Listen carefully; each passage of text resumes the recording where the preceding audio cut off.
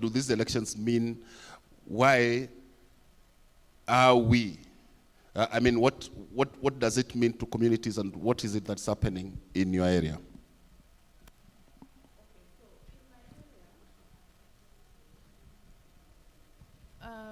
Yeah, my name is Sharon Mwenesi. I come from Korokocho, Peace and Justice Center. I help in coordinating. I'm also an active member of the Njaa Revolution campaign. So for me, these elections come at a time when I feel the outgoing government has literally done nothing for me and my community back in Korogocho. And then we are here again voting for another new government with almost the same people that are coming in power. So I'm feeling like the system is not changing, and that is our problem, the system. So bringing up the same system again doesn't in any way solve the problems that we have as a people. We are still starving with a lot of poverty is rising. As women, we are still the marginalized. EJEs everywhere. Like, there is nothing that has literally happened that has changed the life of Mona. Can I speak for as a woman, as an activist, as a mother? Oh yes, you can. Go ahead. I can hardly pay fees for my kids to go to school. I can hardly put food on the table. I can hardly tend for medical care for my family and myself. So when it's in the evening, I've earned 300 or 500 shillings, na maisha imepanda, unga is 230, salad I can't even talk about. What am I even supposed to buy with that amount of money? And then they have divided us into tribal, I wanted to use a word, I don't think if it's right if I can use it here. You know, this tribal bullshit, this is you our know, space. it's tribal bullshit. And in my neighborhood we live like, mimi nimeambia mtoto wangu, enda pale kwa mama Njoki, mwambie akusaidie chumvi tuweke kwa mboga, because ile pesa nilikuwa nayo haikutosha kununua chumvi. Mwingine nimemwambia, enda kwa mama Akinyi, mwambie kukatie kitungu kidogo, ndi at least tupike. But then mmetuonyesha, sisi atuonangi venye nani ni Mkikuyu, ni Mluya, ni Mjaluo, tunaonanga mama fulani, mama fulani.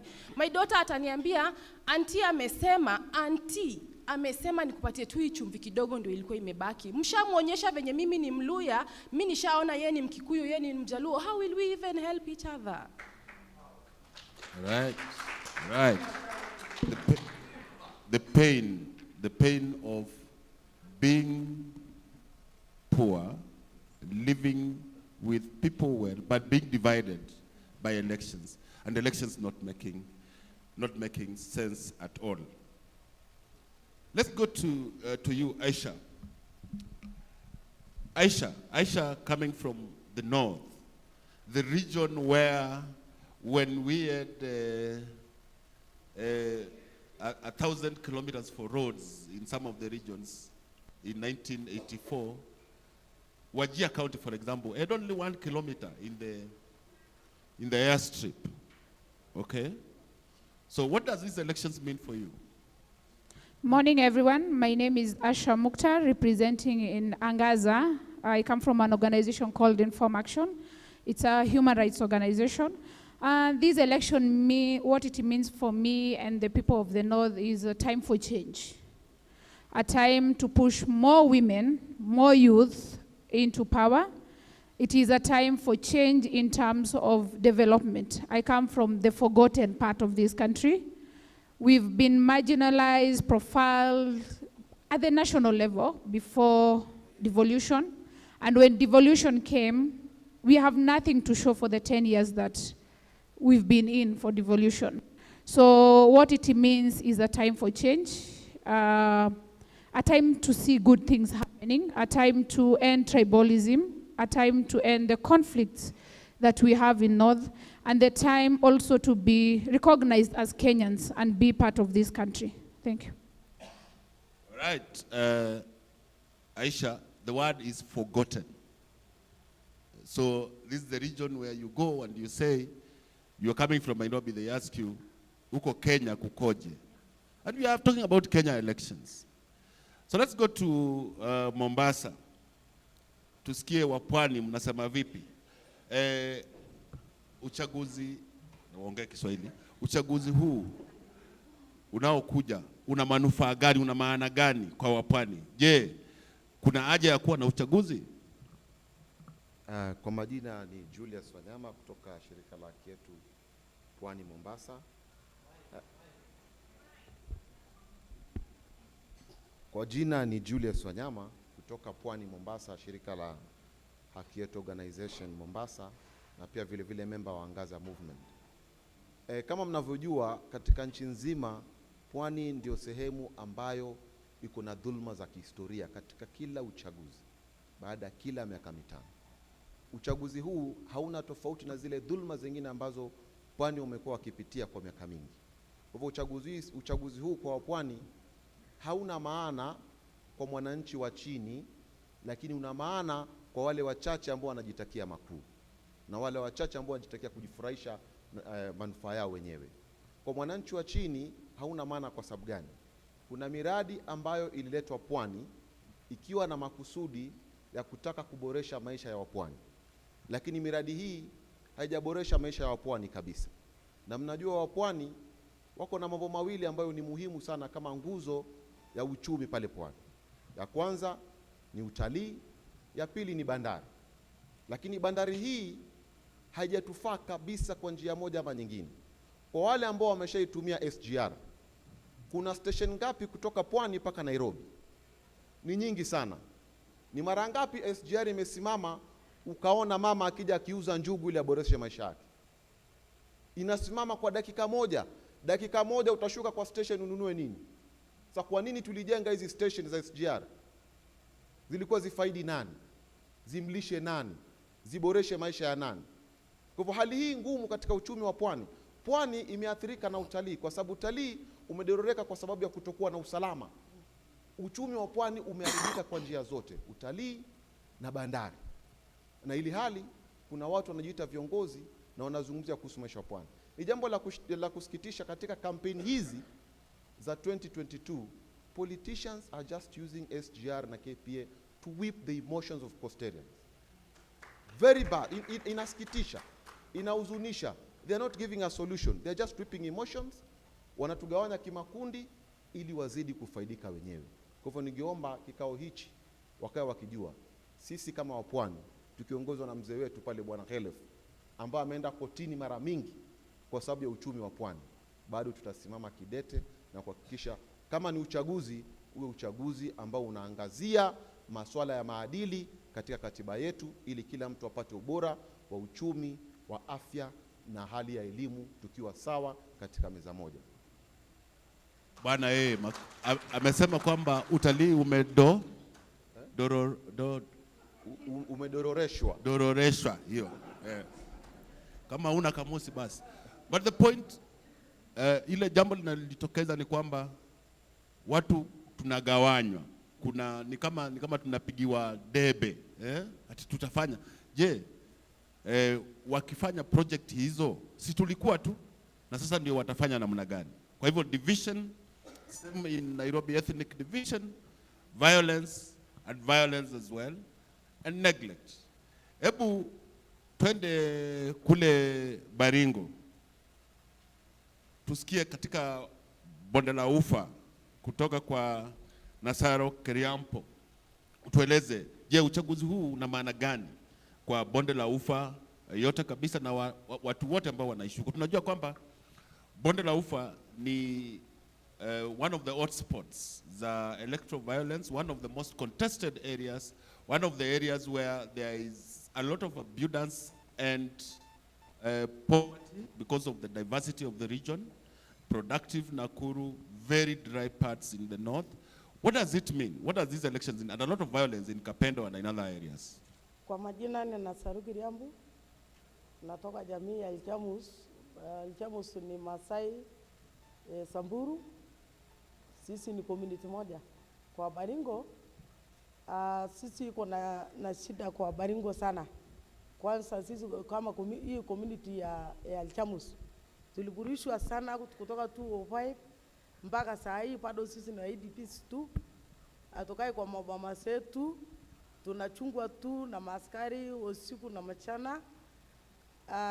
Sasa kwa hii kura ya sasa, mimi nataka muangalie Baringo sana, sababu Baringo iko pita na tena hao wameandaa sana kusema naiba hii kura, sababu kama sisi community ya Alchamus sisi tuliamua leo tuko na MCA wawili na amesimama na tikiti ya ODM. Sasa hiyo tikiti ya ODM na mbunge moja, na sisi kama jamii ya Alchamus hatukupata siku nyingine mbunge tangu kukua kwa hiyo Baringo. Sisi ni watu wa kupurishwa tu, kuua wamama na watoto. Mpaka saa hii hatuna amani. Hata saa hii hata nikukuja iko dalili nasemekana hiyo ukora umeonekana. Mara nyingine sijui hao wanaongea hiyo watu na familia, sisi nasema ati mara amesema ati hii kura sijui hawezi pigwa salama, tukajua dalili, sijui kama tutapiga hii kura. Na ninaomba tu kusema hii Baringo mumulike sana, sababu umeona amepanga sasa kusema kila mtu unasikia hii kura tutachukua kwa lazima. Hata kama mtu amepita tutachukua kwa lazima. Sasa hii kitu mimi nataka waangalie kama IBC ile watu nasimamia kura. Muangalie Baringo sana. Kwa asai watu wakubwa kubwa nasimamia hii kura.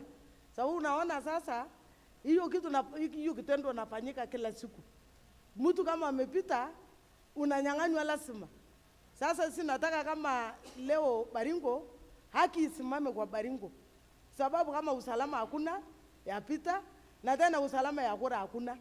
Sasa hiyo ndio mimi nataka kuomba tu kusema kama ni mimi hii wakubwa yote mwenye anasimamia hii kura leo ibadilishwe. Ibadilishwe yote. Kuanzia wakubwa hata hii ya serikali. Yote ibadilishwe. Watu wengine kama kaunti ya Baringo iletwe watu ya kaunti nyingine asimamie hiyo kura ya huko. Sababu hapo ndio haki itatoka, sababu kama watu wamepewa pesa vingine utaenda huko na hiyo pesa na ile mtu alikupea pesa hakuna faida atapata hapa, sababu kweli tasimama. Na sisi tusimame tuangalie hii maneno ya hii kura, na nyinyi naomba tu serikali msimamie kabisa. Badilisheni hata hiyo sababu niliona hao ndio wanaongea sana. Wameanza kuongea kusema kama hii ni mrengo yangu, mimi ndio nasimamia na nitatangaza lazima. Na kama anatangaza hiyo mkubwa kutangaza hakuna kubadilishwa. Sasa mimi naomba leo kabisa tuangalie maneno ya usalama ya sisi, sababu saa hii kama sisi Baringo South karibu hiyo mashule yetu ilifunguliwa, na nashukuru yuko mkutano alikuwa tuliitiwa hapa na kweli serikali alifanya jambo, yuko mashule nyingine ilifunguliwa na wengine hajafunguliwa mpaka saa hii. Kama sasa hii location yetu Mkutani hii ward alikuwa na location 4 Mkutani, Rugus, Aksirian na Arabal, lakini location moja saa hii ndio yuko, location 3 hakuna shule, hakuna mtu. Hiyo location moja ndio moja yuko watu kidogo, lakini tunashukuru hata serikali hii kama Mkutani saa hii tulipewa karibu askari yote ya serikali. KDF iko, RDU iko jesho, polisi iko, lakini ile kazi hao wanafanya ya maajabu, sababu hata hawa wenyewe yuko na shida. Sababu anachunga watu usiku na mchana, shule mtoto kwenda unapuata na askari kuchunga mpaka saa 7, wengine anapalilishwa. Na sisi yuko tu kwa hii Kenya. Mimi naomba tu wenye anasimamia hii kura hata kwa hapa Nairobi, nyinyi muangalie kura, sababu kura ni haki ya mtu. Kura ni haki yangu na niko na haki ya kupiga kura mahali ninapiga kura.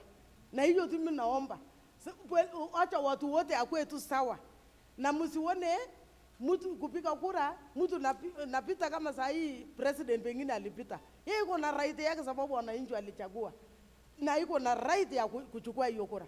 Naomba tu asikue na maneno mengine, hii kura leo aende salama. Asante. Na nataka kupea nyinyi maandishi ya Biblia.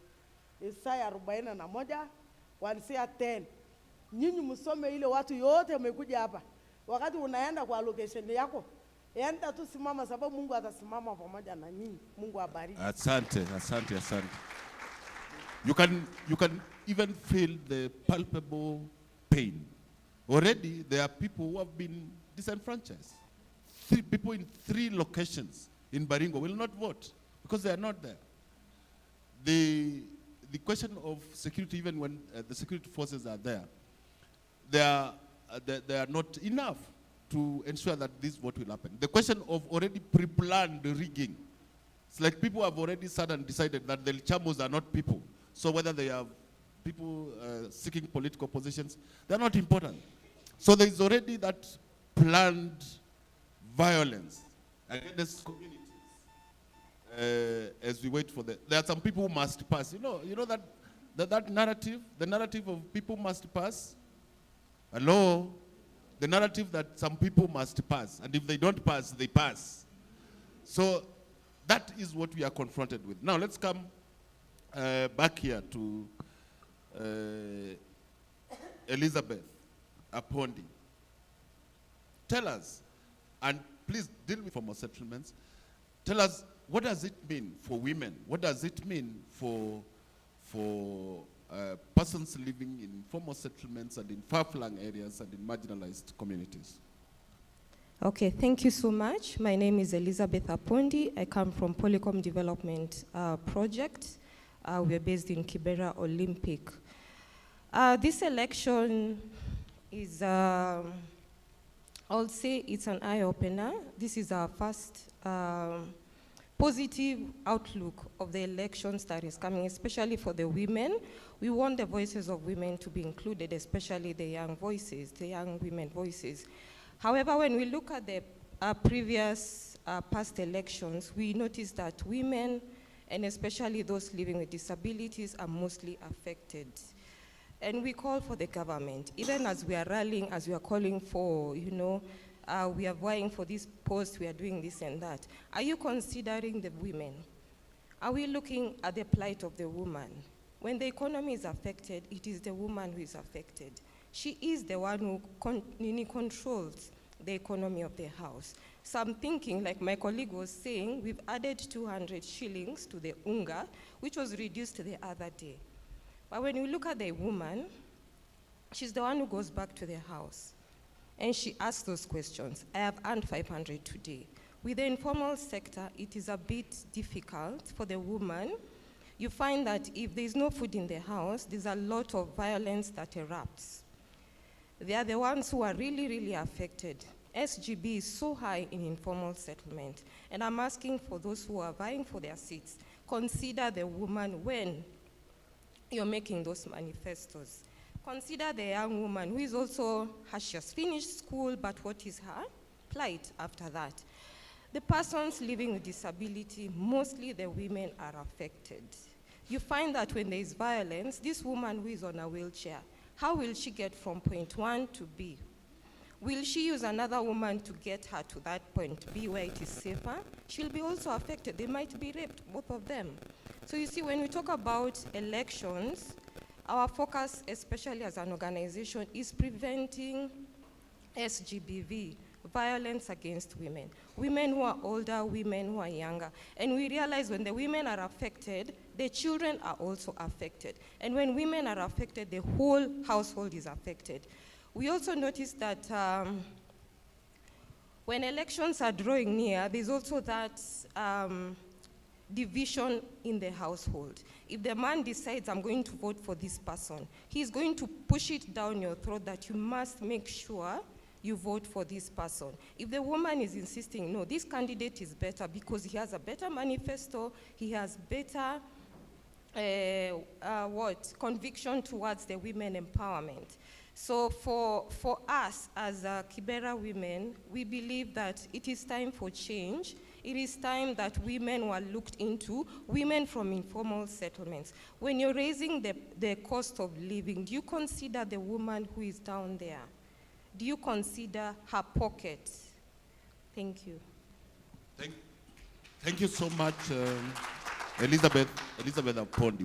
We've heard generally that these elections do not make sense in terms of the economy, in terms of the dynamics of the communities, in terms of the livelihoods, in terms of the integrity of the people who are coming in terms of healing the nation from the divisions. But let me ask a further question to all of you, and maybe we start at the end, from the left going right. Do you think IBC is prepared, even from what is happening in the local area, is it prepared to deliver a free and fair elections, and why not? 1 minute. To me, I think no. From, let's start from the registration of persons, of voters. What we saw in the North, giving now the perspective of the North, the preparation ilikuwa chini as to what we expected to happen. And then now we came to the voter simulation, the kit simulation, that happened. And what we've seen from the areas that I come from, the network is not, we can't say they are well connected in terms of network kulingana na huko kwingine. The other day we monitored some of the kits and how they were doing the simulation, and what we noticed, still we have the network problem. And this one now comes to the transmission of the information, transmission of the numbers, transmission of the results. So still, they have a lot to do. I think it's now 18 days to election, and there is nothing that has been put in place to make sure that the results are transmitted well. We're still struggling with the network. So to me, kidogo bado. And then what is happening now nationally with IEBC? So to me, I still feel a lot needs to be done. The preparation iko chini bado. Network problems upande wa northern Kenya, the not resolved yet. Kule Baringo, kukoje? IBC umesema kwamba watoe wale ofisa wako, walete ofisa wengine. Kuna shida nyingine ambayo unaweza zungumzia kuhusu upande wa eneo la Baringo? Nataka tu serikali ichunge watu mzuri, sababu hii community ya Pokot anaweza kuchukua wakati ya kupiga kura kufurisha watu. Na niliona vijana saa hii sio mzuri kwa hii maneno ya kura. Mimi naonekana kama alikuwa tunaenda kushika kama kitu kama mkutano kueleza hii vijana asikue. Najua watu natumia vijana kuharibu kura, yani kufurishwa. The question of the youth. Mmemaliza? Mmemaliza. Asante. So the question of the youth and the question of ethnic sensibilities being raised in the areas, so that one community, which wants to dominate and all that, and that is not being resolved. And I don't think whether IBC has got even the idea of how the trial is supposed to be resolved. Bwana wewe kutoka Pwani, kulingana na wewe, IBC ama shirika ambalo lina jukumu la kuhakikisha kwamba kura zimeendelea vizuri, itawajibika? Kwanza ni wazi kwamba IBC was never prepared and is not prepared for this election. And it's not by default. The government and the state, they were doing this deliberately by denying them, by not approving their budgets. There was a time Chebukati was complaining about budget to facilitate free and fair and peaceful election. Kukakuwa na a lot of back and forth. So definitely the state knew what was doing, kuhakikisha kwamba hawako tayari to do whatever they intend to do for this election. So as much as we are thinking about IBC, we should also be looking at the state. Why did they not provide money to the IBC early in advance to make sure that all these hiccup problems you're experiencing now have been sorted out? So that they have never been prepared and they are not prepared. So what that means, huko hata Pwani kuna sehemu ambazo mtandao hautafika wa kupeperusha matokeo ya uchaguzi. Kwa wale watu wametoka maeneo ya Ganze, Bamba, Magarini, Kinango, hawa watu hatujui ni nini kitafanyika, na kutokuwa na network ya kupeperusha matokeo ya uchaguzi, hiyo pia ni mbinu mojawapo ya uwizi wa kura, kwa sababu huko wakati Wakenya wengi watakuwa wanakimbilia kuangalia vituo ambavyo viko kwenye tauni zetu kubwa, wakifikiria wizi wa kura utakuwa unaibiwa huko. This time round mkichunguza, wizi wa kura utakuwa mashambani, kule ambako hakuna network. Si ati hakuna network kwa sababu serikali haiwezi kupeleka network. Tumekuwa tukiona serikali ikisema, inajipiga kifua ikisema imesambaza mitandao. Kuna wakati tuliona paka Turukana tunaambiwa walisambaziwa mitandao huko. Leo IBC inasema hakuna network huko ya kupeperusha matokeo. Hiyo si by default. Wanajua wanafanya nini. Kwa hivyo mimi ningeomba hichi kikao, kwa sababu hawako tayari, tusiwakubalie watusukume kule ambapo wanataka sisi twende. Ikiwa tunataka huu uchaguzi uwe wazi, tusibaki katika miji mikubwa peke yake kuangalia dhulma za uchaguzi. Twende huko Baringo, twende kule Magarini, twende kule West Pokot, twende kule Kinango. Huko ndio wizi utafanyika, kwa sababu kule watu wameshafurushwa na hakuna usalama. Kwa hivyo ni serikali itafanya kazi yake. Kwa hivyo hatuko sawa kufikia sasa. Asante. Serikali, IBC hawako tayari. Sharon, je, IBC iko tayari? Unaona uchaguzi utakuwa wa haki na usawa? Personally, I don't think they are. Na nafikiria the IBC and preparedness is actually from the system. Like it is very intentional that ati pesa imepeano imechelewa ama iko kidogo. It's very intentional by the system of this country. And hata mnasema Turkana ndio hakuna network. Nairobi kwenye network iko fiti, mtashangaa hata zetu zitahang. They will hang. Kwenye network inashika na iko poa sana. So IBC is not prepared. From saizi 18 days to elections na bado wako kotini on who and who shouldn't even be in the ballot. So seriously, they are not prepared completely. Wakamtoa Ruben Kigame kwenye ballot bila sababu. Sasa hiyo wanaenda kuteta, hawezi kumweka kwa sababu italeta 1 billion. Na sisi kama inji tunapoteza 2 billion kila siku. IBC hawezi pata 1 billion ya kumweka kwa ballot. Come on. Elizabeth. Thank you. I feel the IBC is prepared sort of 50-50. The 50% represents the registration of the candidates, a few of the candidates. But when we come to the other 50, I feel at the ground level they are not ready. They are not ready for this election, yet they knew it was coming 5 years down the line. And it will not surprise us in the next 5 years, they will not be ready. But I call for the officials of the IBC. If you know there's a budget requirement for this and that, is it possible that they go towards ensuring this budget allocation so that we have a peaceful and fair election? Is it possible for them to run peaceful forums, you know, like IBC, create awareness, sensitize the community so that we're not divided? Let's not repeat the 2007 general election fiasco that happened. We need them to be prepared. Unfortunately, it is 18 days too, so I really don't know what will happen. And like you're saying with the case of Ruben Kigame, what if people in Kibera really wanted to vote for Kigame and he's not on the ballot paper? Well, then that raise a lot of issues. Thank you. Thank you so much. Now, I want us to wrap up. With 2 issues. I can see Mwakazi there is raising a board which has got time. But we'll wrap up with 2 issues. Ndio tumeona kwamba uchaguzi huu uko na shida. Na si shida kidogo, ni shida nyingi. Lakini bado tu in 18 or 19 days we will go for that elections.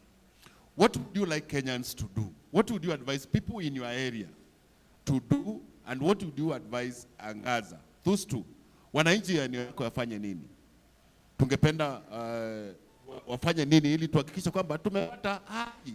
Hata ingalau ni kidogo, lakini tumepata haki kwa njia fulani. Hata kama tunaona haki haipo, bado watu watapiga kura. Si ndio? kwa sababu hakuja kuwa na mwamko wa kususia kura hii, si ndio? Kwa hivyo wale wataenda kupiga kura, there will be definitely a change of government. But what is it that we can do now to save the situation, to gain, hata kama tunachukua just one step forward, we move one step forward as a country. Kwa sababu yenyewe, the biggest problem of state capture, the biggest problem of us being completely overrun by the bourgeois, hiyo ni reality. But how do we survive this to fight another day? Tutafanya nini kama wananchi? I'll take yes, Mukhtar, you are ready? Yeah. So chenye nitaambia wananchi ni let's choose peace. Pia tumulike kura zetu from mashinani. And then what I'll tell Angaza is let's speak out on the issues that come from mashinani. For example, the issue of insecurity, the issue of preparedness, IEBC, the leadership conduct, the campaign, how the campaigns are being done. Let's hold also the leaders accountable for what they say. I can give an example. On Sunday, in Isiolo, there was some campaigns and iliendelea mpaka usiku. Ilibidi polisi waingilie kwa sababu the youth walikuwa wameambiwa endeni mulinde kura yenu na damu yenu. So they came to town, wakaanza kuchoma mataya, saa hizo ni saa 4 usiku. IEBC is not doing anything about the campaigns that are happening at night. They said 6 to 6, but watu wanafanya mpaka usiku. Isiolo tunafanya mpaka saa 8, saa 9, door-to-door campaigns, meeting kwa manyumba za watu, and they are not holding these people accountable. They are not holding these candidates accountable. So let as Angaza speak out on that. Also the security officers' preparedness. I have a case that I'm dealing with. There on Tuesday, somewhere in Samburu, someone was shot at in the morning. At around 5:30, he was going to work. His vehicle was shot at. He's a UDA supporter. He was shot. And wananchi, cause kule wanafuata nyayo wajue mahali, sile ya KANU, but ingine ya kufuata footsteps wajue imeenda wapi. So they saw imeingia kwa boma fulani. And they called the police, told them, come. Wale watu ambao wameshoot, waliua jana mtu na leo wameshoot huyu jamaa mwingine, wanaishi hapa come. And what police told them, wako na bunduki, and they said yes. So akawaambia hatuna mafuta, kujeni kwanza mtuwekee mafuta tuende. So that shows how prepared this security of ours is. Okay. So I think that is not what we need. As Angaza, we speak out and say what is happening. Thank you. What is it that you like us to do? First, to the people, vote peacefully, wake up very early, vote for your candidate, vote peacefully, do not have hate speech. Once you vote, just go back home and listen. And accept the outcome of the elections. Acceptance is key. Even and when it's the first the step. outcome is not free and fair, we accept and move on. We have to accept at some level, that we have to accept. Because if we don't accept, it will cause division. But it has to have, we have to definitely have free and fair elections. And to the Angaza team, thank you for this forum, thank you for this conversation. Let's continue with these conversations, even if it's 18 days too. These conversations are good, and if possible, we bring it down to the mashinani level, the informal settlements. Thank you. Lakini mama akibiwa kura, unasema tusikubali, si ndio? Mama lazima tupiganie haki yetu, si ndio? At all levels. Mama kutoka Baringo, tufanye nini kama wananchi? Kwanza umetueleza, wewe ulianza vizuri ukasema kwamba watu wa IBC watoi watu hapo, walete watu wengine. Hiyo tulishika. Kuna kitu kingine kuna ambacho lazima tufanye kama wananchi ili tuhakikishe kura imeenda sambamba. Moja tu niliona kama, sababu naona muda ameenda, angekuwa hii vijana angeongelesha, sababu niliona kama vijana ndio anaanza hii vita ya hii kura. Kama alikuwa inawezekana watu watembee saa hii haraka haraka kuongelesha hii vijana, kila kaunti tolewe vijana, kama kwa allocation atolewa 2 aongeleshe hiyo, arudi kwenda kuongeleshwa. sababu unaona sasa kama Mugutani, Luruku, Bartabwa, Baruasa, enewe Kapedo, sijui kama hiyo watu watatapiga kura. Hatujui kama atapiga kura. Mimi naona tu kama serikali tu asimamie kabisa kuona kama hiyo watu naweza usalama ya kutosha kuingia kura. Yaani kuchunga watu wakati napigwa kura. Alafu hii maneno ya network, kusemagana network ni ukweli. Kama kwetu sasa hata upati hata ya simu. Unaenda tafuta mahali kidogo na unaona hiyo nafasi yao wanachukua hiyo mashine yao kuharibu kura, kusema imeharibika mfanye nini, na anapata hiyo nafasi ya kuiba kura. Sasa alikuwa mnaona kwa hii kura leo sijui utafanywa namna gani. Mimi nataka tu ukweli isimame, sababu kama alikuwa mtu kabisa amesimama tu kwa ukweli yake, atatuma tu, ataenda tu tafuta hiyo network na kutuma msuri. Sababu niliona mara mingi sana hiyo nafasi watu napata kuiba hii kura. Hii nafasi ya kusema network hakuna. Hiyo ndio napata nafasi ya kuiba hii kura kabisa. Na mimi naona hii ya Baringo, kweli ya Baringo ameibiwa kwa muda sana. Hakuna msimamo. Unaona kidogo wakati nataka tangazo kura, unaona maaskari meletwa, naambiwa waraia msonge songa. Kila mtu muende mtoke kwa hapa. Sasa ni hiyo ya kutaka kutangaza ile mtu ile hajapita. Ndio sasa kila mtu amesonga, unaona naletwa magari yao wanapiga kelele hapo. Alafu sasa watu natoka saa hiyo unasikia na matangazo ile mtu alikuwa anataka. Na anatangazwa na hiyo ameenda. Na mwenye alipita ataenda tu bila na amepita. Hiyo tu alikuwa niliona kabisa. Niliona kubadilishwa hata hii hospitali hii wakubwa kabisa kaunti commissioner yote ibadilishwe. Hii kura atakuwa haki, sababu hata saa hii kuona kitu mimi saa hii natoka hiyo reserve. Nikuona hiyo kitu nitaambia nani? Nitapigia nani simu kumwambia hii kura hajaenda mzuri? Hata hiyo maswali alikuwa mimi nataka kuuliza kwa hapa. Nikuona kitendo kufanyika, nitaambia nani? Sababu unaambia ile na yeye ndio anapanga kuchukua hii kura lazima. Sasa hiyo maswali alikuwa mimi nataka kuuliza. Okay, the problem of the big fish in Rift Valley, the question of network. And Angaza, we have an opportunity there because there is a civic request. Can we train young people in Baringo not to be used in violence, to understand the need not to get involved in violence? I think Angaza is listening, and that needs to be happening. Maybe also we look at the system of everywhere where there is no network. Can we monitor those areas and take photographs of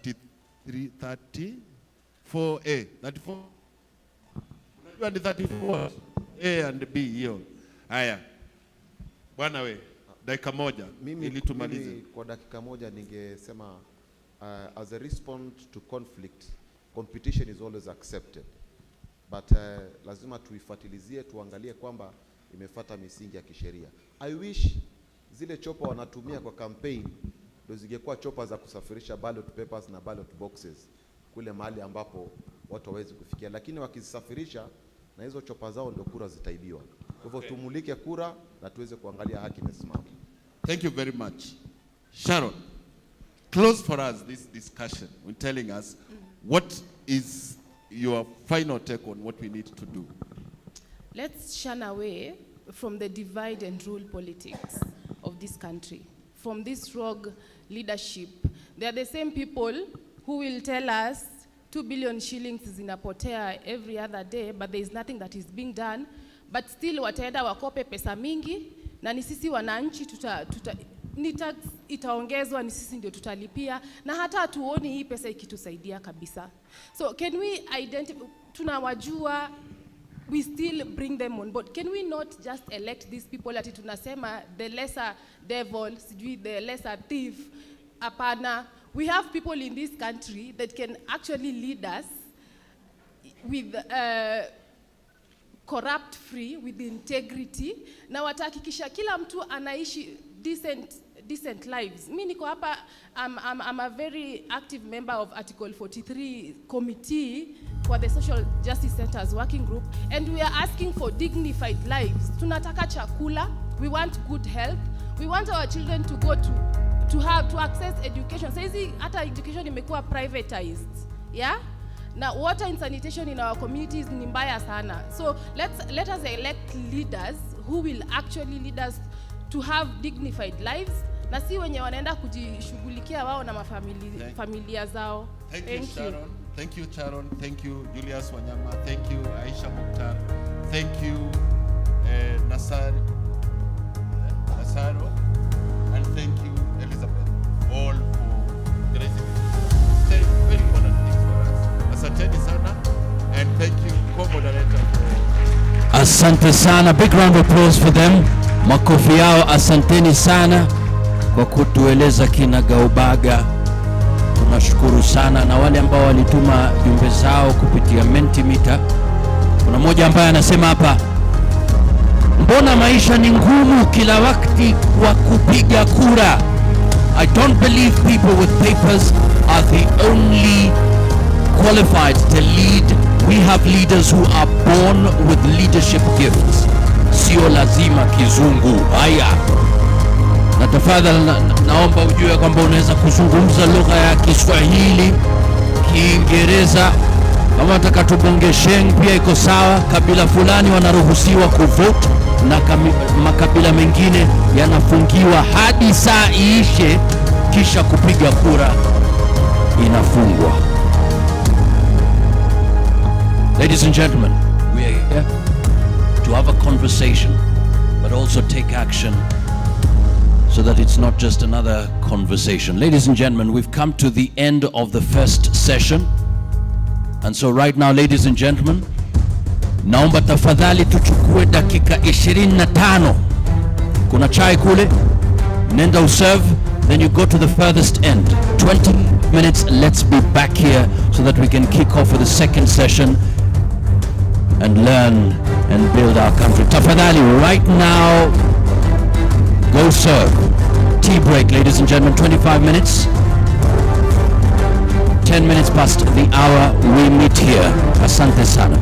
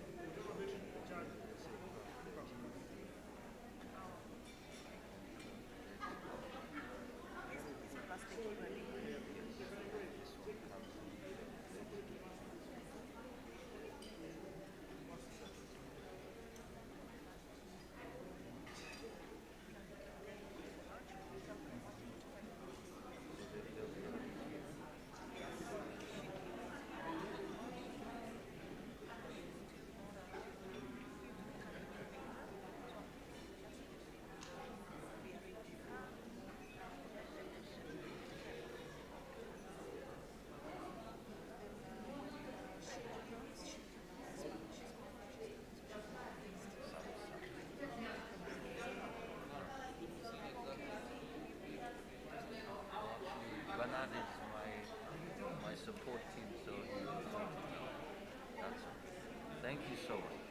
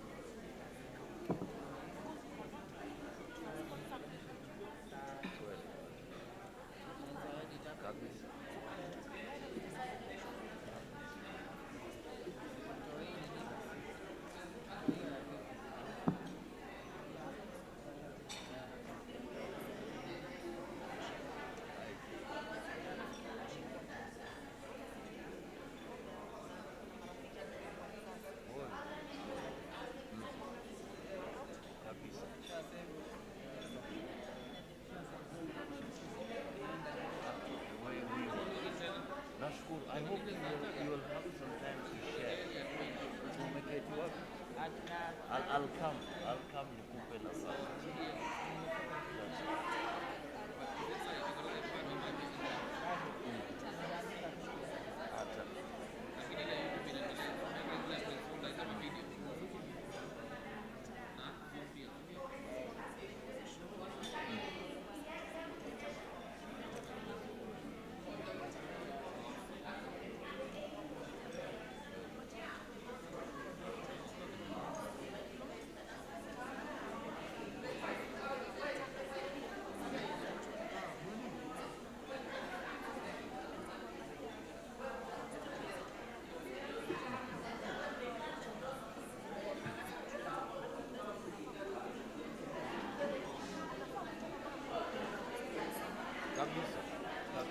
Nashukuru.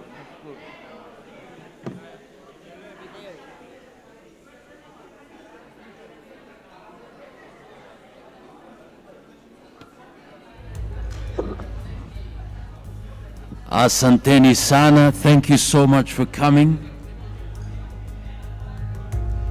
Those who are still outside, please make your way to the meeting area. We should be kicking off.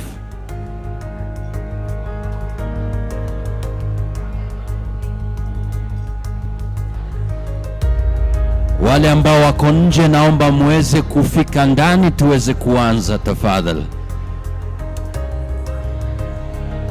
Saa 5 imepita dakika 12.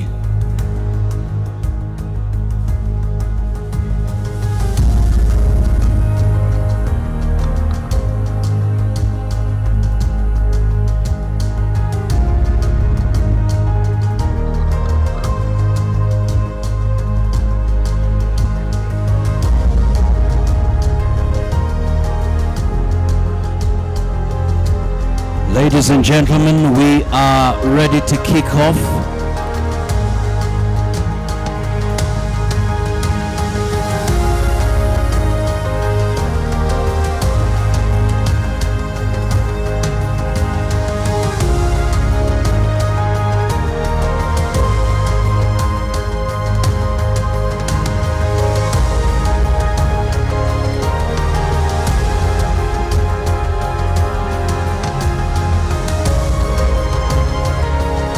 Tutawapa wale ambao wako nje dakika kiasi tu, alafu tuanze rasmi.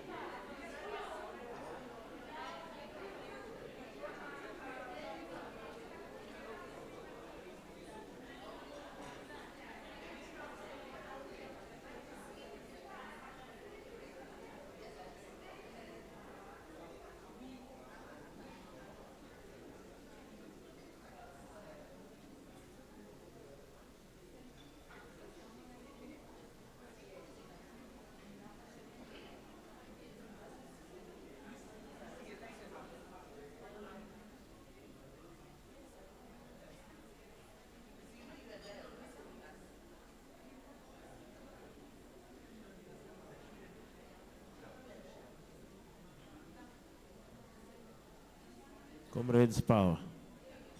Social Justice Team.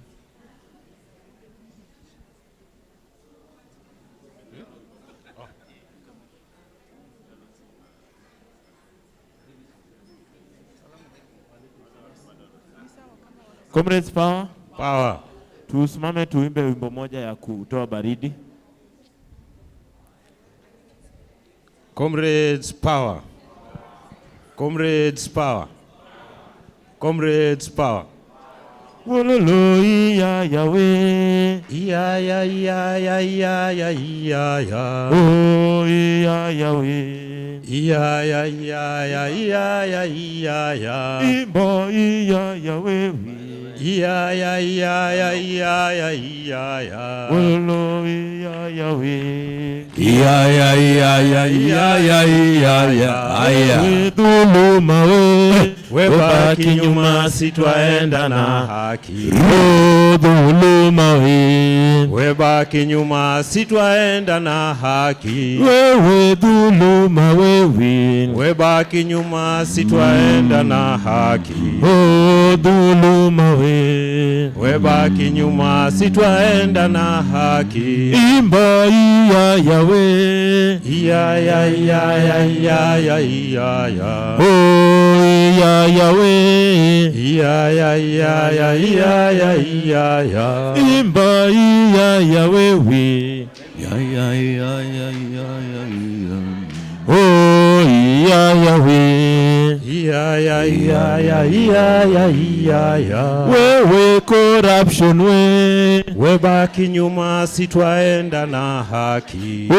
Ufisadi we. Webaki nyuma sitwaenda na haki. Wewe impunity. Webaki nyuma sitwaenda na haki. Imba corruption we. Webaki nyuma sitwaenda na haki. Yolo iya yawe. Iya ya iya ya iya ya iya ya. Oh iya yawe. Iya ya iya ya iya ya iya ya. Corruption ikija sote tuko tayari.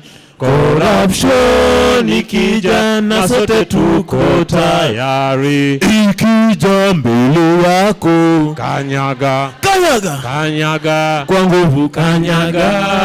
Kanyaga. na sote tuko tayari. Mauaji nayo yakija sote tuko tayari. Aya. Mauaji yakija na sote tuko tayari. Yakija kando yako Kanyaga. kanyaga, Kanyaga. kwa nguvu kanyaga, kanyaga na sote tuko tayari. Tio Tio. tio tio Tio. tio tio Tio. tio tio Aya. kusa kusa Kusa. kusa malanga se Kusa. kusa kusa Kusa. kusa malanga se Kusa. tio tio Tio. tio tio Tio. tio tio Tio. Inchi gani hiyo? Kenya. Inchi gani hiyo? Kenya. Inchi gani hiyo? Kenya. Wanataka tukufe njaa. Inchi gani hiyo? Kenya. Inchi gani hiyo? Kenya. Inchi gani hiyo? Kenya. Wanataka tukufe njaa. Na gas Wamepandisha. na unga Wamepandisha. sukari Wamepandisha. wanataka tukufe njaa. Inchi gani hiyo? Kenya. Inchi gani hiyo? Kenya. Inchi gani hiyo? Kenya. Wanataka tukufe njaa. Naimba inchi gani hiyo? Kenya. Inchi gani hiyo? Kenya. Inchi gani hiyo? Kenya. Wanataka tukufe njaa. Omena Wamepandisha. Mutura Wamepandisha. Obambo Wamepandisha. Wanataka tukufe njaa. inchi gani hiyo? Kenya. Inchi gani hiyo? Kenya. Inchi gani hiyo? Kenya. Wanataka tukufe njaa. Ya mwisho inchi gani hiyo? Kenya. Inchi gani hiyo? Kenya. Inchi gani hiyo? Kenya. Wanataka tukufe njaa. Hallelujah. Amen. Thank you. Asante sana. Nashukuru sana, tuko tayari sasa kuanza.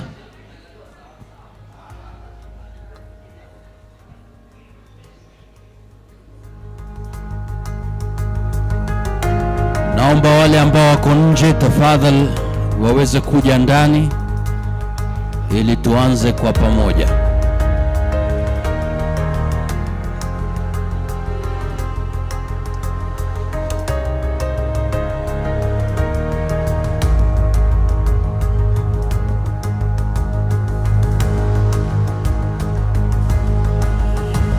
Asanteni sana.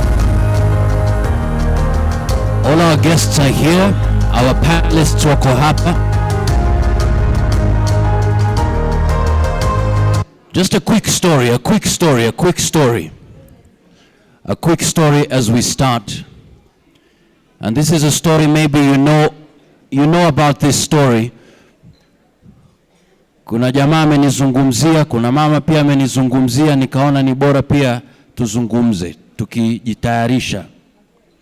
It's a story of this little boy going to school. You know the story. Going to school, there was a tree that fell, blocked the road. People were waiting for something to happen, something to be done. The police to get rid of the tree trunk. But this little baby boy decided to get off the bus. They were supposed to remove the tree, but you see it started raining, so they said, you know what, we'll come back and remove the tree once the rain stops. But look at the little boy. While it's still raining, he decides, I'm going to do something. And he starts to push the tree trunk. Others are still waiting. They can see this. But you see, it's coming. They realize, wait a minute, this is our road, all of us. And even those who are in their cars realize, wait a minute, I need to get to that car. You may have plan B, but you don't have country B, so they say. We're here saying we can do the little we can. Together, coming together can make a difference. So your voice is important. Your presence here is important. So as we engage, all of us have a responsibility. As we pick up this conversation, naomba tuwe tayari kuzungumza, tuwe tayari kujitolea. Kwa sasa naomba tafadhali tumkaribishe huyu mwenzetu, sauti kidogo tafadhali.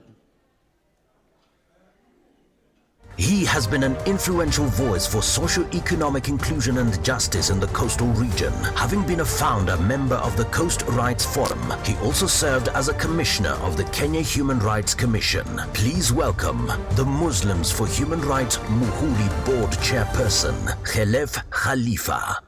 Makofi yake tafadhali. Karibu sana. The state of the nation and its link to electoral and political governance, the reality of Kenyan elections. Karibu tafadhali.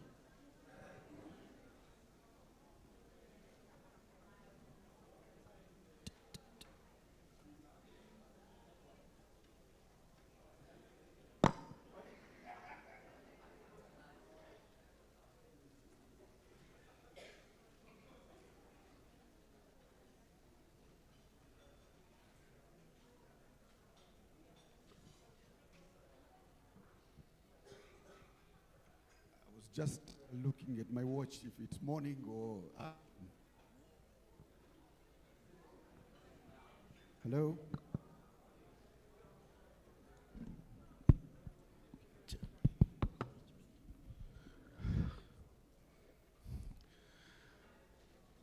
Good morning, everybody.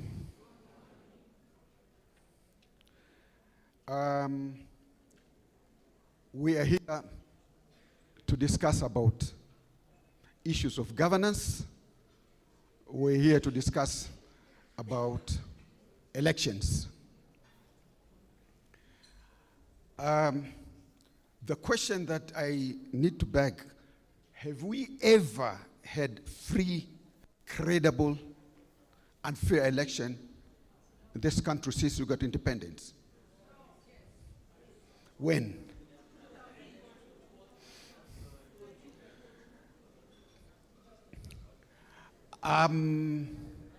It's very difficult. It's very difficult to say that we have ever had free, credible, and fair election in this country, because election is not about queuing. Election is about even before.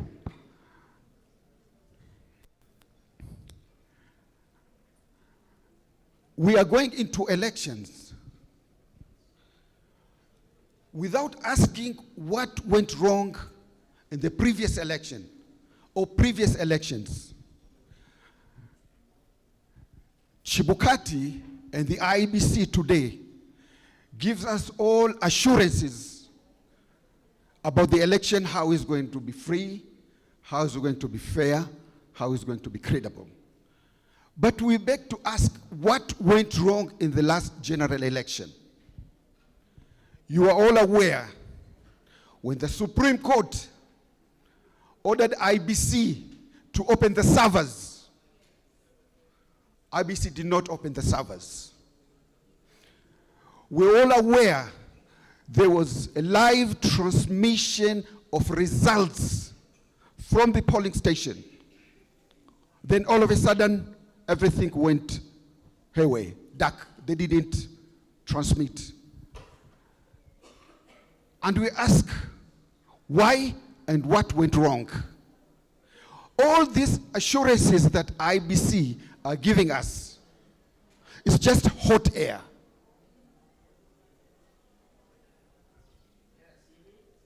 Unless they tell us what went wrong then.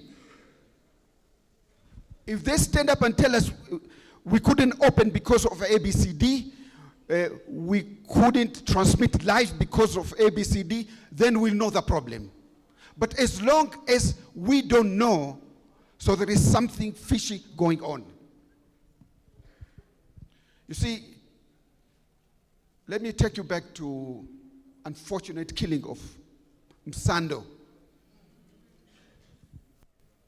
What killed him when he was interviewing by KTN and he was asked how credible this election is it? He says, it's watertight and nobody can rig. That led to his death. Until today, we don't know who killed Msando. And IBC is mum, as they don't care about it. And this is wrong. You see, our politicians, every time they avoid scrutiny, there was issue of lifestyle audit. Every aspirant must go lifestyle audit. Do they agree on that? They don't. Why? Today, we have people who seek re-election who were in the previous parliament for the full 5 years. They never open their mouth or contribute anything in parliament, and today they stand and seek election. I think those people should be banned from seeking election. If you are elected to do your work in parliament and you fail to do, just stay candle, let other people there take your position. You see, I always say, if something goes wrong, it is because we have the president, and we have the vice president and the backstop in their desks. All these things which are going on, they are fully aware. Even when President Uhuru Kenyatta stand and tell us we're losing 2 billion shillings per day, that is correct. That is an intelligent report that he got from NIS. But the question we ask, what did he do with it? Losing is not losing from the air. It's people who stole those money. What makes him not take action against those people? Why? And this is the question we ask, why? And another thing, we are not holding our electorate, MPs and CSCs accountable on anything, absolutely anything, as we are not contributing, because the responsibility on civil society is much, much larger than anybody else. Because we are the watchdog, we have to look at the government, what it's doing. When we go to court requesting for access to information because it's a constitutional provision, and when the government refuses, and more so Attorney General steps in, okay, after the court order that they should open the contract, and he goes to court and appeal, then you see something is wrong. It's not only him, but those who appointed him.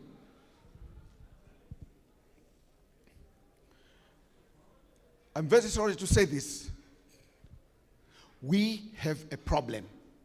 And the problem is not only there, but problems also with us. We must do more. We must do more. You see, watching in television how these campaigns are moving here and there, and you see thousands of people attending.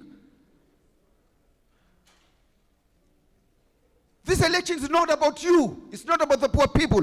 It's about them. Them. It's about them. They want this position, and that's it. The moment they finish this, they forget about poor people. They forget about the slums. They forget about extrajudicial killings and enforced disappearance. They forgot about everything. No, we should stand up and say no. Look, any person, the question I'm asking, when does one stop being a human being and start being a semi-god? This is what they're treating us. A president and his deputy. I'm telling you, they are not human beings. And anybody who does not obey the Constitution does not deserve our respect. He doesn't, I'm telling you, he doesn't. And we should not respect him. How on earth, 60 years after independence, we have the biggest slums in Africa, in the middle of one of the greatest cities in Africa, and we say nothing? We must galvanize our people. We cannot have peace without justice. Peace must come with justice. But unfortunately, our politics is about tribes. We vote tribes. Okay? This is what draws us back. We can never be like Sudanese. We cannot be like Sri Lanka. We can never be like that. If there is a mismanagement, we say, no, enough is enough, and this government is out. Let's have 500,000 people in the street and get this government out of our way. We can't do it. Because immediately you do that, you'll get opposition from the other side. This one should stop. We must understand this constitution is our constitution. And if anybody does not obey the constitution of the law or the law, my friend, stand up and tell him no. And I don't care if that person is Uhuru Kenyatta, William Ruto, or anybody else. You know, sometimes people say you need a courage. You don't need that courage. You need to obey that constitution and tell somebody if he disobeyed it, say, you are wrong. You are wrong. Today,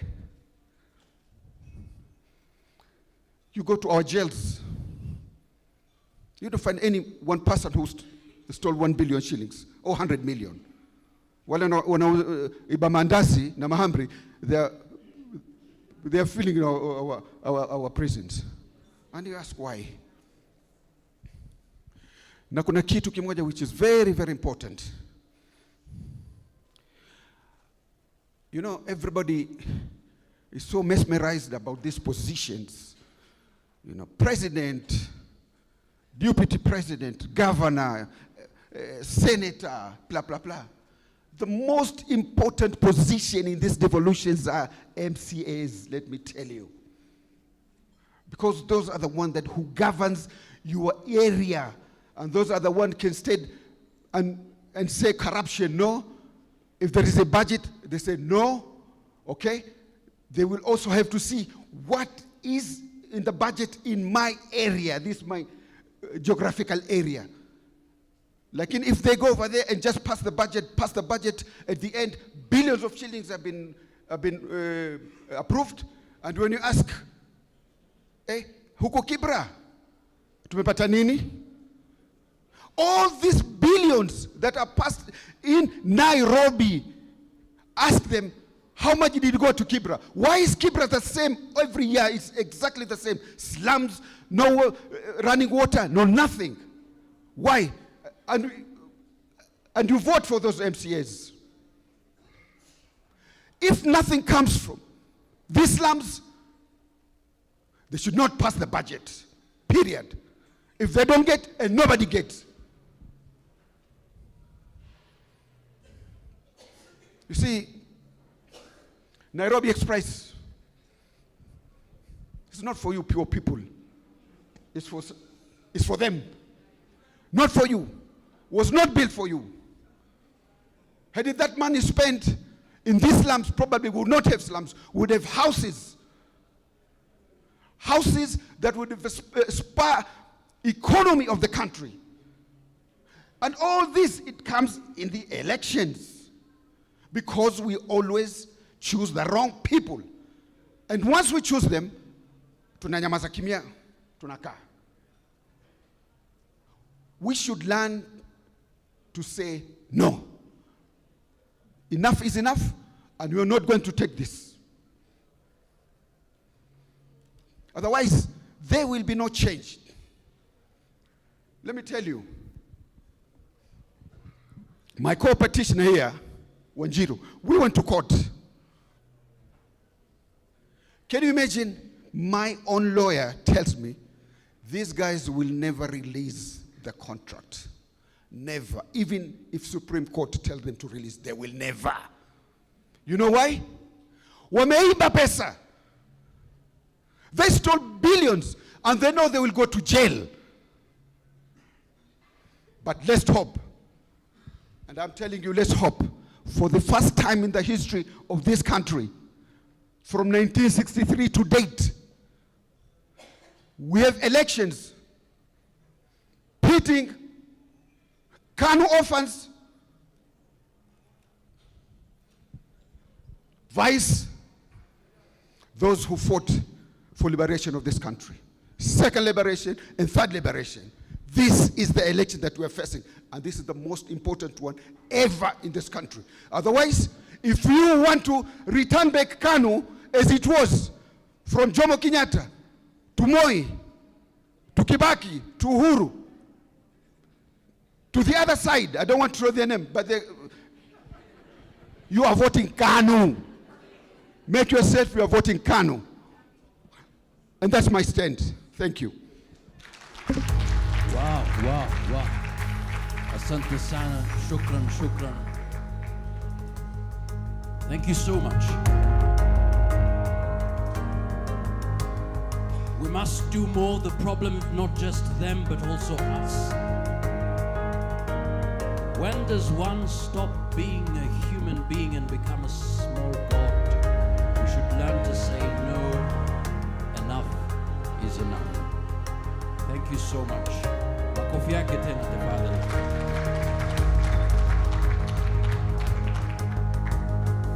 Now, ladies and gentlemen, let's have Menti there because we want to engage you. We have our first panel.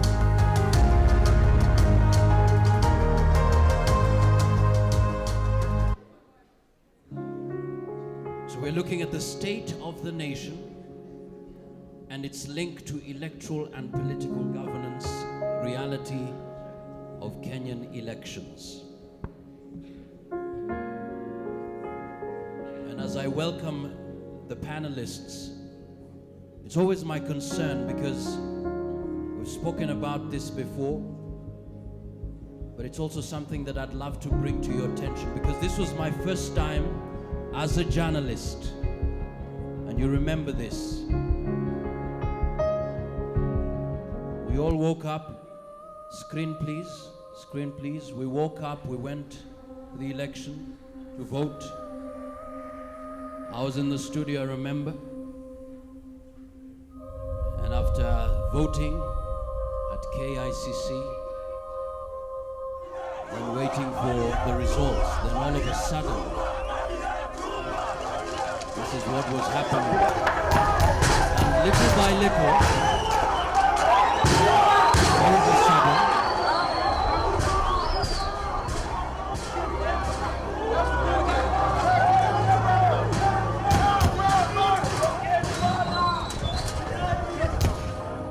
nearly 2,000 people were reported dead. 600,000 people were displaced into squalid camps and reduced to beggars.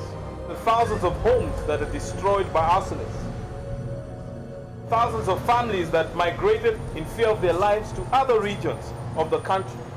The uncounted incidences of rape of women and young girls that have gone unreported. then of course, we know the story. Then things We have out. campaigned against one another. We have said nasty things about each other. We have hurt one another. On my behalf, Ndugu, I ask for your forgiveness.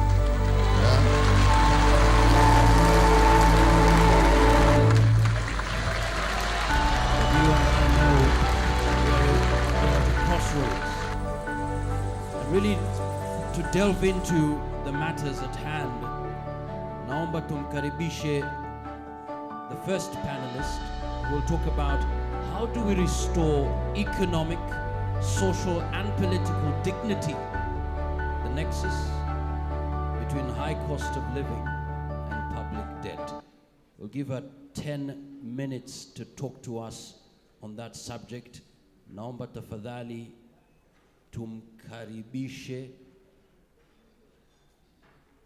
She is a champion for participatory decentralized governance. She has been instrumental in advocating for effective devolution, meaningful public participation, and pushing for political accountability as the solution to Kenya's debt crisis. Please welcome the Institute for Social Accountability founding trustee and national coordinator, Wanjiru Gikonyo. Makofi yake tafadhali.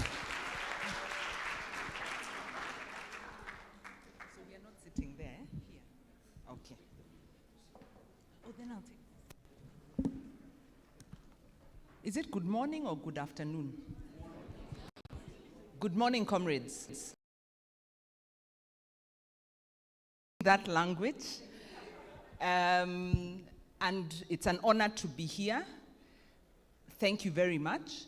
And I come here under the umbrella of the Institute for Social Accountability, but more so under the Okoa Uchumi Coalition, which has been advocating around public debt. And I want to share some reflections. Thank you so much to the chair, to my lead petitioner. I'm honored to be part of the petition on the access to information around the SGR.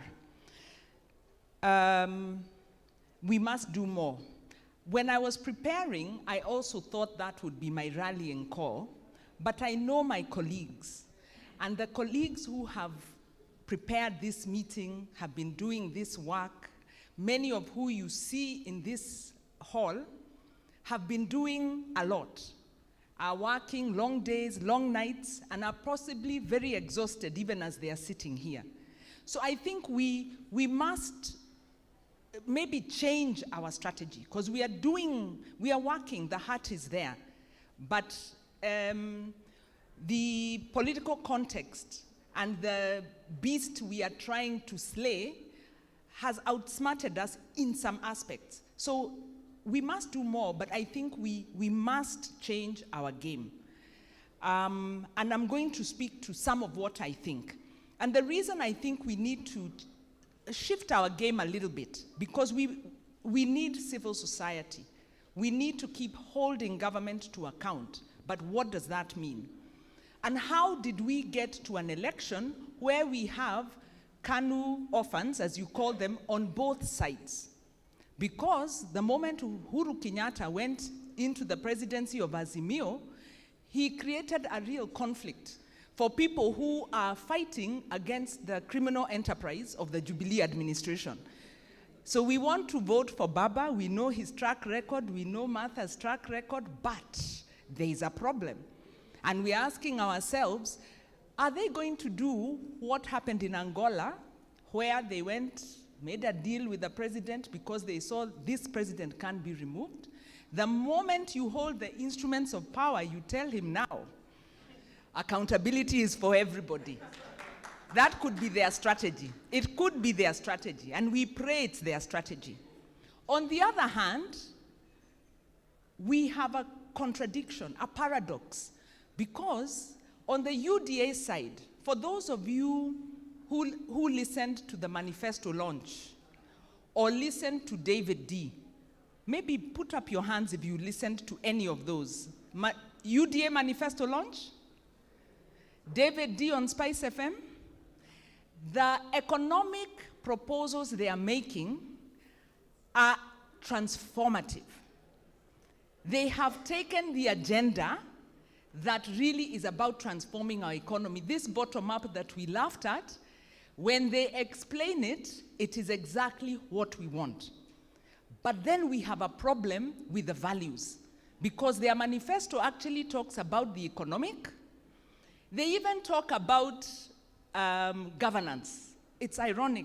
And you watch and you're like, they talk about governance and they say we must strengthen the governance institutions, the judiciary, give them independence, IBC, give them independence, police, independence. You're like, niko hapo.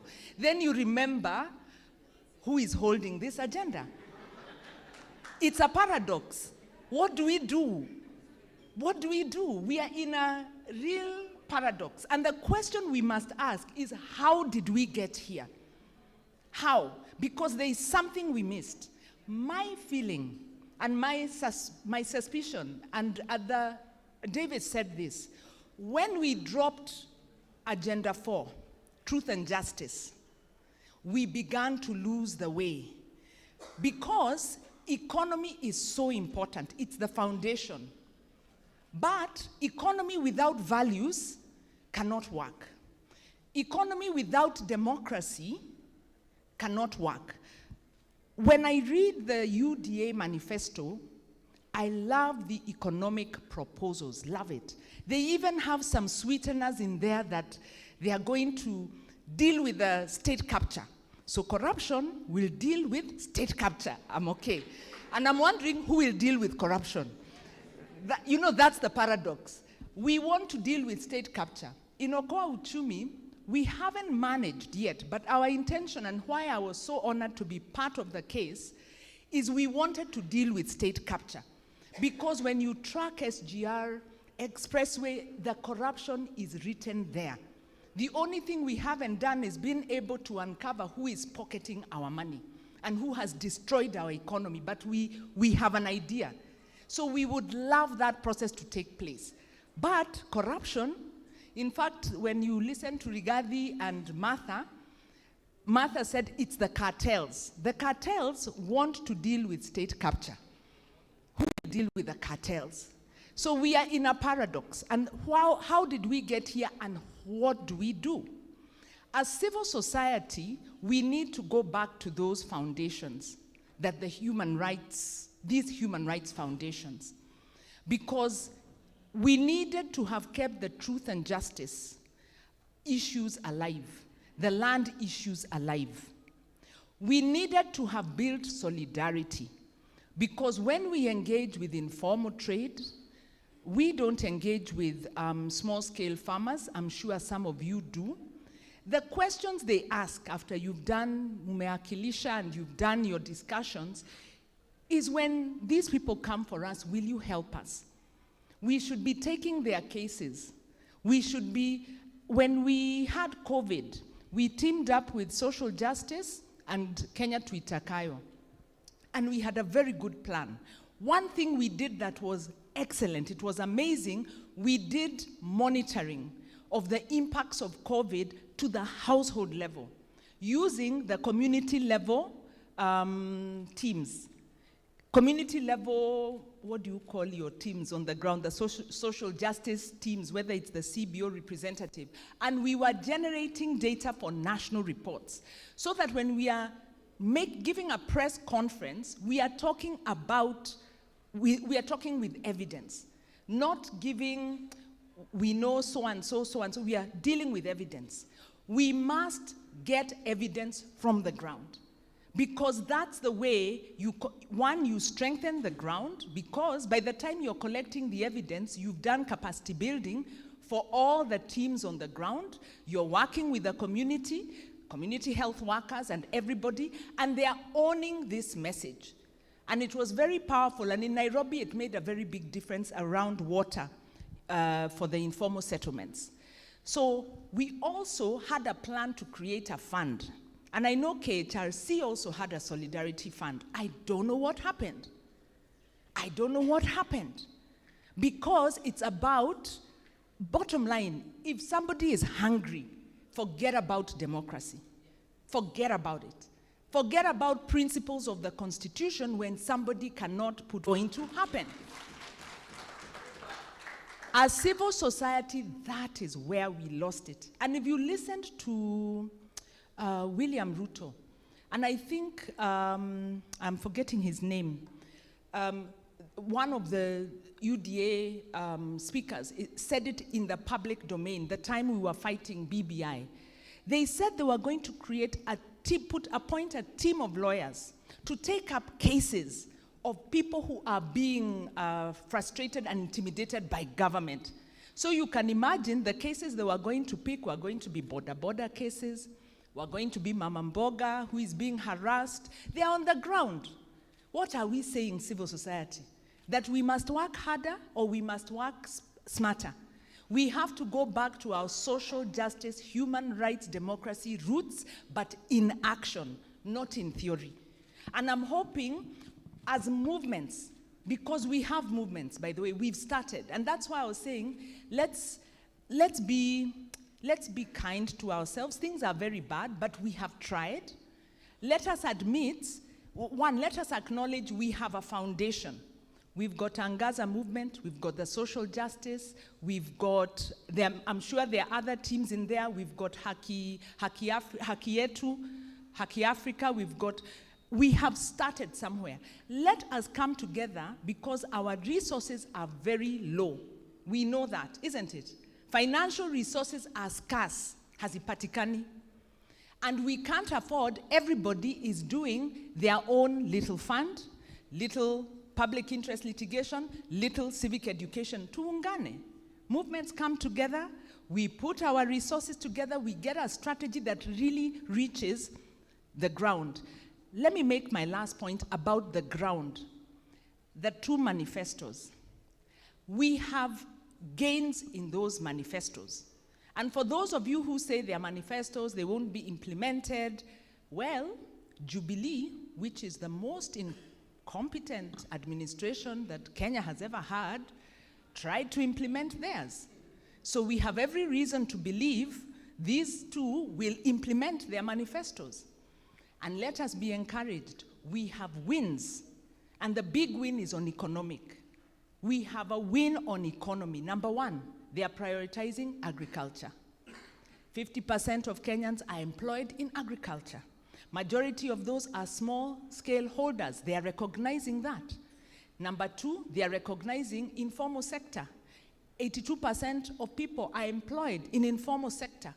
They are talking about by the way, the two manifestos are very similar.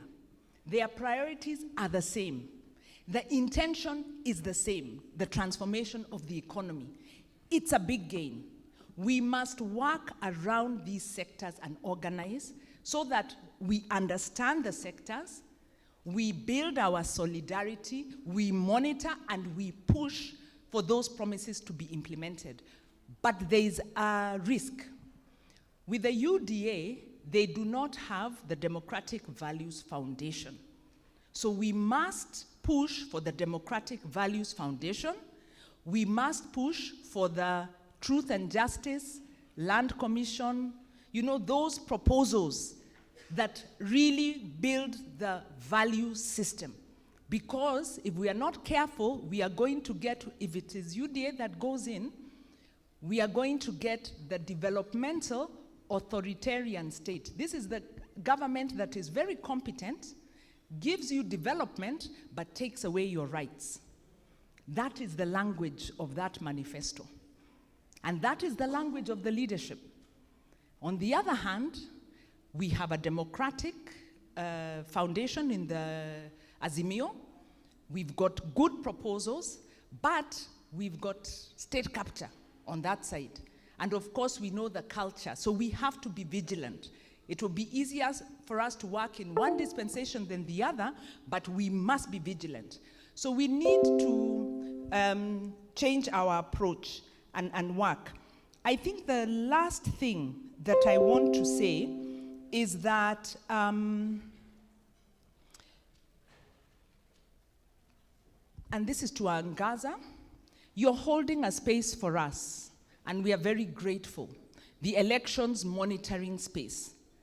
We know we have our philosophical allegiance with one side and not the other, because our constitutional values are in one manifesto, not in the other, even though UDA have talked about the Constitution and respecting the Constitution.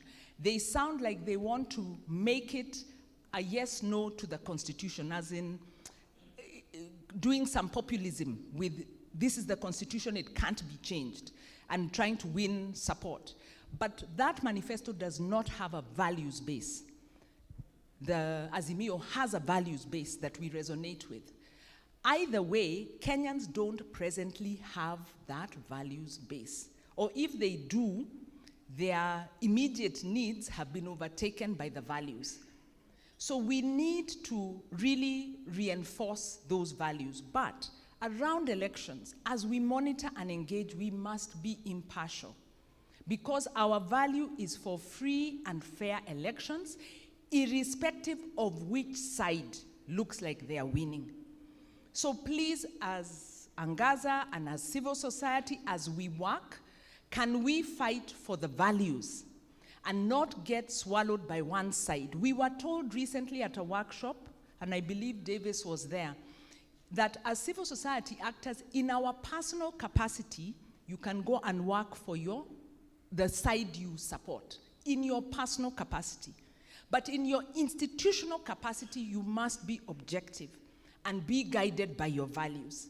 So I pray that we uphold the values in the way we work and run our institutions. On weekends, evenings, when we are doing our own personal work, go give the support you want. But let us be and live the values that we believe in and that we are promoting. Thank you very much.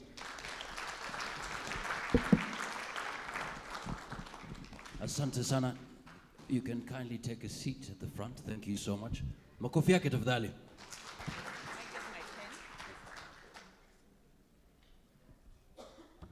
Naomba sauti kidogo. Asante sana. Na kuna wale ambao wanasema Nimesema tafadhali tuchanganye lugha kidogo, Kiingereza Kiswahili, tafadhali. Sawa sawa. Nani ambaye ana swali? Nani ambaye ana swali? Kama kuna swali tafadhali utainua mkono wako, alafu tuende menti. Hebu fungua moja kidogo. Hebu tufungue tusome. Remember we have women from informal and mashinani who do not understand English. Kindly use both languages. Asante sana. Asante sana. Thank you so much. Economy without values, democracy cannot work. We must talk and deal with evidence.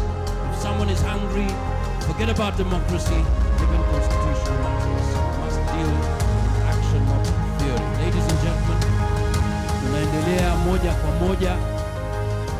Nitamkaribisha mwenzetu ambaye pia yuko hapa.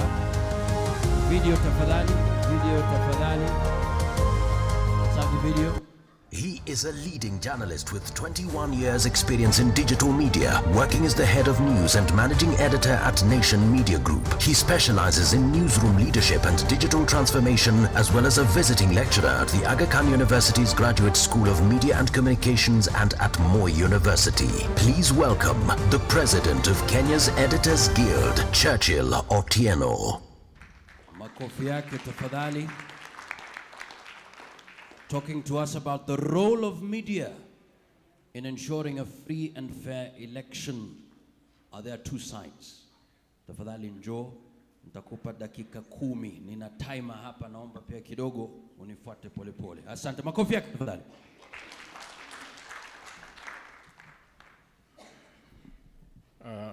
Asante Johnson. Niko hapa kukuambia kwamba kiti chako kule newsroom inakungojea bado. So uje pole pole. Thank you. Ladies and gentlemen, good morning. Oh, it's already afternoon. Good afternoon. I'm happy to be here to share with you briefly what we in the media are doing insofar as delivering our elections this year go. But allow me first to start with sharing what our understanding of the role of media in society is. And we see it at 3 levels. The first level in terms of purpose of media or role of media in society, as we see it, is that we have a duty to find information that is of interest to our people, of interest to our audiences, and deliver that information to those who need it in a timely way and in a manner that they can access it. We see that as the first role of the media. The second role, as we see it, is that we have a duty to create platforms for our people to then engage and discuss issues that they find important. And the third leg, some even view this third leg as the real purpose of media, is that of being a watchdog in society. And by watchdog, we mean that it is the job of the journalists to hold those in positions of power accountable. And those in positions of power many times tend to be people who've been elected into office or people who hold high offices by virtue of appointment, but whose decisions then impact our lives. But sometimes it also extends to those who sometimes by sheer virtue of their own personal success become prominent and influential. So those athletes who win gold medals and therefore become prominent, those musicians, who out of their own talent become prominent in society, then are seen as privileged, and therefore there's a need for us to hold them accountable. So that is the lens with which we approach the assignment of delivering the elections today. So what have we done to help us then enable delivery of that? What we have done is informed to a great extent by the reality that the Kenyan news media is today. And that's a media that is going through quite a host of challenges, mostly because it's entirely in the hands of the private sector. But its core duty is that of a public nature. Yeah, so there is some discord or dissonance there that we are having to deal with, which dissonance is a lot more pronounced because the entity that our constitution envisages as a public broadcaster is mostly run as a state broadcaster, and that then creates an issue, creates a difficulty. If I may illustrate, if you look at the United Kingdom, they have a public broadcaster in the name of the BBC. And the level of practice of journalism is influenced to a great way by the BBC in the UK, because every private sector player knows that if you play at any level below the BBC, then nobody will care will be interested in the content that you put out. So issues for us to ponder there. But in spite of those challenges, which challenges are mostly economic, the media in Kenya has tried to organize itself to be able to deliver on this assignment. Under the urges of the Kenya Media Stakeholders Working Group, which brings together 21 media associations, we took stock of how the media has performed in the last 20 years in elections. And we used that reflection to then inform how then we approach the 2022 elections. That reflection showed us one major thing, that in many of our elections, journalists encounter lots of problems when it comes to accessing information. And you won't believe it, most of that burden tended to lay with the key stakeholders in the delivery of a free and fair election, mostly the state, but also the electoral manager. We have, for the last 1 year, engaged the IEBC to help us then create bridges that will enable reporters across the country access electoral information. And I'm happy to report here today that only yesterday we did sign an instrument that then makes it clear how a presiding officer will allow journalists into their spaces, and will not only allow them, but make the Form 34A available to them for reporting.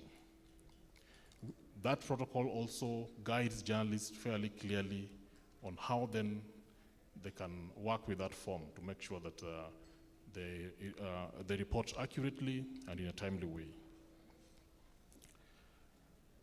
We've gone around the country training our reporters just to help them be ready for this assignment. These are very critical activity that we needed to engage in, mostly because if you look at our newsrooms over the last 10 years, they've been shrinking year after year as the more experienced journalists, the more experienced editors leave the room, mostly because they also tend to be the more expensive. And as the businesses struggle, the more expensive staff tend to be let go. The net effect of that is that today, most of the journalists who are going to cover this election are going to experience an election for the first time as journalists. So it's an issue we have to confront, and we have to help them, we have to mentor them and prepare them well for. One other way that we've tried to make sure that our electorate can access electoral information is by trying to create spaces where those contesting for office can actually present their platforms, if you like. Many of them do that in political rallies, but I want to believe that we are all agreed that political rallies are not the best places or spaces to clearly test the ideas that candidates are bringing through. So we've encouraged our media houses to hold interviews with these candidates so that some of those ideas can be tested objectively. We've also, as an industry, then created debates for some of the key races, as you've seen the last 2 weeks, with the final one coming next week for the presidential candidates. From our assessment, the next critical role is on the election day itself. In recording and reporting how Kenyans turn out and whether they are then supported and assisted to freely cast their votes, but also in observing and reporting on how far each vote is held to account, is held to count in terms of counting and in terms of transmission. As we've heard from IEBC, we won't have electronic results transmission as we've known it this time round. What that means when all is considered is that for a number of hours after the polls close, the nation will essentially go into dark as we wait for IEBC to work with a mostly manual approach to results management. But you and I know what that would mean. It creates a fairly fertile ground for disinformation. And we know what risks then come with disinformation. So we are working to come together as an industry, singularly as newsrooms, but jointly also in a collaborative way, to create a decent media that Kenyans can rely on from right after the polls close as a credible source that will then give them a sense of how the results are shaping out. We believe that that is our core duty as provided for under the Constitution. And from the discussions we've had with media leaders, there is genuine interest in doing this and doing a decent job.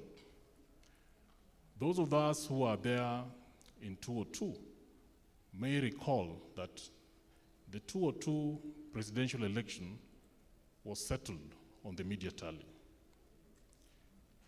That the losing candidate then conceded based on the results as tallied by the media.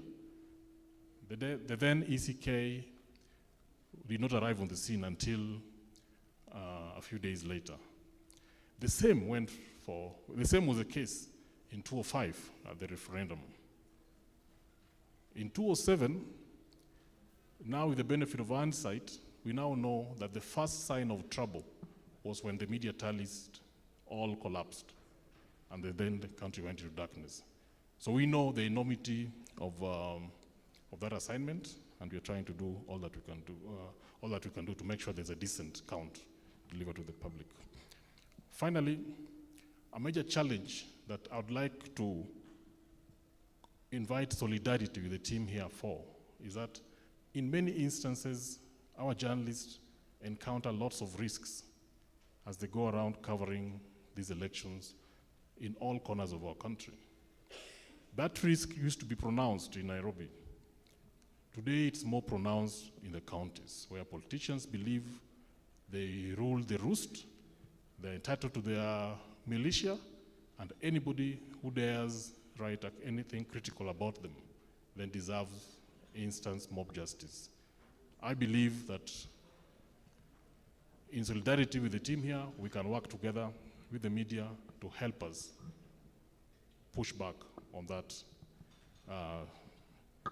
sad state of affairs. Thank you. Oh, thank you so much indeed. Asante sana.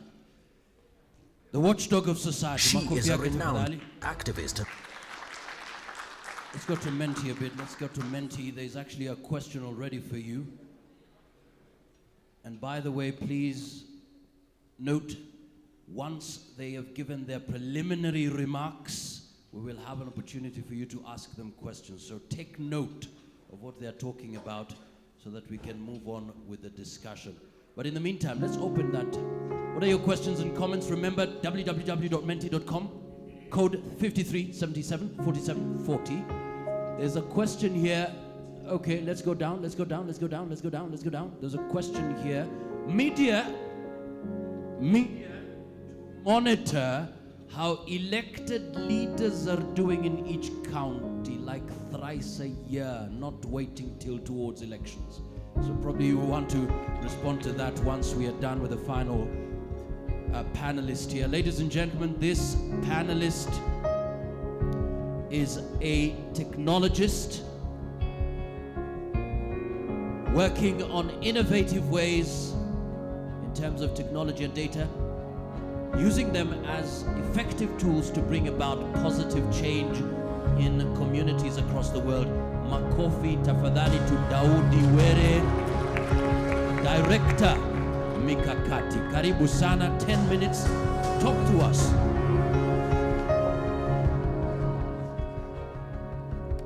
Good afternoon. Kenyans are not idle people. We are very busy people, right? Look at the person next to you. Do they look idle? Do they look like they don't have anything else to do? We're very busy people, Kenyans. So if 300 of us have come here today to sit in this room to have this conversation, it means that what we're discussing is important. Why? Because, our right to participate in public affairs is fundamental to our dignity. And credible, genuine elections still present the most compelling and effective way for citizens to be heard. So this is all about our dignity. And having said that, do we have any candidates here? Anybody standing for an elected position? Any candidates in the room?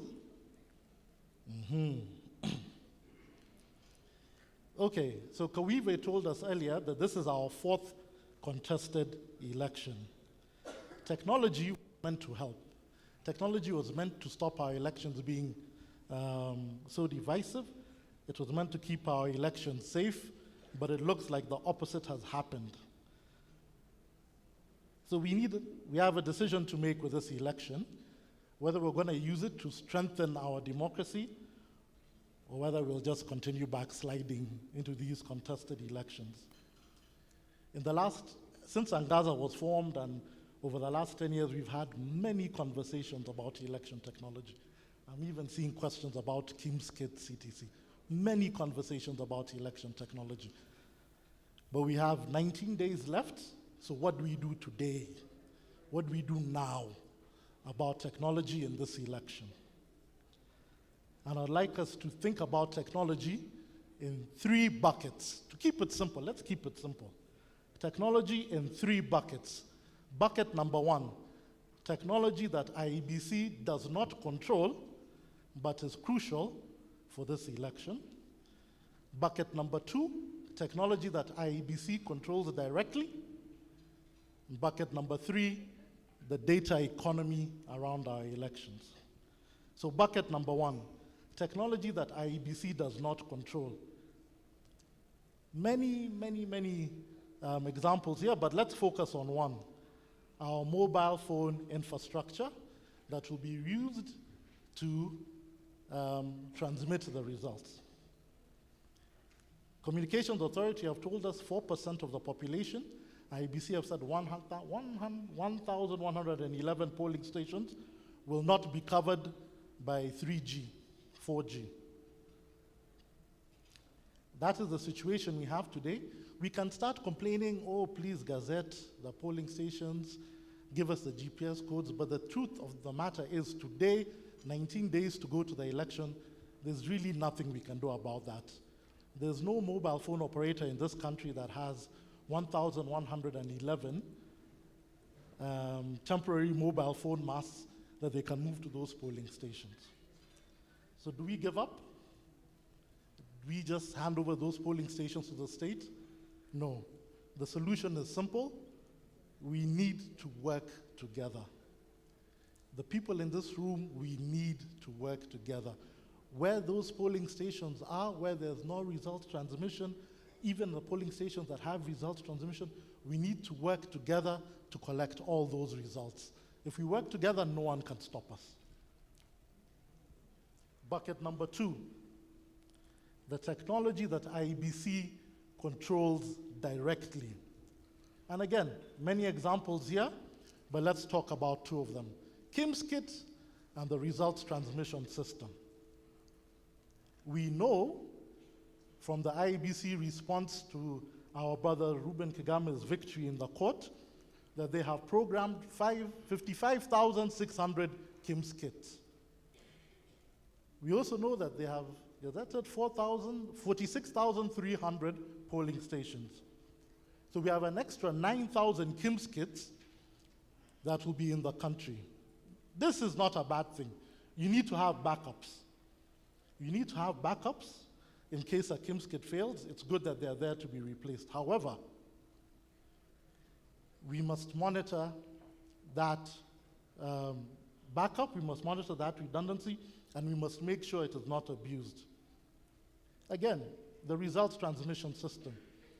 The results on the ground versus the results at the National Tallying Center. We must make sure that, again, what is transmitted is what is received, and what is received is what is published. How do we do that? We need to work together. Happy. If a political party can mobilize 46,000 people to go to polling stations, I'm sure the social justice centers can mobilize 80,000 people to go to polling stations. If all of us in this room, and I see many of my colleagues here from Angaza, from the different election platforms, which are Guzi, ELOG, etc., if we work together, we are truly unstoppable. If a political party can get 43,000 people, can we not get 80,000 people amongst us? Again, let's work together to audit these results when they are sent in and to make sure that our people are allowed to vote. Bucket number 3, the data economy, which is a big bucket that encompasses social media, WhatsApp, etc. Our data is very valuable because we're not idle people. This is why you get a lot of hate speech, a lot of misinformation, a lot of disinformation sent to you, a lot of lies, a lot of dangerous information that's sent to you. Technology that is not directly related to our voting process, but greatly affects our voting process. Again, how do we counter hate speech? How do we counter disinformation? How do we counter dangerous speech? How do we counter calls for violence? We need to work together. So if there's one message that I can leave with you, is that we must work together. Let's not get so caught up in the technologists and the little nitty-gritties of the data, etc. We are where we are now. We have 19 days to go. Let us spend our time figuring out, in the reality that we have today, how we're going to work together to make sure that our democracy does not backslide, but that we strengthen it for the future. Thank you.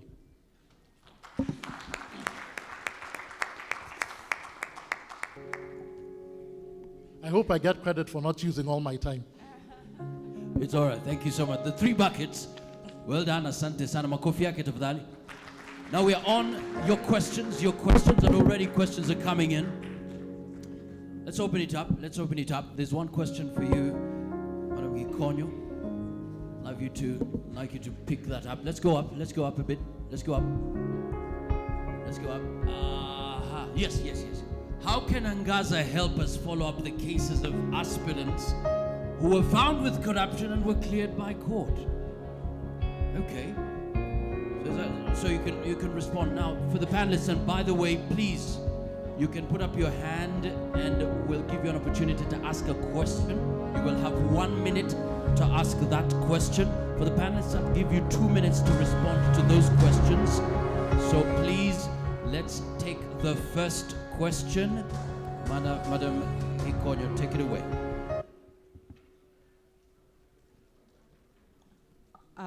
I'll give my answer, and there may be other colleagues from the Red Card campaign who might have an even more competent answer than mine. In the first instance, unfortunately, the eligibility of candidates has been set under law, and there is a contestation in the law. In the framing of the Constitution, there was a provision that was snuck in by politicians to dilute the effect of Chapter 6. And this provision says that everybody, every candidate, every person has a right to I don't know the wording, but you can challenge your disqualification up to the highest court of law. So that is why we have a person convicted of on criminal grounds, in fact of abuse of public office, who is a candidate. Because under the present law and the interpretations of that law, they are able to do that. There are cases that have been filed by the Katiba Institute, Transparency International, KHRC, that are trying to get a better interpretation. There is a case that was recently determined that at the Supreme Court that said once impeached, always impeached, and never eligible again for public office. So the bar has been set for those impeached. I think there is a case on the issue of conviction. We might need, if there isn't a case, we might need a case on those who have been charged. So it looks like the way we will get the way we'll raise the standard is through the courts. And so far the courts are doing better than they did in 2013 when they ruled a little bit politically. But there's something else that's missing, which is the citizens. Because there's the eligibility, the nomination is given by the political parties. So the political parties are letting us down, but then the citizens also may vote for these people. And if you look at the opinion polls, that's a problem. So as you do your civic education, your voter education, you can bring this issue up. But like I said, we have a lot of work to do to reclaim our values. And I think that has to be part of our post-election strategy. Thank you. All right. Thank you so much. There was another question. Let's go to Menti quickly. Any question for, fantastic.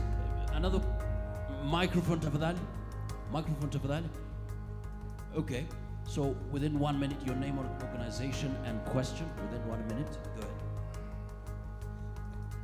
I think I have 2 or 3 questions, but I'll make them very snappy. My name is Robert Muchacha. I'm a member of ICJ Kenya. My question is, first one would go to Madam Wanjiru Ikonyo, and this is when she talked about this we need to do more about civic space in order to entrench ourselves into the platform, especially in monitoring of elections. My question would be, I saw, for instance, like when IBC was presenting on how they're going to do the elections, there was this issue about this Teams kit and manual register. I did not see the civil society coming in so strongly to support the view of IBC. The view of ODM, not ODM, but as me in that. whereby they were insisting that both registers should run concurrently. Number two, the second question we go to, sorry, Churchill. It's about this issue of where you find, like yesterday I was listening to a debate which was going on between Honorable Alice Wahome and Nyokabi, Honorable Priscilla Nyokabi. And the issue was about media sometimes being biased or appearing to favor certain candidates. There was this which has been going on, like when like the gubernatorial debate was going on. One of the candidates came late specifically because he had been given tips. So he was studying, he was doing some, some rehearsing before he comes so that he can knock down his opponent. What can you talk about? What can you say about that? And what can you say about this bias, the media? And lastly, the other issues on technology.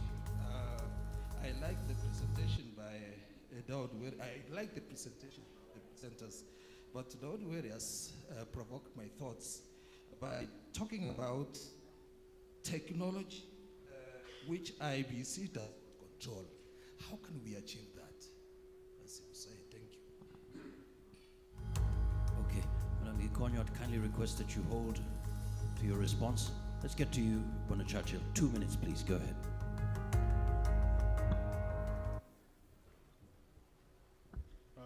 Thank you. I hope I'm audible. Do I take the two questions? There's an early one which I didn't quite get. One question. Just this one? Yeah. Okay. Media buyers and whether Sakaja had tips. What I can say, and say, I hope with a lot of clarity, is that the media does not owe any candidate positive coverage. I'll say that again. We in the media do not owe any candidate positive coverage. What we owe them is accurate coverage. That's number one. The minute one presents themselves wanting to be elected, they invite media scrutiny. What the media finds in them is what the media then beams back to audiences, so that the audiences can then make their decision whether to support them or not. So if you are a candidate and you have skeletons, when we shine that torch on you and we find those skeletons, that's what we'll show back to the country. So you can't then come back and say, oh, you are unfair because you are showing my skeletons. I hope I'm clear on that.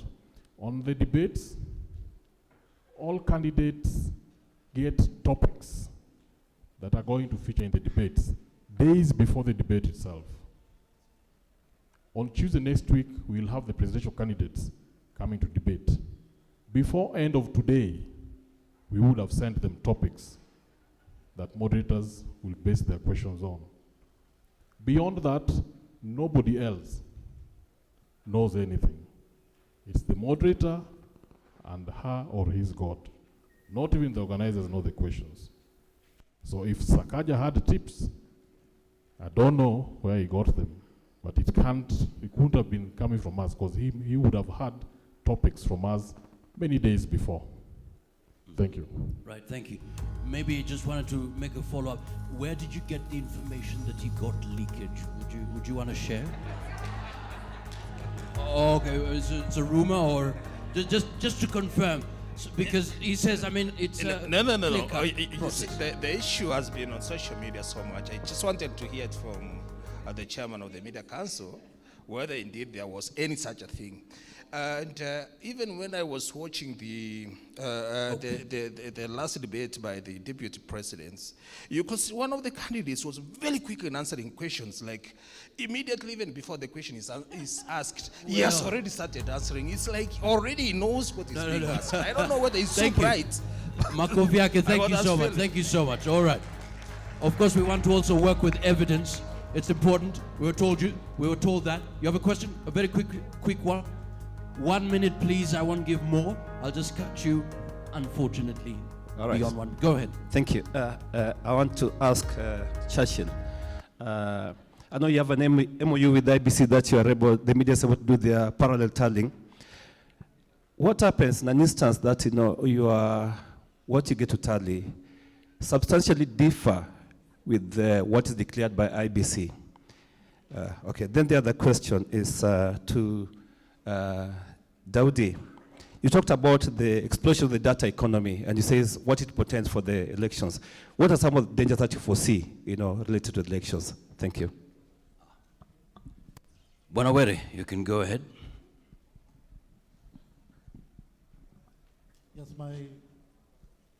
the point I was trying to make very quickly about the data economy was that when we talk about elections and technology, there's a whole section of election technology that is not directly related to the votes, IBC, but impacts how we vote. Yes? And a lot of this is through the spread of mis and disinformation about the candidates. The same platforms we use that we're using today to disseminate this conversation can be used to disseminate very dangerous or very false information that can influence the way people vote. So it's, again, a part of election technology. And the only way to counter that is if we work together, if we build systems together where we can catch rumors quickly, debunk them, and speak from a position of authority. When you speak in Kisumu, people listen to you. They know who you are. You have a voice in the community. You're a person of authority. You can speak and debunk a myth. In Kisumu, you'll have a much stronger voice than I would. If you come to Bukura or Butere, I may have a stronger voice than you have. So again, it's all about working together to identify, stop, and spread information, and spread the correct information to stop the violence. All right, thank you so much indeed. Let's now go to Madam Gikonyo. There's a question directed to you. Go ahead, 2 minutes. To pass that question on to the Angaza team, because I think it's about the position on the IBC, was it the IBC or is it a court position on the voter register? The question was about the voter register, about the use of the manual, about using them together, about using both. What's the risk there, and what's the position of civil society, and how come civil society didn't come out clearly to give their position? In fact, the question was why civil society didn't come out to support Angaza, Azimio, but I don't think it's our job to support Azimio position, but what's the position of civil society? Okay, so I can't give a position of civil society, but I can say this much. Our history with manual register is very present every single time we go to an election. We imagine that when we are talking right now within the context of where we are, and we're talking about voter apathy and what that means when you have got a manual register, that is a challenge. But we also know that it is important that we have an alternative or a complement, because we know there are people who will walk in there and find that somehow their names are not missing because nothing is 100%. We are in a situation right now where we've been asking, when are we going to have an opportunity to be able to verify whether the information in the KIMS are actually accurate? And we have no idea. We have no idea what polling stations, how many polling streams are actually in a polling station. In fact, it was given according to the ward. So we're still struggling to understand, what sort of numbers. And we also know that there were transfers that were taking place. So we don't even know which polling stations have been moved around. So it is important that we have a complementary list that people can access in the event that they go in there and they find that it is not there. And their names are not in the KIMS kit. But we also know that there are certain people who will not be able to use biometric for one reason or another. So we must be able to have a manual register. It really is, and this is the thing. I mean, we have gotten, our experience tell us that this is a red flag. But yet the reality is that we actually do need a complementary register in our polling stations. We just have to consistently demand that every single person that IEBC is recruiting is above board, because it's going to be about the integrity of the person who's going to be managing elections on that particular day. That's one. Second, we then recognize that with voter apathy, there is the fear that we might start stuffing our ballots, because we know rigging has always been done when we have got manual registers. So you just take and cancel, just take and cancel, just take and cancel. So we have to find out, how are we going to make sure that yes, we have got the KIMS kits, but we have got a voter manual register, and that one is not going to be used over the other. We will not then just decide that KIMS are not going to, the KIMS kit will not work. Because those are the things we have got to make sure that we walk into an election knowing that IEBC is fully prepared to ensure that we are going to use an electronic electoral process. But in the event that that is not the case, then observers now have to play an extra role to make sure that we do not have incidences where people claim that rigging has been done. So it becomes difficult to have a civil society position. It is all about a Kenyan's position. A Kenyan's position to make sure that everybody has equal opportunity and access to vote as long as their names were registered, and that they walk in there knowing that there is complementary material that enables them, that identifies who they are, and allows them the opportunity to be able to exercise their democratic rights. Wanjiro. Well, thank you. Is that okay? Thank you so much. We're closing. Let's just see Menti very quickly as we allow our panelists to give their final remarks as they respond to maybe one or two. Down, down, down. Let's go down. Let's go down. Let's go down. Let's go down. Okay. To Churchill, with the media actively in private sector and the influence of the media owners in election coverage and reporting, what's your take on journalists being patriotic or having allegiance to their professionalism? Wema Fadhili. So maybe as you give your final remarks, you want to respond to that. Another one, as youth who are supposed to take part in this electoral process, how do we strike a balance between full participation and being used? Madam, maybe you want to talk about that. And then let's take another one. Okay, the IBC, I can see it just up a bit. With the realization that the government deliberately denied IEBC funds for ensuring any voter education is carried out, what can we do maybe after the elections to cater for the future electoral processes before it's too late, like we may be now? Well, you may just want to sum up as you give your final remarks in 2 minutes. Because of time, we are closing by exactly 10 minutes to the hour. Go ahead. I think my position is, first of all, thanks for this opportunity, but let's not give up. We have had reversals. We have had an administration that is undemocratic, that is, comprises of a lot of criminality, in fact, criminal cartels. And so we have lost a lot of ground.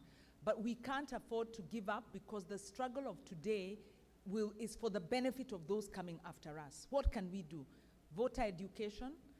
Let's enlighten those around us, those who we can access. Let's use any platform so people understand and people show up and vote.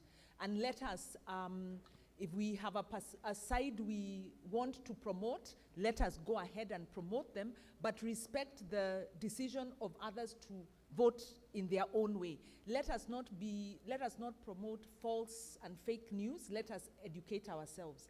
And I hope there is some connection with Angaza and other, institutions for voter material if it's needed. So let us be the change we want to see. We have had reversals, but like I said, there are some gains. Even in this cloudy situation, there are some gains. So let's encourage ourselves. Thank you. Makofi tafadhali. Thank you so much, Madam Gikonyo. Many thanks to you, Bwana Churchill. 2 minutes, go ahead. Thank you very much. Just to send out a plea to all of us, there are thousands of journalists fanning out to go into the community to help us report this election. Let's support them. Let's give them information where possible. Let's help protect them if they come in harm's way. Many of us would agree that of all the rights that we have, freedom of expression is probably the most important. Because if where we don't have it, all the other rights are in trouble. But as a people together, I'm sure we can help protect that critical freedom or right to freedom of expression as we know it. The media will play its best. We are here to help build a country for all of us. Thank you. Well, thank you so much, Makofi tafadhali. Asante sana. Up next, Bwana Daudi, 2 minutes, go ahead. I'm not ready to give up on 2022, so we don't need to talk about the next election. What can we do in the next 19 days? The crucial seats that I think we never talk about are MCAs. I know that we have social justice center members who are running for MCA across the country. I know we know good people in our communities who are running for MCAs. They may not be in the two big camps, but let's vote for them. 20 MCAs, you can control Nairobi. 20 of us in those seats and we control Nairobi, that's a step. In many counties, 20 MCAs, 10 MCAs, and you basically have control of the counties. Let's not give up. We've got 19 days. Let's go home, find our good candidates on the ground, have a conversation with them now about what it will take, what we need them to do in return for our support, and let's get control of our counties. We get control of our counties, we get control of our cities. If we don't get the all 20 today, let's put in 3. Let's put in 5 MCAs in every county that work for us, that are with us. And then by the next election, we'll really be running this town. Makofi out tafadhali, thank you so much. Let's appreciate them once again as they take their seats. Asante sana. Let's take a wonderful photo. Did we have that? Thank you so much. Let's take that memorable photo. Asante sana. Thank you so much. Makofi out tafadhali.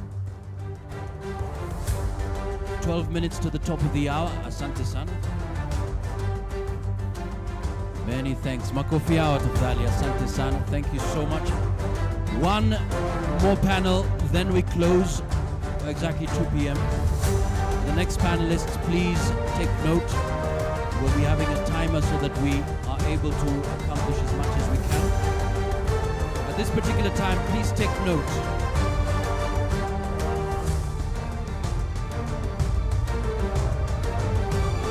Let's have that on the screen, the video. Let's take a look at that video there.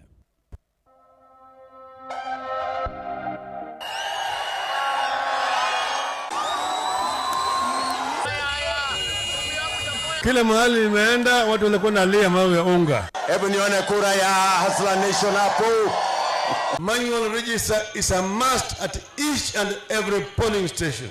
Hata ukijiondoa uchaguzi itaendelea mbele na Wakenya wataamua. Sijai vote. Sioni chenye kinaweza fanya ni vote another leaders. Juu wao wenye wako hawatufanyii kitu. Kupiga kura ni haki yangu na ni lazima nichague yule kiongozi mwenye nitahakikisha kuwa atakuwa ananifanyia kazi venye tunahitaji sisi kama wananchi. Sisi tumewavotia vitu zenye tunataka hawatufanyii. So Wanjiko must also change their minds and elect people of integrity from now. Tarajia abadilishe sasa maisha yetu mahali iko igeuke ikue at least ikue sawa. Wale ambao hawezi kulipa premium serikali tuwalipia. Hiyo jua kali ndio tutabadilisha iwe manufacturing na industrial unit. They have no moral authority to tell a presidential candidate how to campaign. Under Article 75 of the Constitution, those who have been impeached stay impeached and we shall treat them as such. Tuko ndani ya debe. Unampea tu freedom asimame, kama wananchi wanaweza mchagua, kama hawatamchagua wao ndio wako na uamuzi. Wengi wao wako na wale walikuwa tayari kuwapikia kura, so hapo hakufanya haki. Kiongozi anachaguliwa tarehe 9, mkumbuke Mungu ndiye anaanza kutenda mema. So IEBC must inspire confidence among Kenyans. The commission is ready to deliver to Kenyans free, fair and credible election. According to what IEBC are saying, wanasema wako ready. IEBC venye wameongea wamehakikisha kwamba kila kitu iko sawa na uchaguzi itakuwa sawa na itakuwa fair. Ifikapo tarehe 9 nafikiria watakuwa sawa kabisa. Kitu ya kwanza tuna expect uchumi ukuwe sawa sawa, mambo iteremuke. Asante sana. Sasa kumkaribisha the first panelist, atatuzungumzia kwa dakika 5 tu. Is the youth the golden bullet in this election? She spearheads an organization dedicated to collaboratively create an environment that enables the youth of Kenya to directly engage with the political mainstream in a meaningful way, educating the youth on electoral processes, constitution, government institutions, and functions. Please welcome Siasa Place Executive Director Nerima Wako. Makofi yake tafadhali, 5 minutes, talk to us. Thank you. Can you hear me? Yes. Good afternoon. Saseni. Thank you so much. Nasikia vibaya vijana wa dakika 5. Alafu sasa tuko mwisho lakini ni sawa. I will do what I can with the time that I have. How much time do you need? I will use the 5 minutes 5 minutes? but I just wanted 7? to make sure it's clear. I'll give you 7 minutes, go ahead. Sawa, asante. So for me, it's just to say this election has been very, very in a number of ways, but there are some things that I really want to highlight. From the debates, I'll mention, let's start with this quote. Watch what they say, but most importantly, is to watch how they act. And I say this because the debate to me, tena ile ya the deputy presidents, and the first one, very proud of Justina Wamai. Very proud. A young woman, she's a youth.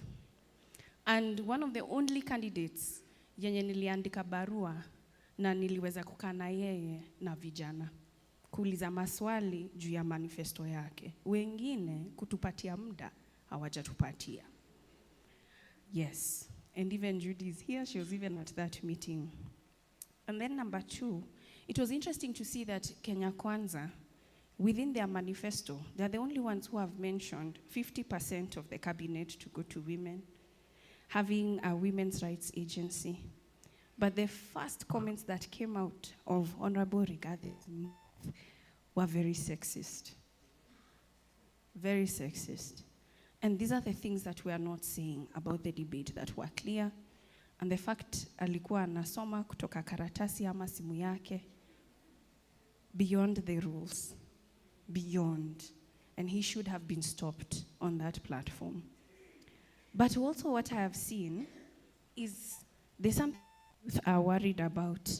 It's the party lists. So umeona chama wameambiwa warudishe hizo party lists. And the reason is there are a lot of individuals within those party lists that should not be there. Yeah? And youth, you would think, okay, fantastic. So that means there's an opportunity for young people.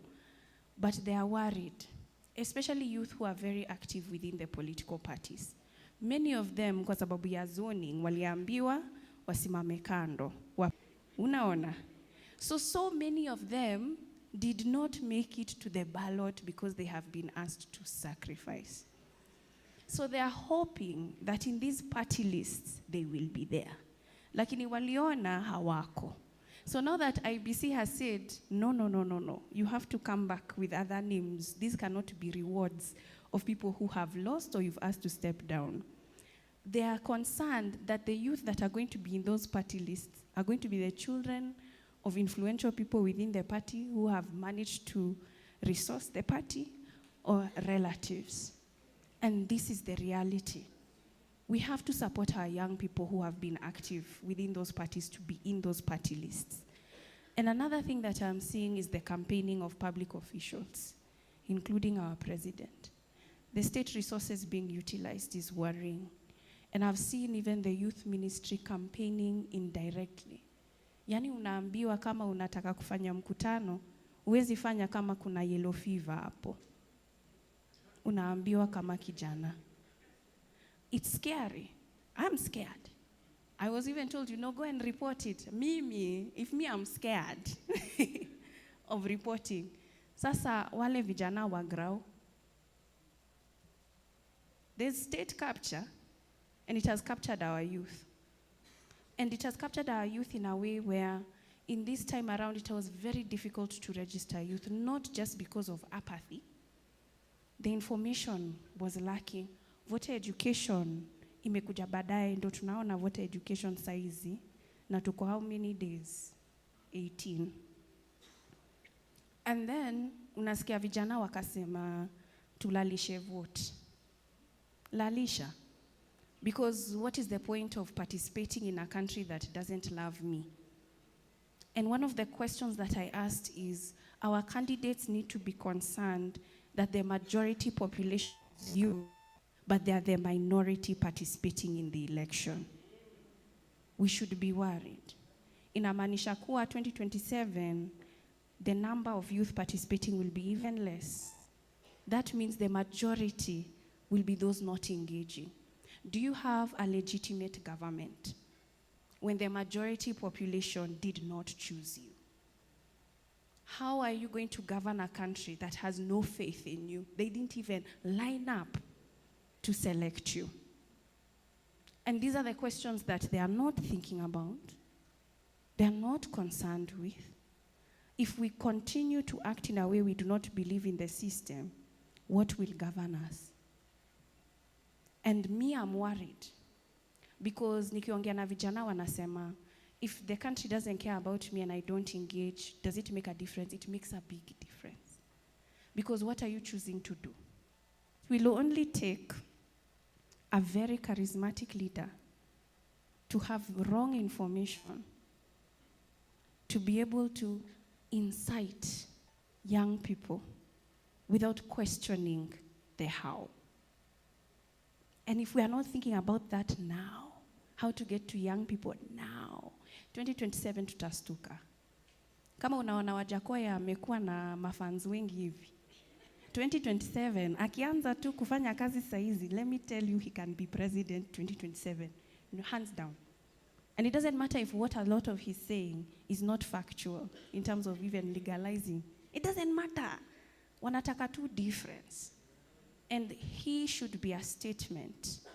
People should be seeing now that people are relating with him because they want something different. They are yearning for it. They don't even care what the difference is. And that's what we should be answering to. So, I've mentioned, there are only 8 million youth who are voting. There's never 100% voter turnout. So there's going to be less than 8 million participating. Even those with the voter's card, they are not sure. But I'll end with this quote. Zambia was able to change youth participation. They moved everything online. Maybe we can change. UDA, one of the US parties, has over 6 million members, majority of them youth. But they are not registered to vote. And I'll end this for the youth. Rabe kwako, kura kwangu.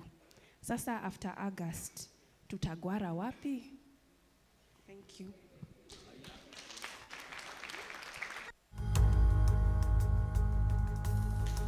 Asante sana, makofi yake bana. Vijana nimeona kuna vijana wamekubaliana na Nerima sana hapa. Let me come. I saw you nodding. What stood out for you from what she spoke about? Name, okay. Organization in 1 minute.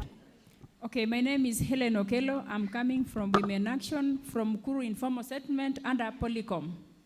So what she said, which captured me, is about the youths. Because our youth, they need to be looked after and they need to be given chances to lead. And as she said, our youth were not given chance, and even the little who tried to be in the ballot box, they were not given the chance. They said that they let them leave for the elder people to lead. So I'm asking myself, when are our youth going to be leaders? Mm-hmm. And if they are not given chance now to lead, why are we saying that youth are the leaders of our future, are the next leaders? Me, I'm talking as a mother who has a youth in the house. Wow. Asante sana. I saw you also nodding. Your name, organization?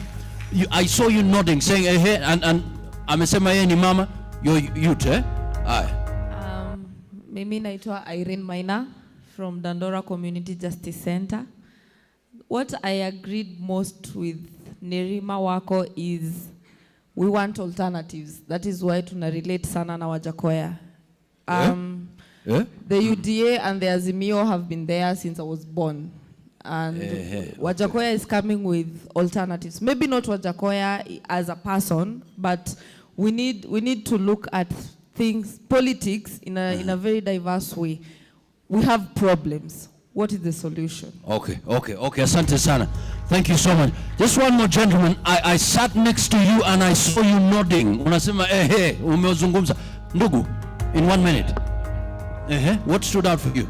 Go ahead. Thank you. My name is Dennis Ngure. I'm a civic educator with Uraia from Kiambu.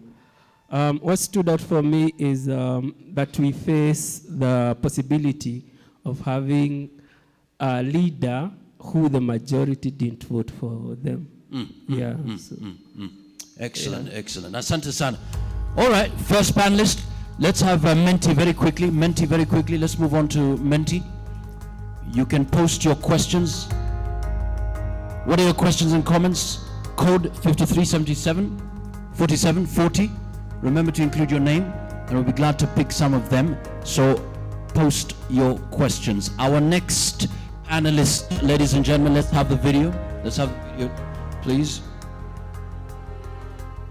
Let's have the video. Thank you so much. Our next panelist, makofi yake tafadhali. He is a community organizer with a passion for organizing communities to advocate for their own right and expand the civic space with special focus on campaigns against police brutality, extrajudicial killings, enforced disappearances, torture, corruption, and gender-based violence. He was voted the Human Rights Defender of the Year 2019 together with the Social Justice Center's working group for the work of building the social justice movement across the country. Please welcome the national convener of the Social Justice Center's working group, Wilfred Olal. Karibu sana, dakika 7, makofi yake, asante sana. Welcome.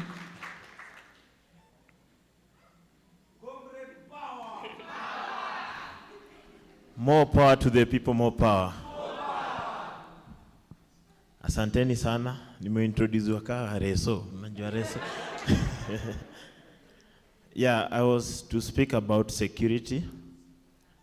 And, you know, when we hear about security, most of us think about the police and all that.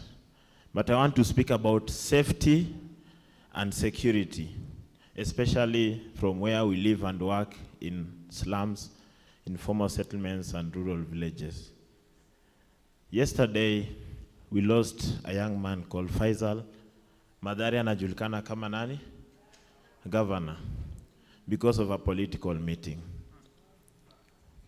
And this was not the first case. So when you talk about safety, security in an election time, these words are what makes sense these are the things that we hear. Please take note of these words. Gender-based violence, death, extrajudicial execution, enforced disappearances, police batons, tear gas, brutality, evictions. In every elections, what elections means to our slums is fear, because we don't know how many of our brothers and sisters we are going to lose in that election. As most of the people are celebrating, we are going to get a good leader, we are looking at the manifesto, sisi tuna uoga, and that is the situation. Already, James Mwangi Mude, the husband of Susan Makungu, vying for Mlango Kubwa, has disappeared. How many days now? 5 days. That's what happens to slums when election time comes. the number of people who we've documented dead, not because of police killings, but because of political violence, in Mathare alone, there are more than 4. On Monday, there was a big battle in Umoja, where the Jubilee candidate went to another person's bedroom in Umoja. And there was violence, people were hurt, most people were treated at Mama Lucy Hospital and discharged. Up to 11 a.m., PM, there was tear gas. And I'm reporting this from the Social Justice Center Situation Room. Tunaita zero budget situation room. Hatukupata pesa. But these are the issues that are coming out from our zero budget situation room. So when you talk about elections in our slums, informal settlements, and when you talk about security, we know that both parties, both 2 major parties, although sisi ni watu wa the 5th Wajakoya, but we know 2 major parties, Azimio and Kenya Kwanza, one of them is going to win these elections. True or false? Do you know what that means? If Kenya Kwanza wins the elections, there will be violence in the traditional Raila zones. And do you know the traditional Raila zones? It is Mathare. It is not Karen where he lives. It is Mathare. So Mathare social justice centers are becoming aware that there might be violence. It is Korokocho. It is Kibera. It is Kondele. So when we are looking at security, we are hoping, and we don't know what to hope for. Because if Kenya Kwanza wins, we start planning for documentation of police killings, tear gas, because there will be processions, there will be maandamano, sindio? Then what will happen?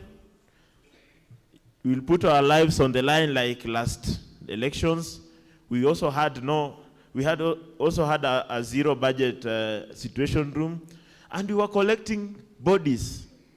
We had collecting people who had been shot by police, taking them to the hospitals. So that is the situation. If Raila Odinga wins, we'll need to prepare ourselves because we'll have new hotspots. I don't know how prepared we are because Angaza movement is here. We're expecting new hotspots if Raila Odinga wins. Because it will no longer be Kondele, maybe it will be in the Rift Valley. How prepared are we? Because we are used to the normal hotspots. Maybe Central might be. There are some areas in Central that are hustler zones. So safety and security for us, what we are trying to ask is that for once, can we demand for the police to be accountable? For the police not to be neutral, not to take sides.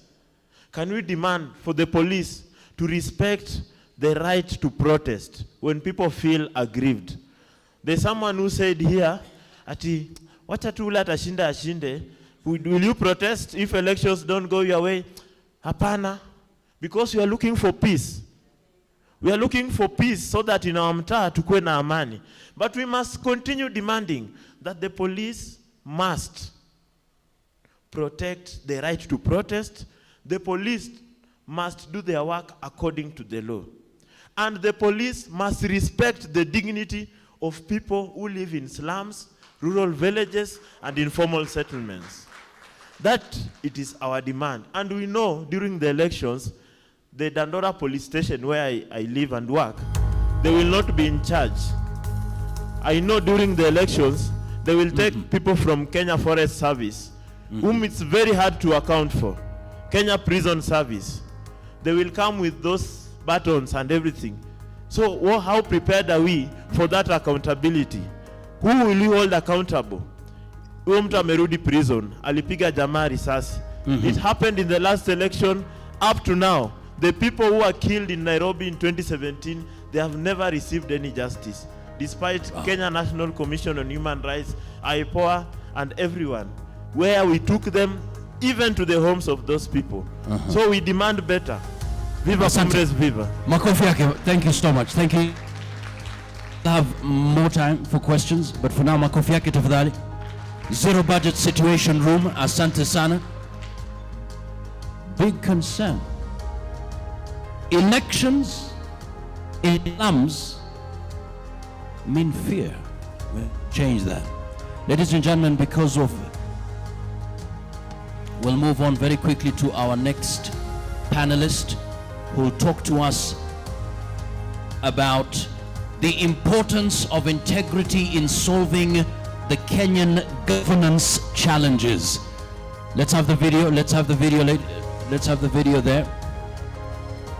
Tafadhali tumkaribishe. She has 19 years work experience in governance, program management, media and outreach. She once served at the BBC Media Action as the Communications and Training Manager, Nation Media Group and I Choose Life Africa. She now leads the fight against corruption and governance reforms, supporting citizens, public institutions and the private sector to effect transparency and accountability. Please welcome Transparency International Kenya Executive Director, Sheila Masinde. Makofi yake tafadhali. Karibu sana. Karibu sana. 7 minutes. Welcome. I hope I lived up to that introduction. But thank you very much, Angaza Movement, KHRC, for inviting me and further indulging me. I think I was supposed to be in the other panel before, but I'm very happy to be here. Wamama, hi. Vijana.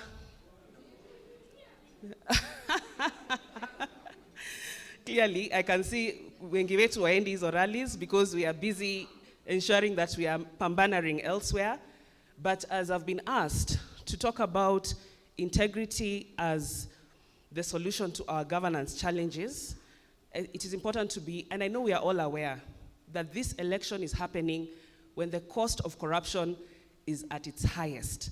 I know my colleague Wanjiro spoke a lot about the issues around public debt. I don't want to repeat that.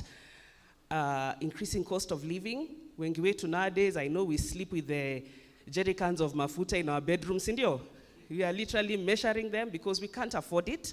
Every time you look at milk and bread on your table in the morning, instead of salivating, you want to cry because it is expensive, sindio? Yeah, but it is, we have to meet these challenges that we're having, what the little that we have in our pocket, to what has happened in the last 10 years in terms of governance. Corruption has been massive. It remains one of the biggest challenges as the Jubilee administration prepares to hand over, although it is acting, it is not as if it is preparing to hand over.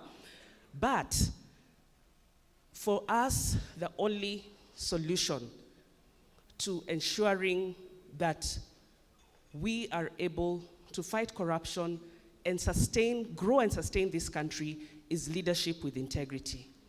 And that is what I want to address in the 5 minutes that Mwakazi has given me. Now, we have been working together with Angaza and Okwa Uchumi and others under the National Integrity Alliance as well on issues around Chapter 6. Every time I talk about Chapter 6, people ask me, Sheila, tutaingia Chapter 7 when? Because we are so consumed with Chapter 6. And I tell them, until you elect leaders with integrity. So we need to ensure that. I was listening to Nerima, you touched a little bit on this. Because even those youth, empowerment of youth, it will not happen with this same crop of leaders. And for me, there are many things, challenges that we've had in regard to accountability. Not just accountability. Daisy is here. I don't know that she's going to talk about the whole question around gender representation. But we will not even have that 1/3 gender representation until we elect leaders of integrity. Because as it is now, the leaders we have and the leaders who are preparing and busy campaigning to get into office are leaders who are consumed with status quo. You know, they will ensure that they protect the current provisions, which we need to change on, is it on gender, on academic qualifications? You saw what they did to ensure that they maintain the status quo, and things will not move until we get leaders who actually care for the public interest. And that is why we've been so consumed around issues around leadership with integrity. We've gone to court since 2017. We started with the Supreme Court, where we sought the court's advisory opinion on what standards should be applied to determine the suitability of people who serve in public office. Unfortunately, we didn't go far with that matter and were asked to execute that matter in the High Court. We did go back to the High Court, led by Inuka. KHRC was also part of that. Wanjiru was part of that, and others. And there are many other cases we have taken, even as far as trying to block specific individuals from vying in the elections. We started with Sonko. I am aware now, despite the little celebration we had last Friday, when the Supreme Court upheld his impeachment, that his case is actually, he has asked for a judicial review, and his case is going to be heard next week. But we hope that at least this time, let's get someone stopped for issues around integrity. We prepared a list of 25 names of people we said were not suitable to vie for office because they had been charged in court. Some had been asked to stay away by the court. Some had been impeached. Some have been mentioned in various accountability reports of Parliament, of the Office of the Auditor General and others. But unfortunately, they have been cleared to vie. And now we are going back to citizens. And I know as we sit here, we are people who have networks and are engaging actively with citizens, whether it is through civic education and other forums. My urge is, let us decampaign these individuals who have issues, because once they get back to office, it will be about protecting the status quo. Other than that, we are also involved in social vetting.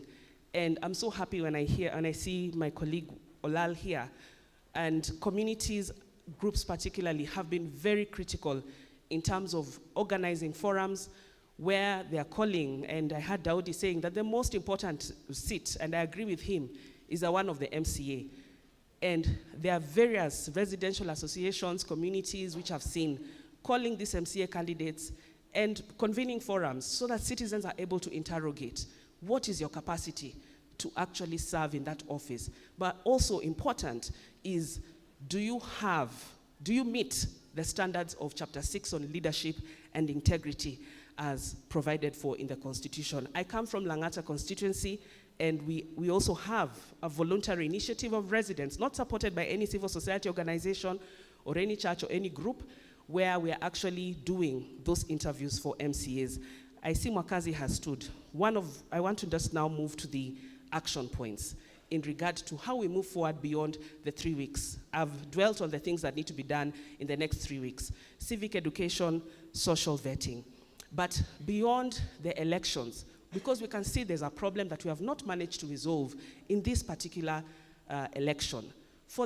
In preparation for 2027, and I'm from a meeting where we had IEBC, NCIC, the Kenya National Commission on Human Rights, and others, and one of the things that we told them is that you must have a joint framework of different actors involved in vetting to ensure that verification, vetting, and clearance processes are much more unified and make meaning. Because now we've seen people who took clearly fake academic certificates have been cleared to vie for office. Tuliona. We've seen people who we know, hata tumeona kwa video, because the other argument that we are making about Chapter 6, it doesn't necessarily have to be a criminal, you're not necessarily involved in a criminal offense, but there's some matters that are just ethical in nature. Nancy Baraza lost her job, she left office for pinching her nose. Do you remember? And at that time, our Chapter 6 bar was so high. At what point did it get so low, where we've seen people who have slapped women, have been involved in fights, have insulted, have incited communities, being allowed to vie? So we need to get our institutions together, because right now, they don't have a common understanding of what Chapter 6 entails, and that is why it is misunderstood, misinterpreted, and misapplied. So one of the first things we must do together as Angaza and others involved is get these people to sit together to come up with a joint framework for vetting, so that we are able to move this country forward and ensure that moving forward we get the clean leadership. The last point, our battle will not end with the elections. Many of these people are not even standing for elections. They are positioning themselves for executive appointments at the county level, at the national level, and even in parliament. We had someone we named in 2017 in the red card list, who later became the Speaker of the Senate. We are going to have the same situation.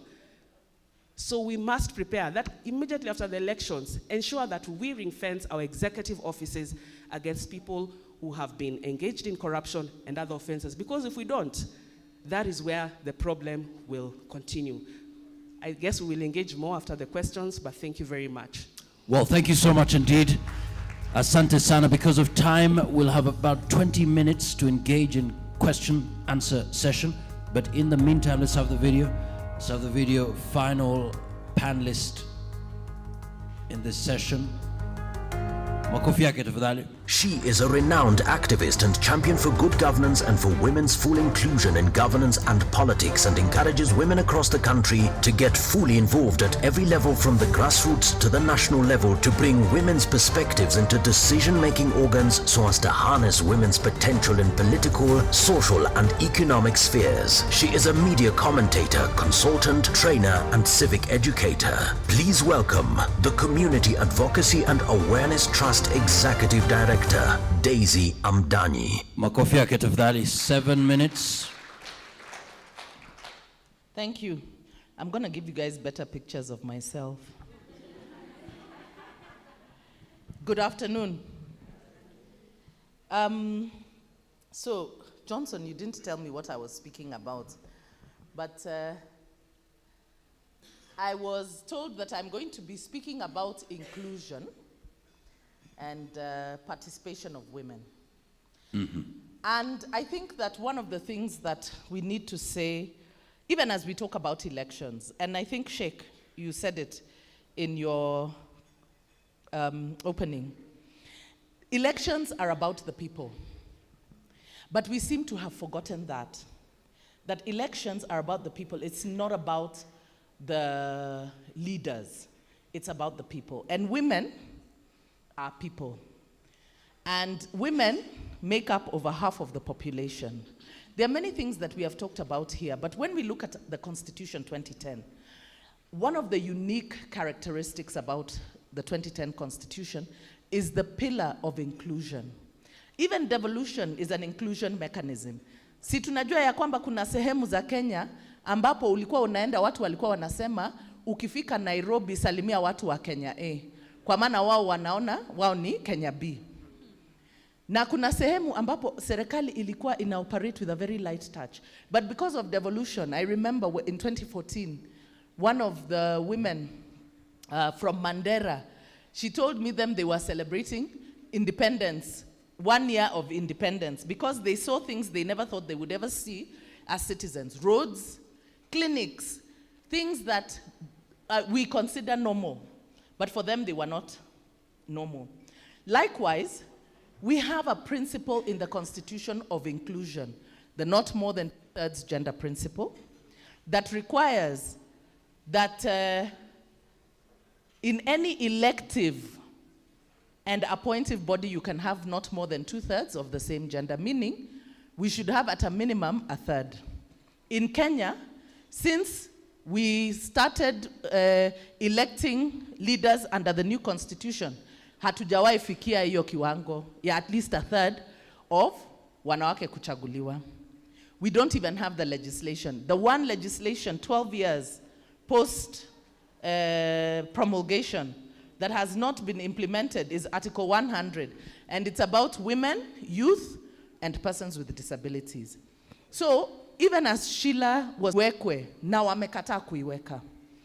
Rais Uhuru Kenyatta, first government under the new constitution, whether it is cabinet, Christine of Katiba Institute has left, we sued because the cabinet did not meet the 2/3 gender principle. Whether it is appointments or in the diplomatic corps, whether it is public service, we have not met the 2/3 gender principle. So what happened? In 2017, we had 17 counties that didn't meet the 2/3 gender principle, despite Article 177B that requires a top-up. We have 12 counties that didn't nominate persons with a disability. So among the things that we are trying to do, kwa maana tunaona as a country we are backsliding when it comes to issues of inclusion. Because many of the things that we've talked about here, it's about people not being included. When you talk about the issues that the social justice centers are working on, it's about being included and being given the dignity of being a citizen in your country. The right to representation, the right to be represented. So there are things that we have done as an institution. We did a scorecard on electoral integrity and inclusion. And we have seen that IBC have been hampered. Hata kama tunasema tunataka uchaguzi ya haki na usawa, we are asking ourselves, where will it come from? Why were we not making noise when IBC was deliberately tied down by Parliament and the executive? They are not given budgets. They are not given enabling legislation. They are not, the commissioners are not appointed. But, so when you look at even civic education, to begin to work to ensure political parties adhere to the basic minimums, hiyo haiko, and we have seen it. We've done a political economy analysis where we have seen some of the things that hold us back, that bar us from participating, whether we are women, youth, or persons with disability, is campaign financing. Campaign financing, hiyo sheria ilipitishwa mwaka 2012. 2012, a law was enacted. Till today, it has never been implemented. Our politicians have refused to have the amount of money moderated in campaigns. So if you've seen the report that was done by Professor Karuti Kanyinga and Tom Boyer about the cost of elections, to be an MCA, you need how? 25 million. Sasa, Olal, ulikuwa unauliza watu wa slums hawana uwezo wa kuchaguana. Where utatoa wapi 25 million? Where will you find it? So it is like saying that politics becomes the preserve of the rich. Okay? So all these work together to ensure that certain groups are excluded. We have seen abuse of state resources, positions of authority being abused to ensure that one side is given unfair advantage. Then there is media. How many of us have seen women in the media? Let me see, women leaders being profiled in the media. You see? Yet media is such a powerful tool for the emergence of leadership. Where is the media? Vijana, walemavu, how many of us have seen disabled candidates? Okay, we have seen Ruben Kigame, but look at what they've done to him. Look at what they've done to Ruben Kigame. So even when we are talking about inclusion, there are certain things that we need to do as citizens to become active. One of the things that we have done is we've initiated a charter of inclusion, and not to run ahead of ourselves, because we will be launching it on the 1st of August. But one of the things that it shows is we are part of the problem. For instance, like women. How many of you actually believe in the 2/3 gender principle? Because I can see women in this room. Ni wangapi wenu munaamini ya kwamba wamama wanastahili kuwa katika uongozi? Haya. Ni wangapi wenu ni wanachama wa vyama? You are an active card-carrying member. Look at that. Look at that. And that is what we found. That out of all the political parties that we have that are contesting the elections, and there are 82 of them, only 36% of women are members. So hata kama tunasema tunataka hiyo thuluthi mbili, ama tuanze kusema like the way we've been saying we don't even want 50-50, 1/3 we want 50-50, tutawatoa wapi? Walemavu is 0.015 something. Vijana, you have even seen, IEBC, they told us, 60% of the decision makers for the election are not persons under 35. So we are also not engaging with this process. So we are part of the problem. Are we becoming members of political parties? Are we building political parties into ideological institutions where our issues can be driven. Because when you see all these leaders, they come from parties. The political party is such an important institution in guaranteeing our inclusion in the electoral process. So ikiwa hatutajihusisha kwenye vyama, tutakuwa tunakubali kulipwa kwenda kuwa delegates kwa chama fulani na chama nyingine na chama nyingine, kwa maana tuliona vyama vingi ambazo huwa zinafufuka tu wakati wa uchaguzi wakiwa na delegates, lakini ni delegates wa kulipwa. Na wanasema tutahakikisha tumetekeleza thuluthi mbili, vijana wamehusishwa na nini, but you go to participate because you are getting something small. Sindio, najua hamtaki kusema lakini ni hivyo. So we are selling our birthright. So even as we point fingers at them, we must also point fingers at ourselves. If we want to be included, we must be part of that. We must involve ourselves actively. Twende tuwe wanachama, twende tuhakikisha ya kwamba tumeng'ang'ana katika kinyang'anyiro, tumepatikana kwenye ballot, we mobilize for election. Thank you. Asante sana, big round of applause. Let's have Menti. Questions already coming in. You can post your questions via Menti. Remember, it's www.menti.com. The code is 5377 4740. Question, if possible, indicate question. Indicate the person you're asking that question to. Okay. First question, Nerima. That was quite a beautiful and bold presentation. As youths, we really need that's something different. But are we willing for that difference as youth? More power to the youths. So in 2 minutes, are we willing?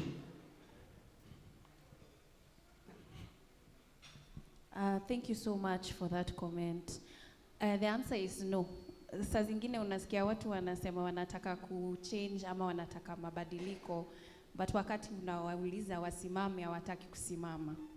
And we need more young people to stand up and be the voice and support. Tunaanzia na hiyo MCA. There are many who are young people, and right now these last few weeks wanaenda wakipiga kura wakiuliza watu watoke, and people are demanding money from them. Jana nilisaidia mtu mwenye aliniuliza just 500 bob to meet with vijana because he cannot walk there on his own. Can we just come out without demanding resources from our youth, because we know that they do not have it, especially if we believe that they can bring that change. We can do that now in terms of even supporting them to watch the vote, because they won't be able to afford polling agents. Tunaweza kuvolunteer kusimama kwa polling station kuwasaidia. It's not a must, we always ask for resources. Hapo tu. You don't have to be the one standing, support those who are. They need the support. Saizi hawalali, hawakuli. Hata saizi niko na moja nyumbani. It's a lot of stress. So if you can, support.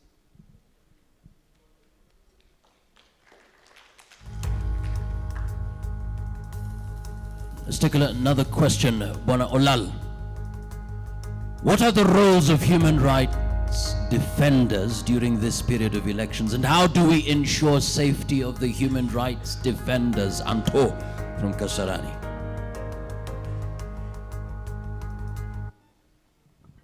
Thank you.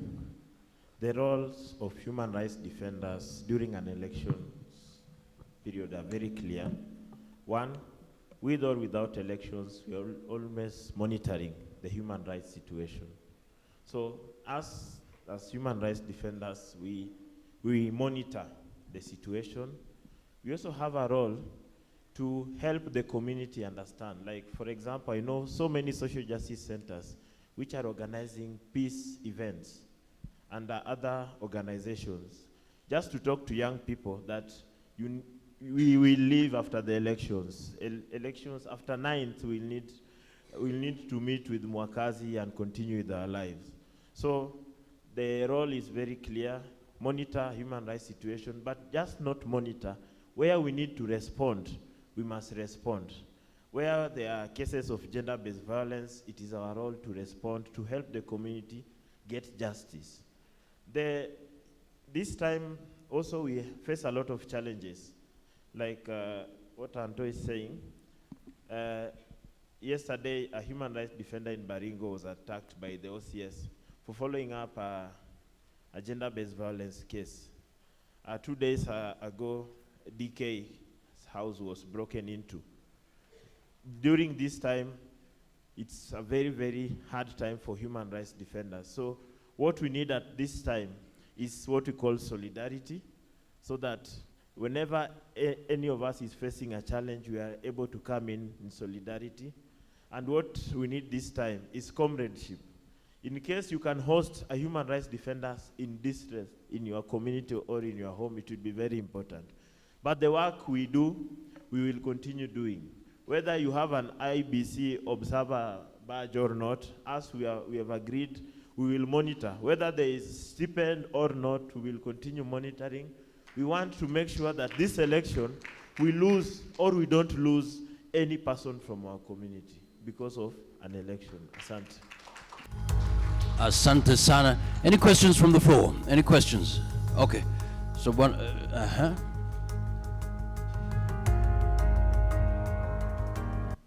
Thank you, Marcus. Let me stand. I wanted to build on what I think all the panelists have shared here. We talk about voter apathy. You know, vijana wengi hawakuchukua kura, si kweli?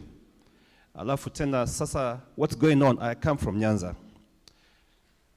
What's going on the ground? You know, the party bungled, the way they did their primaries.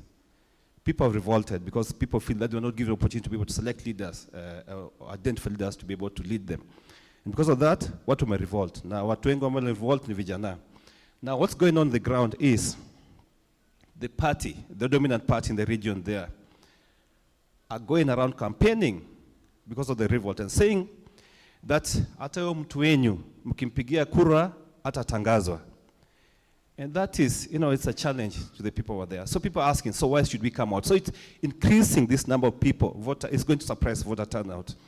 So I feel that we need to, as this, you know, the meeting here today, to engage and do, believe there's going to be a press statement after this, that IBC need to come out to pronounce themselves on this matter. Because the question is, we try to, you know, engage with the people, tell them, no, this is not a party issue, this is going to be an IBC issue.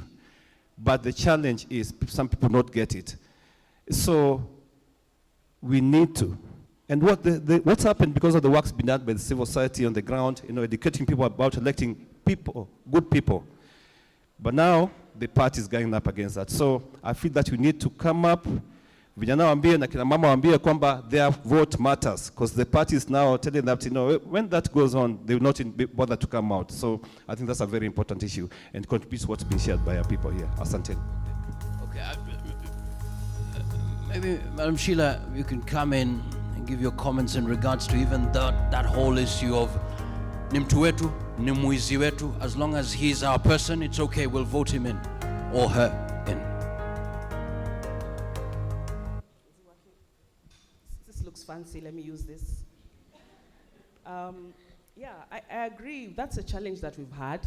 In fact, if you remember 3 months ago, the ODPP took a position that he wasn't going to open any files or prosecution against anyone accused, any politician accused of corruption or other crime, because he felt that will end up just popularizing those individuals on the ground. We even saw what happened to one of the gubernatorial candidates at the heat of the moment when his academic credentials were in question. In fact, if anything, if you saw the opinion polls on that week, he was actually gaining popularity. And therein is a question, what is our attraction as Kenyans, as citizens, to these people who we know are flawed, are tainted? And what we have held is that we need to stigmatize these people. Yeah? When they go to steal, si kama wanarudi kwa ground na whatever they have been, you know, whatever they have stolen. So we really need to actually stigmatize these people, but instead we celebrate them, we embrace them, we protect them. But I believe it is also something that us as civil society, as community actors, need to engage in. You know, build that awareness that will lead to attitude and behavior change in terms of how we treat politicians, how we regard them, and that will ultimately determine the kind of characters that we then elect. Thank you so much indeed. The question, Menti, let's go to Menti. Any questions on the floor? Any questions? Fantastic. 3, 2, let's take this. 3, okay, fantastic. There was one on ladies, on women in informal sectors. Menti, let's go to Menti.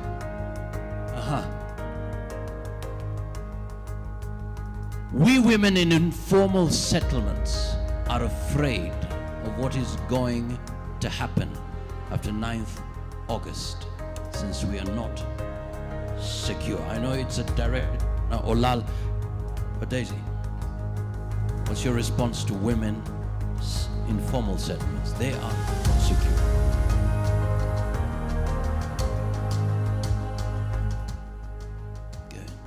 I think it's a legitimate concern because we've seen what has happened to women in informal settlements throughout elections. And many of the issues have not been resolved. Women have been raped, they've been murdered, they've been beaten, they've been displaced. So it is a very legitimate concern.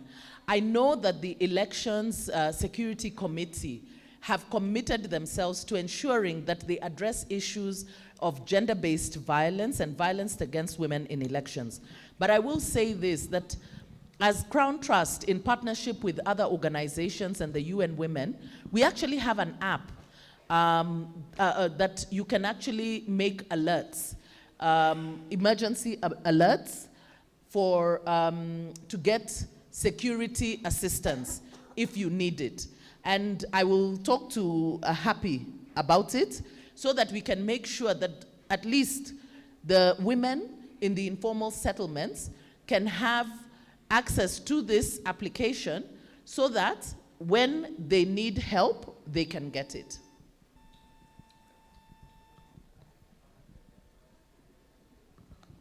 All right, thank you so much. My name is Wanjohi Derito. I come from Laikipia County, which has been identified as one of the hotspots in the forthcoming elections. I've covered many elections in the past, and I want to appreciate the youth here because I think they're doing a commendable job. However, I want to ask them, are you aware that in the rural areas, youth, particularly from the city, have been sort of transported to up country by various candidates? And are you also aware that some of these youth are the ones that are forming militias? We have observed them in our place. I don't know whether you are aware about that. In fact, I think the causes of some of these skirmishes are caused by youth from outside the various counties.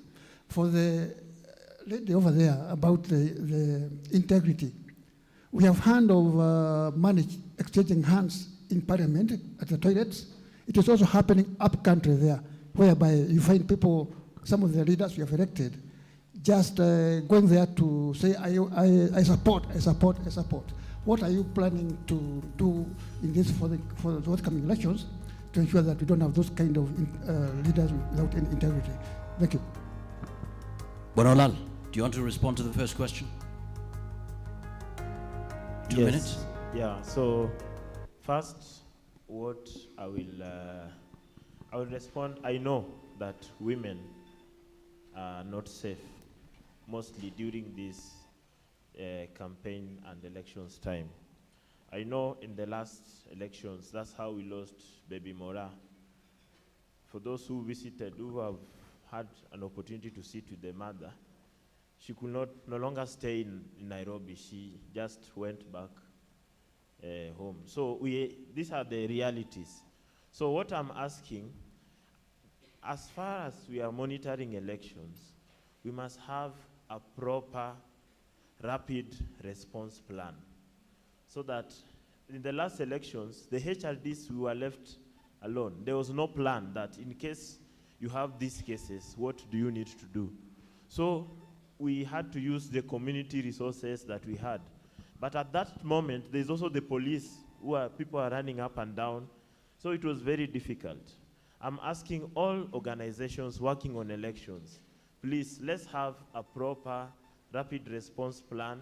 In case you hear from an SOS from Dandora we are able to intervene directly. And we have offered all our social justice centers as offices that will be handling all these cases. We've offered all our comrades working within the social justice centers, they will just give out their numbers to the community. In case you are facing any challenge, please just call, please text, just send, please call me. So for this to be able to work effectively, we need a lot of solidarity, because that is where the issues are. We need a lot of solidarity, airtime, and all this. Please, if there are organizations that can support HRDs, not only from the social justice centers, but all HRDs working in the grassroots, please support them. Even if not money, send them airtime so that they are able to respond, so that they're able to call ambulance in case there's a GBV case. Right. We have to work on this together as a team. Thank that you. support, we need that support. Nerima, I saw you agreeing. Anything you'd like? Yes, I agree with Olal on a lot of things. I'm just going to add that these groups that exist, especially with first responders, a lot of them are missing the youth groups, the gangs, and even coordinating with them, because politicians know how to, what's the word? Activate their goons, yes. And so if we could get to the point to where we have those relationships with them, even through the social justice centers, I think it's important that they are part of these platforms. They are missing. All right, thank you so much. I saw this lady agreeing with you, and I just wanted to find out what it is. But in the meantime, Ms. Sheila, you could also respond to the question on the corruption that happens. Yeah, just quickly. And for me, the only way to beat this is, I've talked about social vetting. Actually getting these candidates, meeting with them, and interrogating their character and their ability to be able to fill up and actually achieve the mandates of the different offices that they are seeking. Because for sure, if someone is being elected, they have been accused of corruption. They are not just corruption, but any other offense. From our own experience, if you look at the people who are listed by EACC and also by civil society through the red card in 2017, there were just 20 names for the civil society list. All those 20 have been caught up in new cases of corruption and other crimes, some even murder. So once someone is tainted, the best thing we can do is keep them out of office, because for sure when they get back into public office, it is those people who will be involved in all manner of integrity and other criminal offenses. My name is Faith Nyanchama from Midrift Human Rights Network. I just wanted to agree with Nerima about these confirmed gangs. When Olal was presenting, he said that uko slums, they are wakona fear sana, because kuna other issues that they are dealing with. Recently, kumekuwa na issues za confirm, of which we assume that haiwezi kuwa rise to all of a sudden. During this election period, kuna at some point they relate, but haiongelewi sana. And this youth ndio wanapiga kura. Wameuliwa, wengine wamefungwa, hizo ni kura zimeenda. So we had meeting with them, tukawauliza, try to find out the root causes, mbona, why they are joining these gangs. Of course, kuna other issues, but we've let tuwauliza kama watavote, none of them alisema atavote. Yeah, so at some point, these confirmed criminal, gangs or youth that are engaged there in a relate na stories of election. So lazima waletwe on board so that we understand what is the root cause, so that we know to address aje, because after election they still exist. We still face the same issues. Maisha lazima endelee even after election. So we start this conversation even after election.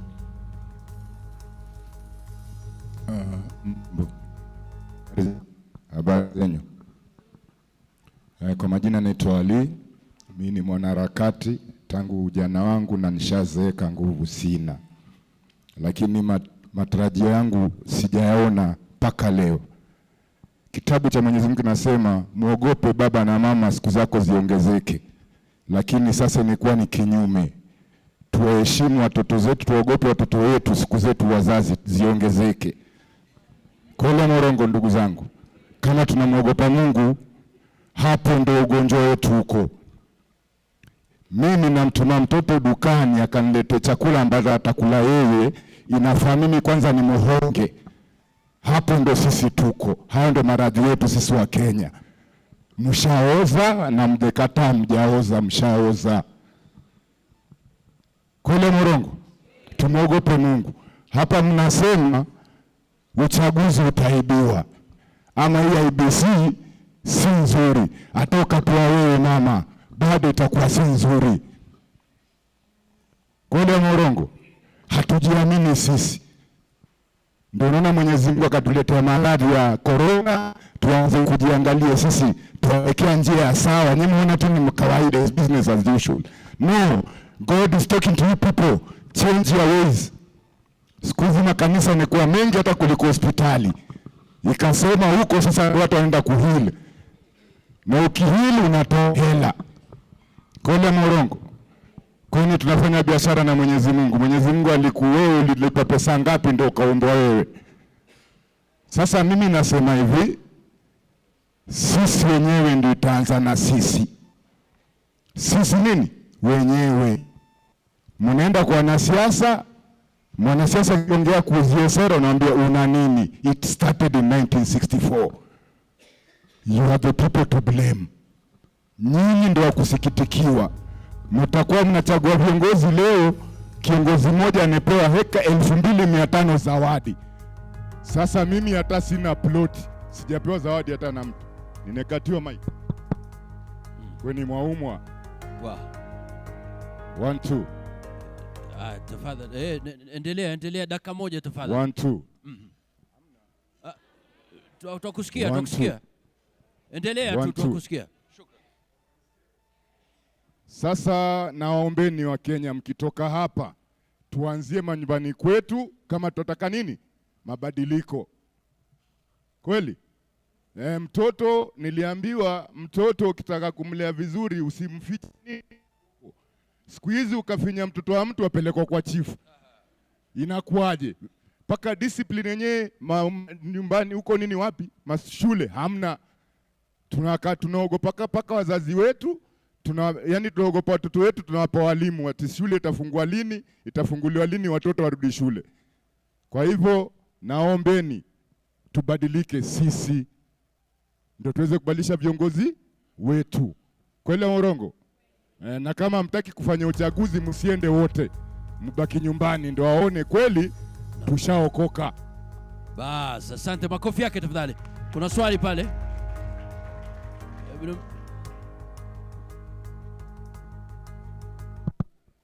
My name is Jonathan. I have a question, and Sheila, kindly you can be able to tackle that question. I come from Narok, where we are pastoralists, and there's an issue, a very burning issue as for now, that if you go to probably Narok County, Kajiado County, you'll find for now there is a problem of pasture, there's a problem of water. So pastoralists are migrating from one place to another. Sheila, what will happen to these pastoralists at this moment, because they are actually migrating and they're not able to vote? What will happen to them because they will even migrate up to the time of election? What will happen to them because they are not able to vote, because they are moving from one county to another in search of green pasture and water? What is the fate of this pastoralist, kindly? Okay, the fate of the pastoralist. But I really wanted to hear before Sheila you respond to that, Daisy. We're the problems. We are the problem. We need to take responsibility. We've left our responsibility at the back. What's your response to the gentleman there?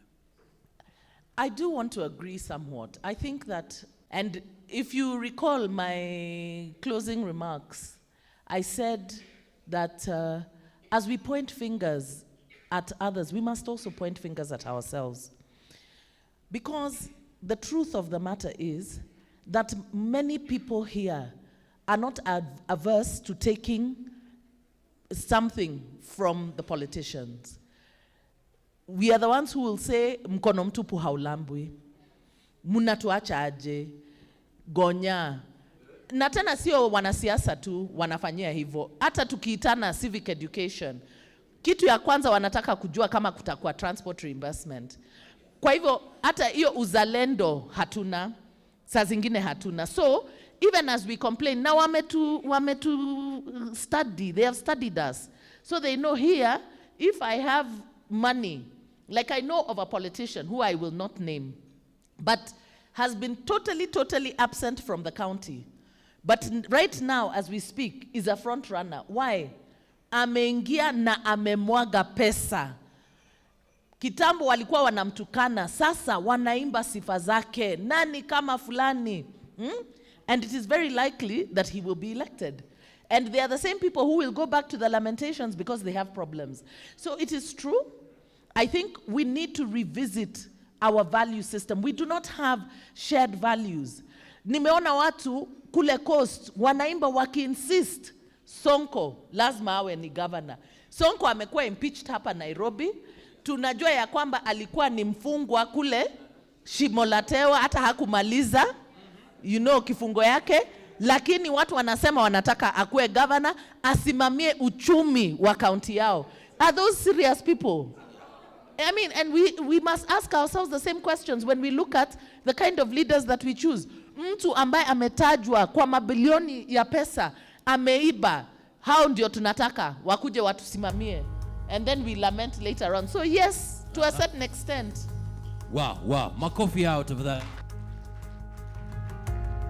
So, kindly bear with us. Thank you so much for your patience. I've just been informed that we'll take lunch at 2:30. So please, thank you so much. So we're going to take 10 minutes to close this. Then we have a key remark. Then after that, 2:30 sharp, we should be out to serve. And because of what happened during the break, we'll need some courtesy, protocol rather, order in terms of serving. But in the meantime, let's just take some of the questions. There was a question. Now, for the panelists, I'll give you 3 minutes to respond to any. This is just an opportunity for us to hear the different voices in the room. So let's get the microphones. Somebody has a microphone. Let's start with here. Okay, so 1 minute, please. 1 minute. Go ahead. My name is Sheila from Unit. I have a concern and a question as well. Like when Daisy was talking about gender and inclusivity, I was concerned. Most women want to venture into leadership, but the question is, for instance, Daisy want to vie as a deputy governor. The first thing as we Kenyans, we need to know, is she married? Does she have children? And blah, blah, blah. But when it comes to Joseph, who want to venture into leadership, we don't ask such questions. You know, that demoralizes women. So what are we going to do as civil society organizations and even Angaza to bring everyone on board so that when someone wants to vie or venture into leadership, especially women, because we are talking about 2/3 gender rule, women in leadership, like every woman who is in politics, we know her status. What about men? And this demoralizes women. Nataka kuvai, mimi ni single mother, mme wangu alikufa, haikuwa kupenda kwangu, but lazima hiyo tujue. Don't you look at my leadership status or my leadership capabilities other than my status? So what are we going to do going forward so that we might have many women who want to represent us in leadership? Thank you. Wow. Ready? 1 minute. The microphone. Go ahead. 1 minute. Asante sana. So panelists, please take note.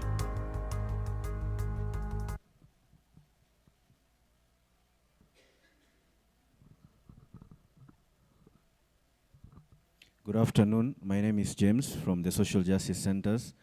My question is, a few weeks ago, there were remarks that were made by Matiang'i when he was in Nakuru about, and you could be able to see the level at which he looks at the civil society.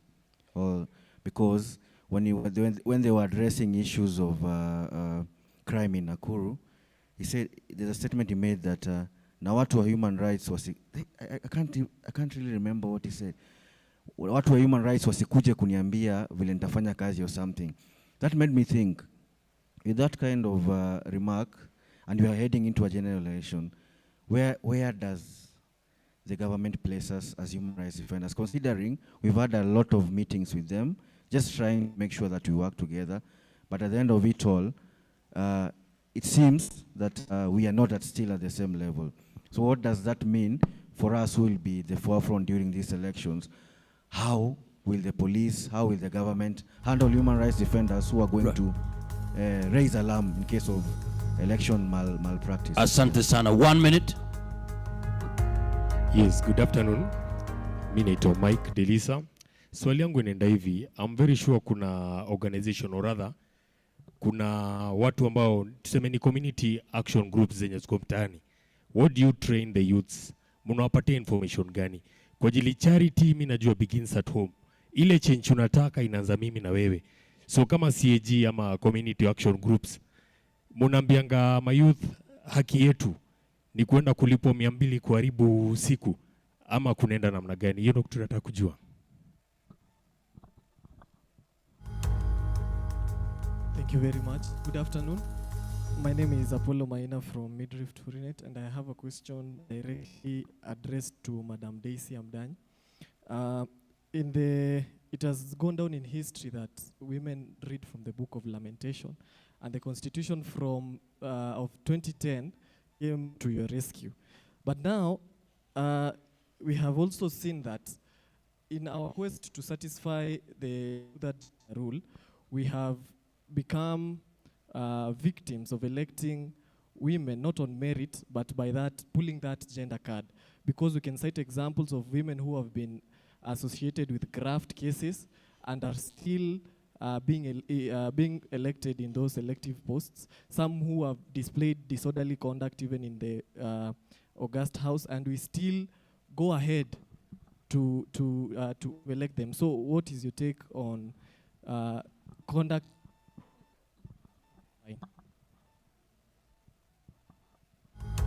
Good afternoon. My name is Patricia Njeri, representing Crown Trust today. My question is on who is going to educate us as Kenyans to start focusing on core issues, because immediately after the debate was held for the deputy positions, I was part of a WhatsApp group which belongs to one of the areas.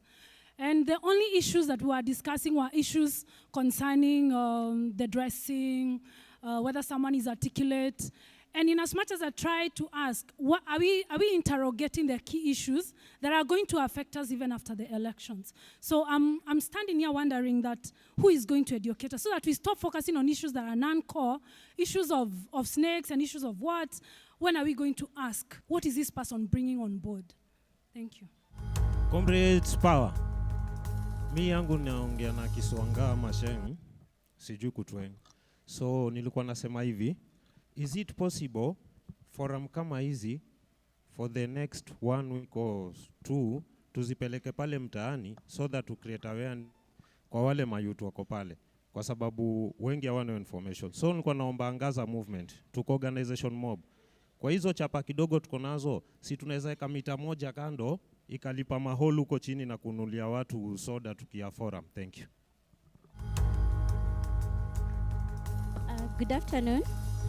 My name is Pascaline, and mine is a concern from the civil society perspective. As we come up with solutions like the app that Daisy talked about, is it something that will require more resources for the target group to use? For example, if you require data, and some of the women, especially in the informal settlement, will still say that they cannot afford. How do you go about coming up with solutions that do not require more resources to implement? Thank you. Wow, we want to close. 1 minute, and then the panelists, please prepare your responses, 3 minutes each. Go. My name is Michelle Nasimir, and I have 2 questions. What factors are unique to young people's experience that make them less likely to participate in election or ask questions differently? Why are older citizens so comparatively active in politics? And the next one is, do you think the government pays less attention to young people due to their low voter participation or turnout? Thank you. So ladies and gentlemen, a big round of applause to our first panelist. We'll take it from, wow, just 1 minute and then we'll close. Bishop, karibu sana. My name is Bishop William Kitilit from Baringo County. Swali langu ni hili. Kura inatoa majosi ya mwanaume ama mwanamke?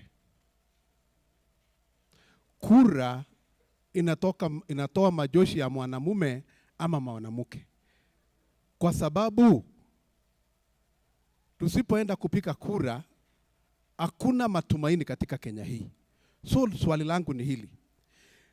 Sisi wakereketo lazima set mind na attitude yetu tubadilike. Number 2, tusi-entertain cash. Mungu amesema ataibariki mikono yetu, atabariki sahani yetu. Kwa hivyo usiokope. Kama mtu anakupatia pesa ya kwamba umpikie kura, hiyo ni maoni yake. Lakini kwako, piga kura bila kununua wala kuuza. Hakuna kura mzee na hakuna kura kijana. Yote ni sawa. Hata upewe pesa, hata usipewe pesa, tunataka kura ipikwe bila kuuzwa. Thank you. We'll start with Narima, 3 minutes. Go ahead. 3 minutes, the responses, or 3 minutes, 3 minutes to give your final remarks as you respond to one or two. Okay.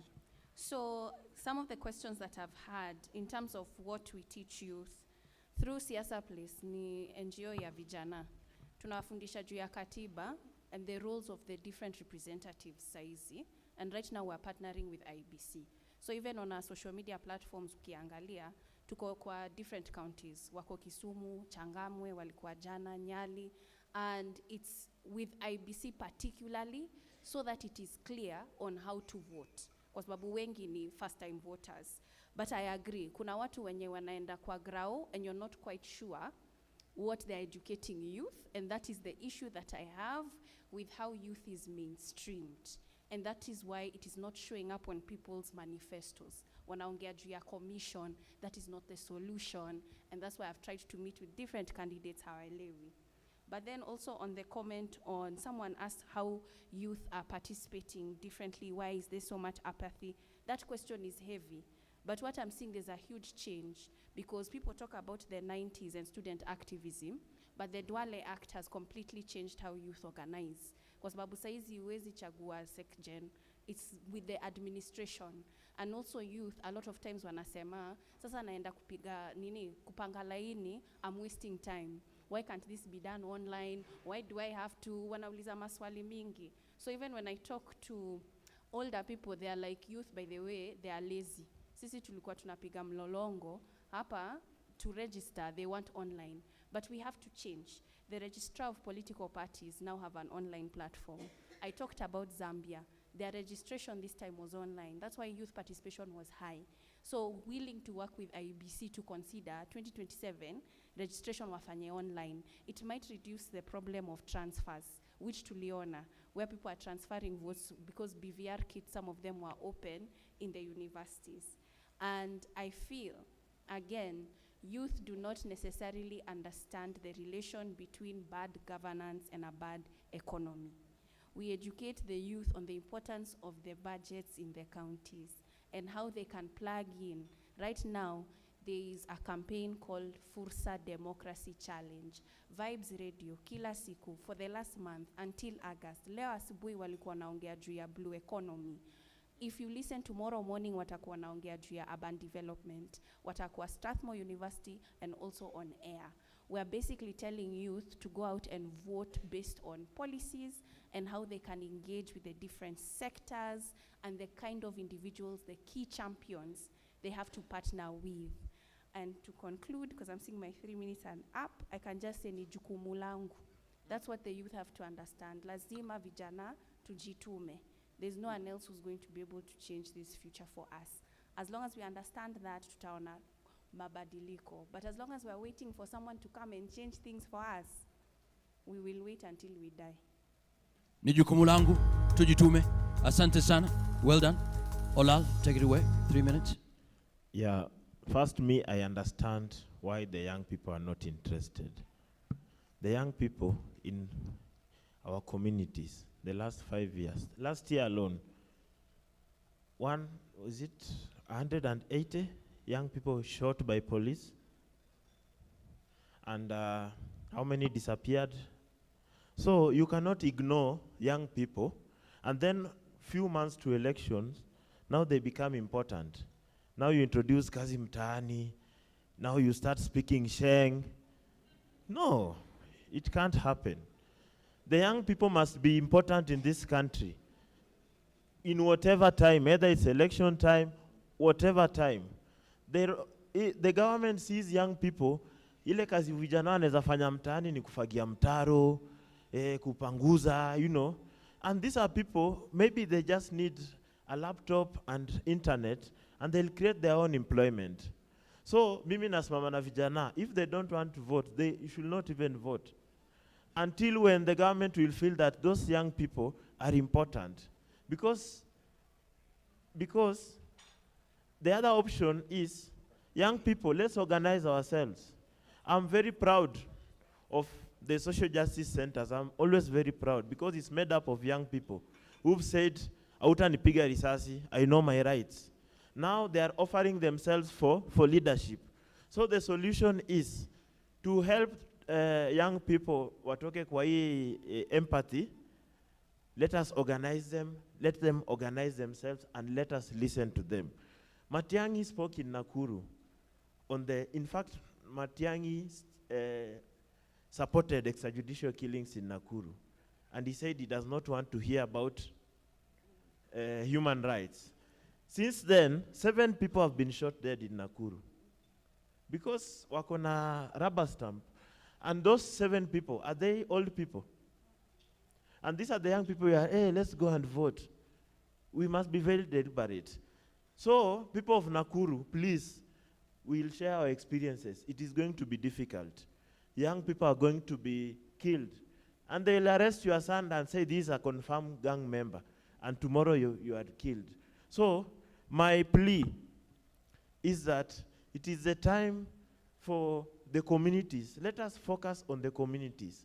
Let us make sure the communities are at the center of human rights and social justice.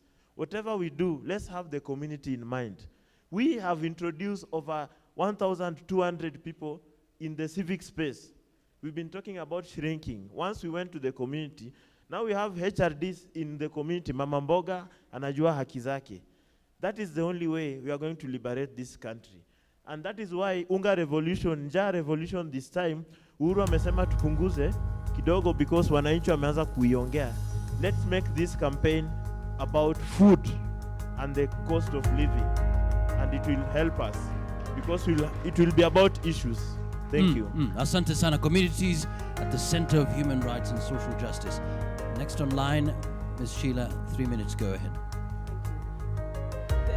Just to start with the question that came directly to me on pastoralist community moving between Narok and Kajiado, and I think I've seen the concern across the country, and that happened also during the voter registration exercise. And it is important that IBC addresses these challenges. I don't have a solution to that. What we can do and what we should do, even as different coalitions here, is actually just demand that IBC is able to recognize and the rights of all citizens of this country, the right to vote, the right to exercise their political rights as per Article 38 of the Constitution. What I can do is just highlight this matter in the different spaces in which we operate, and I will also ask the same for Angaza and for other coalitions here, because I think that it is important that every Kenyan citizen exercises their right to vote, and IBC must really come up with solutions to enable pastoralists. I know that there are also complaints among the diaspora community on their ability to be able to vote, and why we have not explored the possibility of setting up mobile stations just to try and address some of these unique characteristics and movements of some of the communities within the country.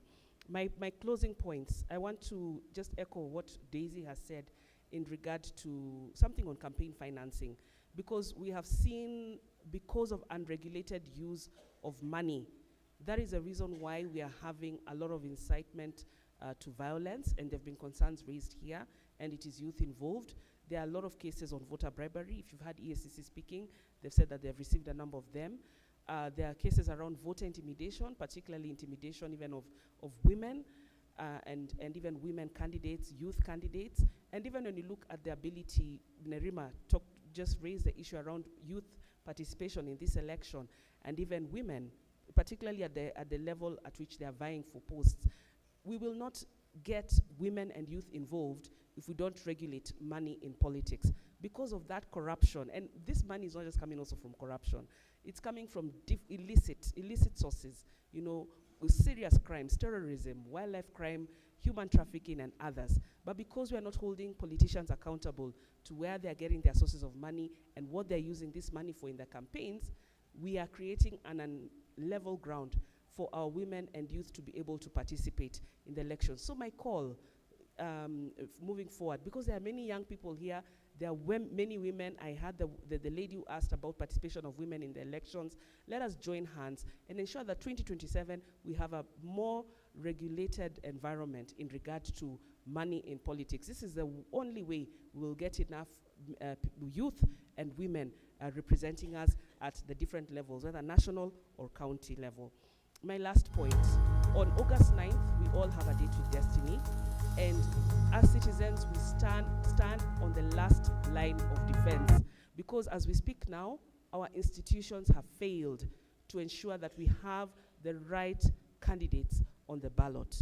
We're looking at, even when you hear what Matiang'i says, that 40% of our next leadership, we risk having 40% of them having been, associated with different crimes and other offenses. And that is true, that is the reality. Why? Because our institutions have failed.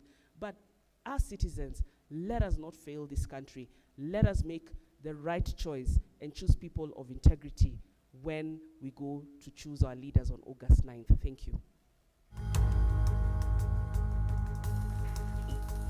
Faith must regulate money in politics. Asante sana. Finally, Ms. Daisy, karibu sana. Thank you. I will start with the gentleman who talked about women being in perpetual lamentation. We are not in perpetual lamentation. Fighting for your rights cannot be considered lamentation. And until we get what is due to us, we can't keep silent. About women caught up in misconduct, it's not just men. Women are not angels, they're human beings. And they're being drawn out of the very same rotten pool that we are drawing some of these leaders. Some of those names of questionable integrity that have been submitted so that they are not found on the ballot are women. And we know that women have been involved in, maladministration on many fronts. So we are the same problem obtains even for women. So it's not that we are supporting them, we are not. And we're not even saying vote for women just because they are women and don't look at anything else. We're saying we have enough women of integrity. We don't need to choose. Just like we're saying we don't want leaders of integrity, male or female, And we do want a clean pool, including clean women.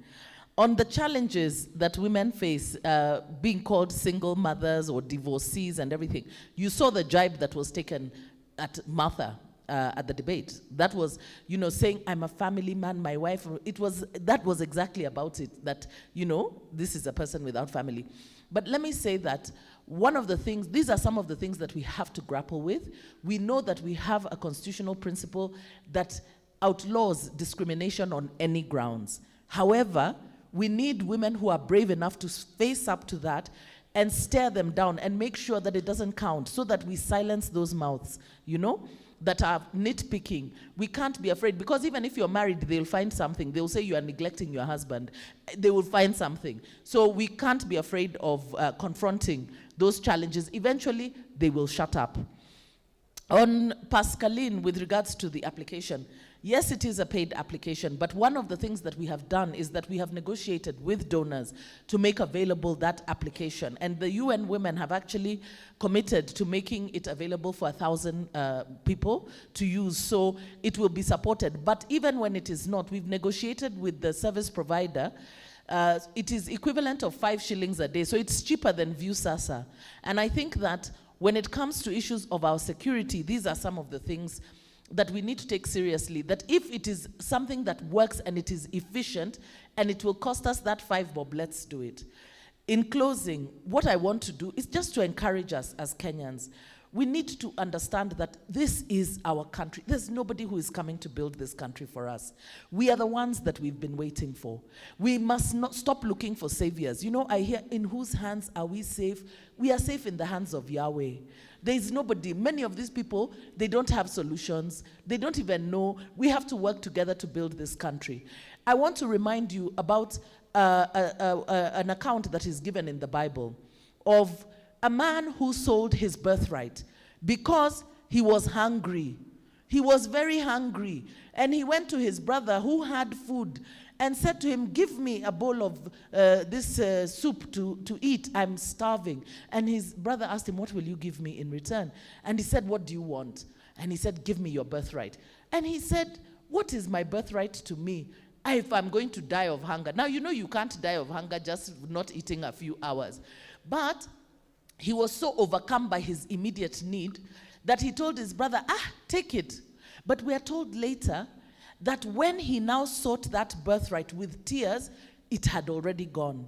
And that's what we keep doing as Kenyans. Because even as we sit here and we talk about the ideal that we want to see, we are also selling our birthright.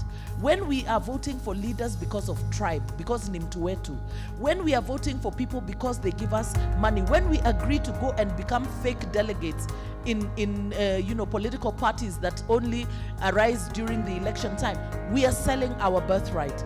And what does that mean? It means that for the next 5 years, we will be in the congregation of mourners, lamenting the kind of leaders that we have. The time has come for us to grow up as a nation, to actually begin to take very seriously our issues and demand that our leaders administer the state for our benefit.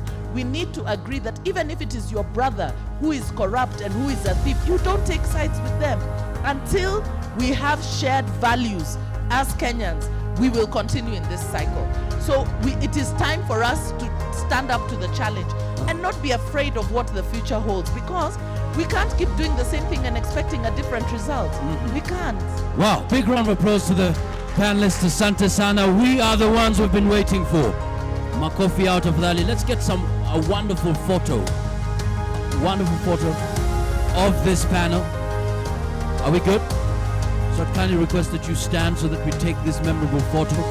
Makofi out of Valley. Asante sana. Thank you so much. Thank you for your time. Thank you for your insights. Thank you for the challenge. Thank you for the hope you've given us. Olalo unasemaje? Viva! Viva! No, wanasemaje?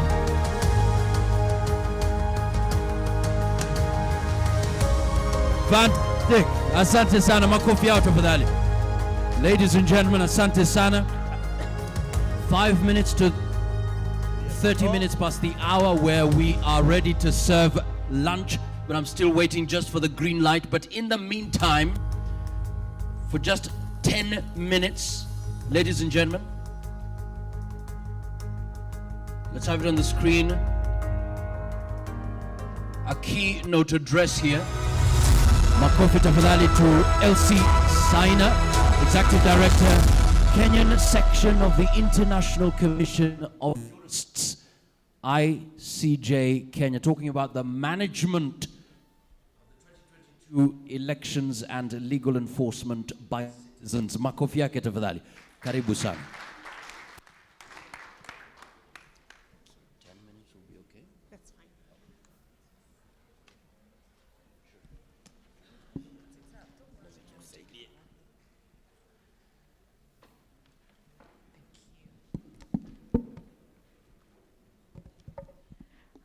Wananchi hoye.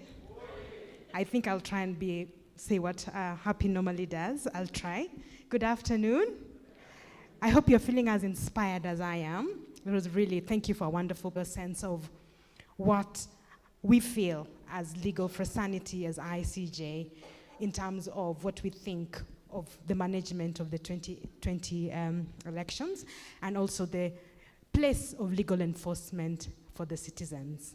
Nitajaribu kuchanganyisha na Kiswahili. I must admit, my Kiswahili is not very good, but I will do my best.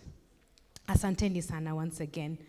So when we look at the way the elections have been managed and our assessment, both as Angaza and civil society organizations, the conversations here have been very, very honest and have been very, very clear.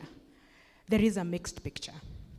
For us, when we look at the bodies that are mandated by the Constitution and by the law to ensure that the elections have credible, fair outcomes and that the people of Kenya are involved, we are concerned.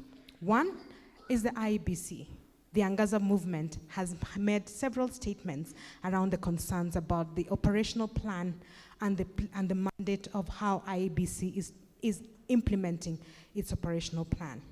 The security agents, Happy was here telling us how the people, the citizens in our informal sectors are feeling insecure. The increase in gender-based violence, murder every single day, extrajudicial killings, it gives you a sense of despair. And you ask yourself, is the security agents really going to protect us, or is it going to again met violence on the citizens? Turning to the dispute resolution, which is what we've been trying to, what Angaza movement and other civil society organizations have been following. Where is the place of asserting rights?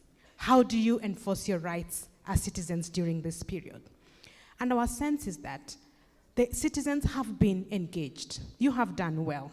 So don't give up. I think you owe yourselves a clap. You have done well in trying to assert your legal rights. If you look at the pre-election period, the number of cases that have gone to court to challenge the case of the decisions of the IEBC, the individual rights, including the candidates, the individual rights by independent candidates, it is very encouraging. So I rally the call of the earlier panelists that let's not give up. This is our country. This is us. We must keep on at it. So what does it mean then, legal enforcement? As a legal practitioner, I go back to my Katiba. Do any of you know about your Katiba, that you have a right to go to court under Article 22? Do you? Let me see you by a show of hands. Very few hands. Now that worries me a little. You have a right to enforce your rights, your legal rights, your political rights. And you have done that. And we've seen that in some of the cases that you have filed. And I will give you samples of some of the cases that we have been tracking. And what have some of these cases asked for? One of the cases that comes to mind for us is during the amendments, the legal amendments of the Political Parties Act. Who can remember those? Can any of you remember those?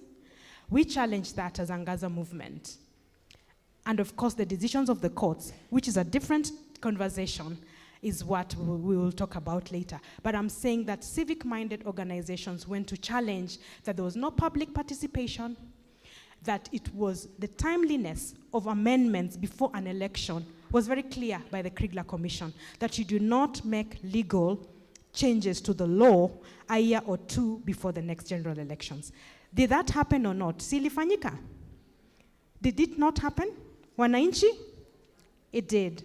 I know we're very hungry. I'll try my best to be as concise. But the point is that the violations of our laws before the pre-election have been very clear. And unless the citizens stand up and push back, then they will continue to violate the laws. The political class will continue to do that.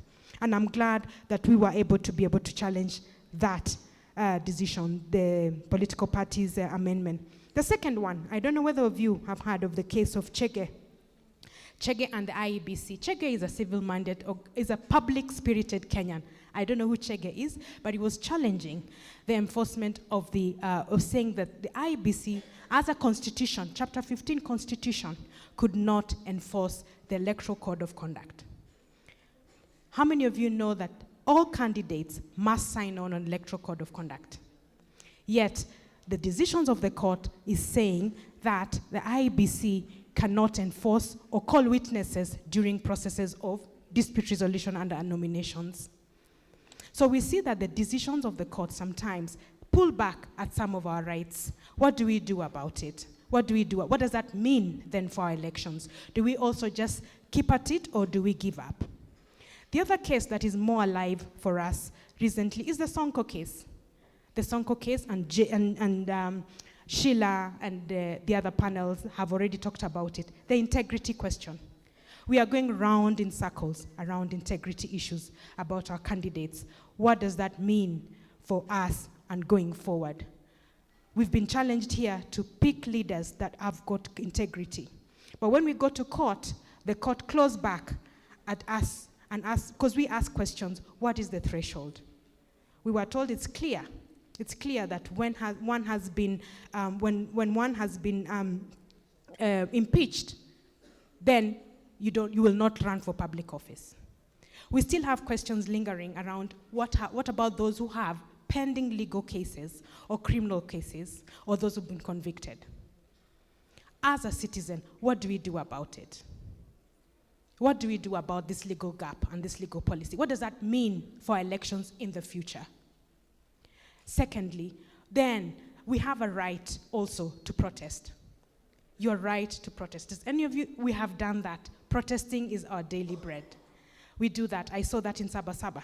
So what happens when we are saying we are not happy with the outcome of the elections? Will we go out on the streets to protest? And will force be visited on us by the security agents? It has happened before. So what does that mean for you as a citizen? What will you do to protect your political rights?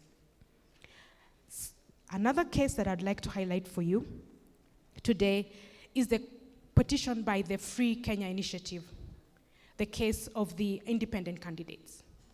That's an issue that is continuing to be alive with us today. The independent candidates have argued that the documents, and I would call it, let me just use and say the Ruben Kagame case. I think we identify with that more. The candidates who have given so many requirements that have not been able to find themselves on the ballot box.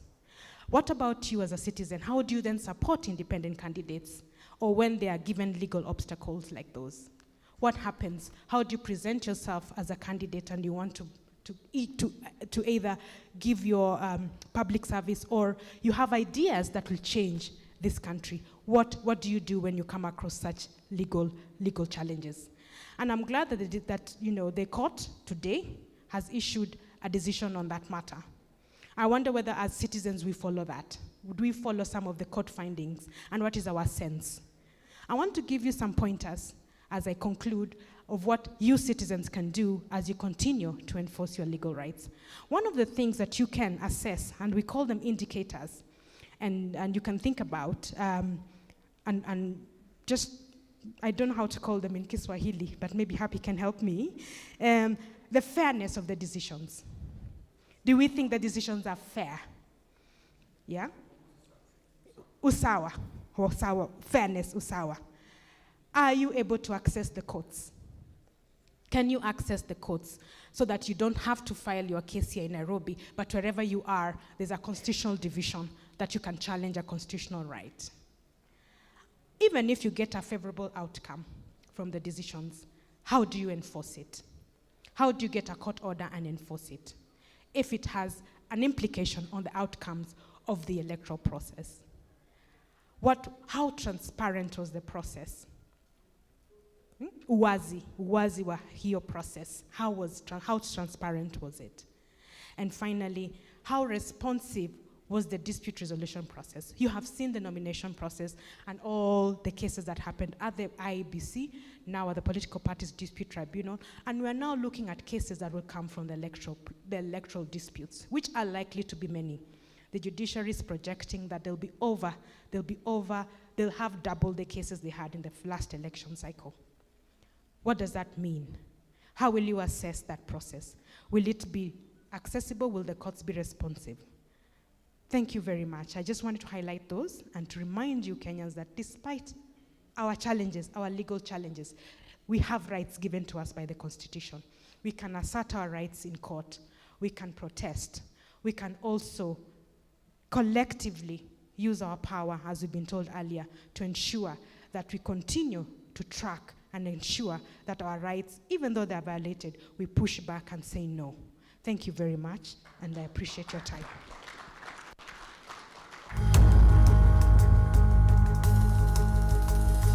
Thank you so much indeed.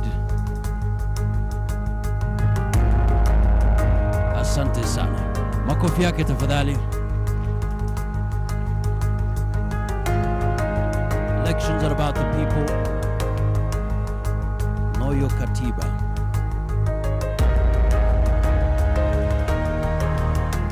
Now, ladies and gentlemen, lunch is ready.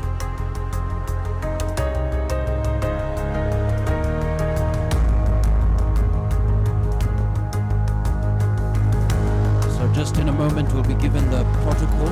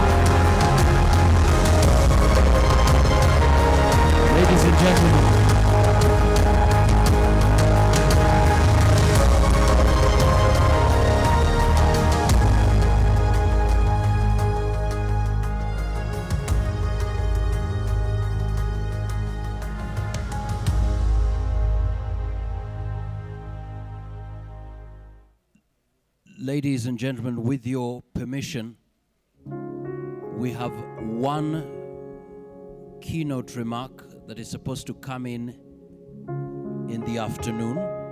So we're suggesting if we can listen to him, then we go for lunch as we close. Is that okay? Is that okay? Asante sana. And Prof is ready. Prof is ready. If you can hear us, we are all eagerly waiting to hear from you. So please, mahali uko tunakukaribisha. Makofi tafadhali to Professor Karuti Kanyinga, Institute for Development Studies, University of Nairobi, Director, talking about scenario building post-August 9th, 2022. Take it away.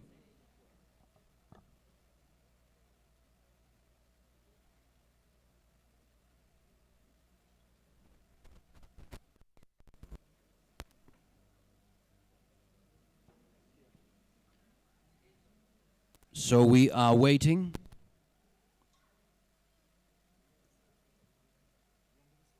Let's have that. Okay, just connecting with your sound. Once I give you a go ahead, please talk to us, Professor.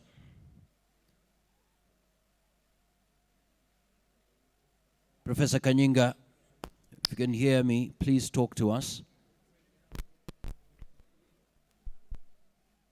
Talk to us. Talk to us. I can hear you. Ah, excellent. We can hear you now. Go ahead. Go ahead.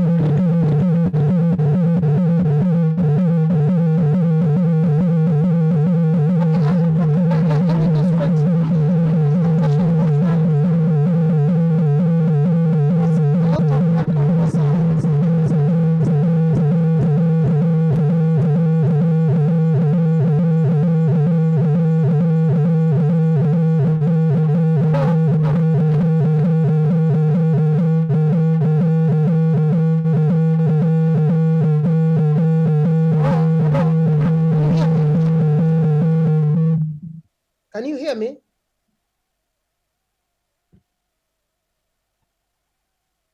Hello? whether you can hear me. If you Professor- can hear me, I will go straight then to the presentation. Professor, you can start.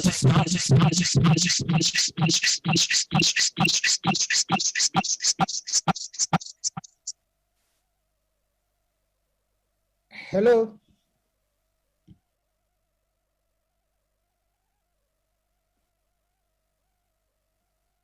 There is a lot of echo from your side.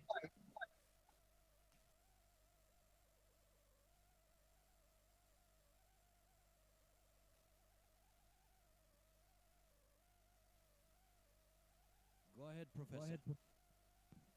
Is that all right now? It's all right now. Go ahead. Okay, thank you very much.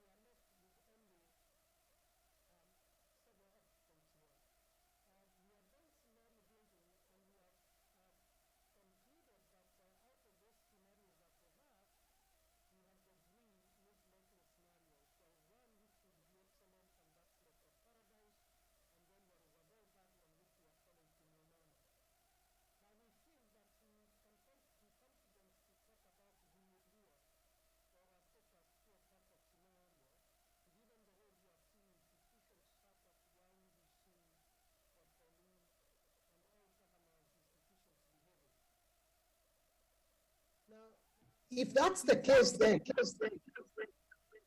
we have got to ask ourselves what kind of challenges are we facing today, and what would a status quo scenario mean for the future, for the post-election violence period. If you look at the most recent opinion surveys, a majority of Kenyans, if I can say that, are concerned about high cost of living, whether we are talking about people at the coast, whether we are talking about northern Kenya, whether we are talking about central Kenya, Nyanza, or even western. High cost of living dominates people's minds today. Last year, or even last year, we did not have issues about corruption as an issue of priority or what Kenyans think is of concern. But we have seen this one emerging in the political discussions, and we think it's simply because of in particular, of nomination and appointment of some of the running mates of the presidential candidates came with a bang and insisted on laying a foundation for correcting governance issues, and hence corruption now is mentioned as another issue of concern. But lack of employment has also been an issue of concern. But we need to realize that among the Kenyans, there's disillusionment in the sense that there is no major difference in how they feel the various governments, either it's President Kenyatta or even President Raila or President Ruto. There is a significant difference in terms of how they view them, in terms of ability to address these particular challenges. In fact, we can say that there is almost equal similar view on which of these alliances can resolve fundamental Kenyan challenges that we have. I've not mentioned Wajakoya here and Mwahure, my apology, but they were not mentioned at the time we were doing the interviews, and since we are in the field doing another interview, you never know, they could also be ranking similarly high. But the most important thing is to ask, what does this data tell us as we move into the post-election period? If it is the status quo scenario of Vumilia and move on, it means we are not going to have radical changes in the country. It also means that the people with the ability to move things are entrapped by several contradictions.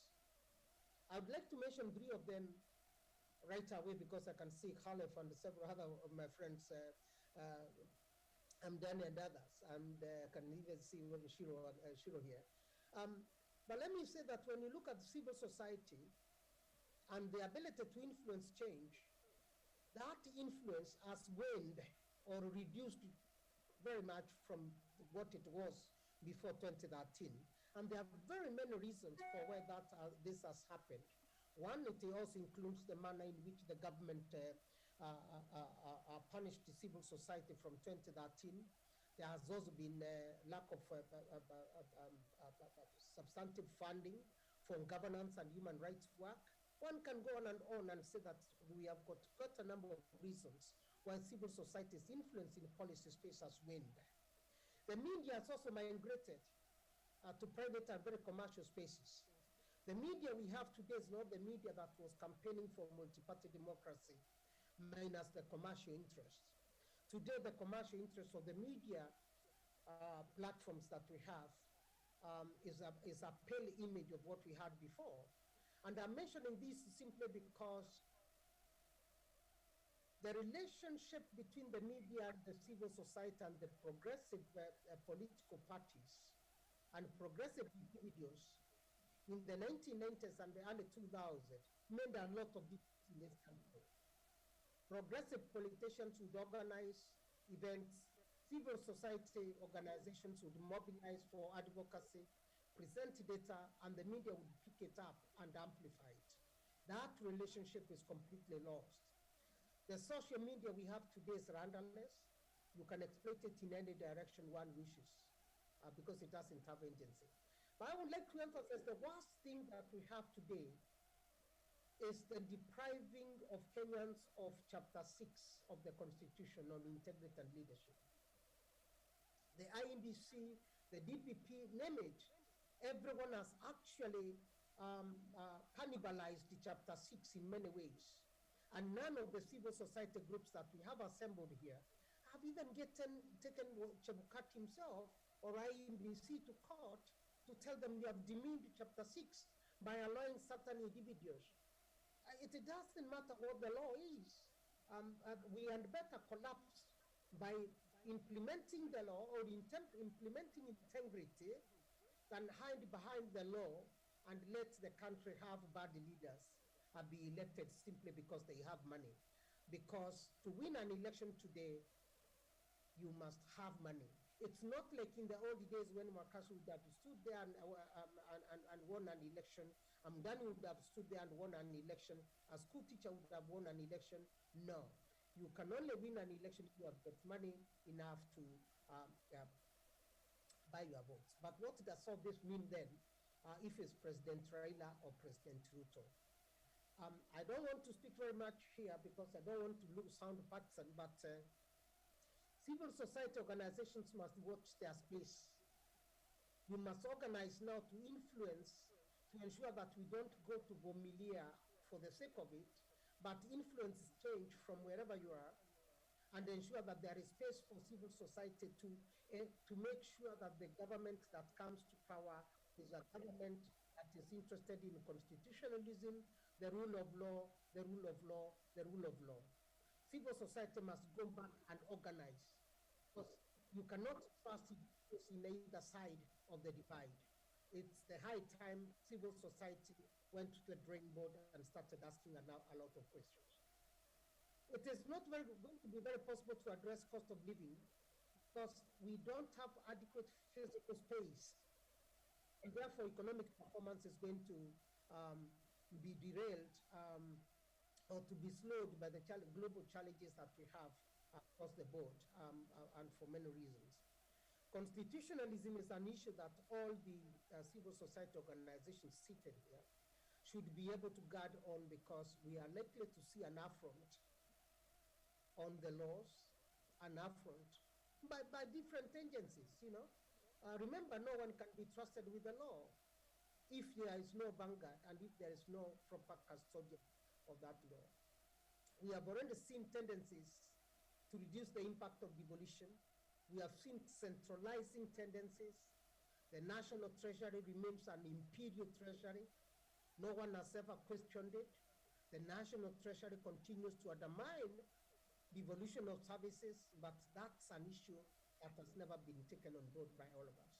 Let's remain guardians of the rights and freedoms that we have under chapter and Article 10 of the Constitution, chapter 4 of the Constitution, and the 2010 Constitution in general. We need to start guarding those rights, whether we have President Raila or President Ruto. The time for civil society to organize, to guard this space and make Kenya a better society is never as good as now, because we are likely to have a Vumilia scenario that will require civil society becoming vigilant and reorganizing more than they have done today. Thank you very much.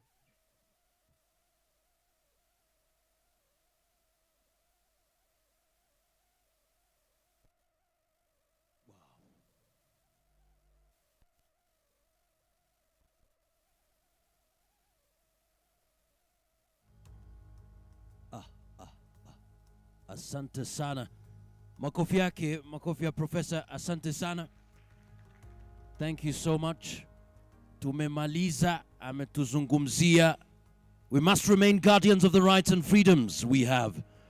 Influence from wherever you are. Sawa sawa. Kwa sasa tuko tayari. Naomba Miss Irene Soila aje mbele atuelekeze jinsi tutakavyopakua chakula. Naomba tafadhali uje utu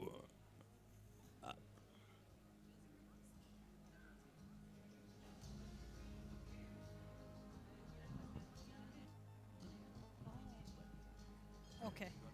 Thank you. Thank you very much. Thank you so much for that.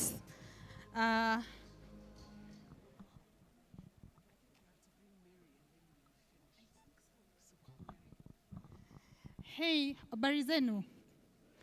Leo the hotel is very, very busy. Sorry? Oh, I know. Okay, so the hotel is very, very busy. So, sorry, my name is Irene Soila from the Kenya Human Rights Commission. Thank you very much, Mwakazi, for that. I want to invite my colleague, Mary Campbell, as we wait also, because the hotel is quite very, very busy. So we want to allow others to already eat so that we can also get a time for ourselves. So as we do that, kindly allow me to invite Mary to give a vote of thanks to all of us who sat the entire day today listening and also just having something about the political process that we are in. Mary, karibu sana. Happy atuimbie? Okay, sawa.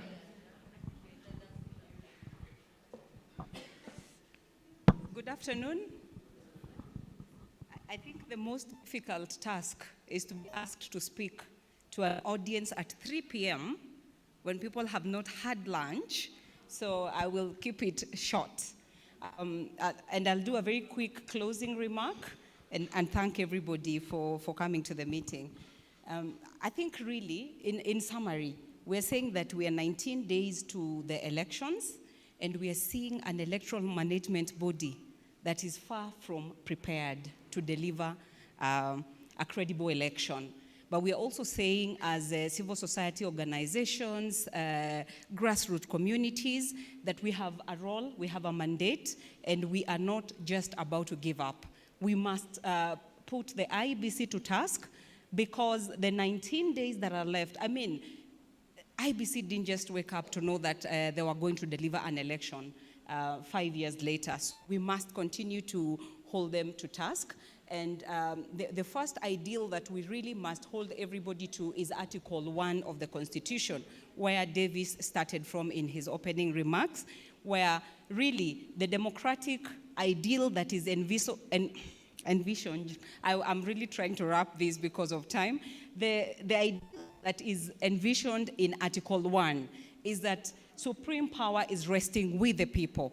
And what that means is that people must be able to exercise that supreme power, albeit indirectly, through systems of representations that allow them to put in leaders of their own choice. And so that's what we are really calling for. That's the demand we are making, that the election we are getting, if it does not count, why are we spending so much money, to go into this election? And ours is the most expensive election, we know. So, of course, Article 1 is quite an ideal because the reality is far more complex. The reality is that of a captured state. It is captured by political elite. It is captured by corporates. And that's why, again, we must really call for action. I think our elections continue to be the most intriguing right now. We all know, very intriguing, where president is opposition is, those intrigues are there, and we therefore must keep the watch. I like what Happy said, that we will monitor, we will do what it takes, even from a zero budget situation room. We will send information. And I like also what from the techie, I'm forgetting your name. Yeah? Yes, of course, Daudi.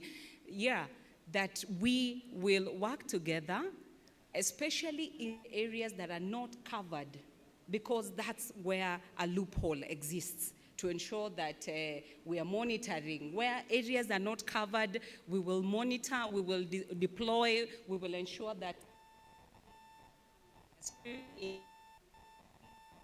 back up any action that we could take after the 9th of August. I think really I want to wrap it there for the closing remarks, and to thank everybody, to thank the coalitions, especially the Okoa Uchumi Coalition, the Angaza movement, the National Integrity Alliance, the Kenya Human Rights Commission, to thank all of you that have this together. My colleagues at the Commission for working very hard to put this together. You participants, and of course the panelists for a very, I thank you all. Guys at the sound and systems, and Karuti joining us from Turkana, you made it possible. Thank you very much. Mwakazi, thank you very much for the very wonderful moderation. Yeah, for taking us through Menti and the videos and keeping the conversation alive. Thank you very much. Asanteni sana. If I left you out, nimekushukuru. Asante. Asante sana. Makofi yako tafadhali. Kwa sasa naomba nimkaribishe Irene tena atuzungumzie, atuelekeze. Makofi yake tafadhali.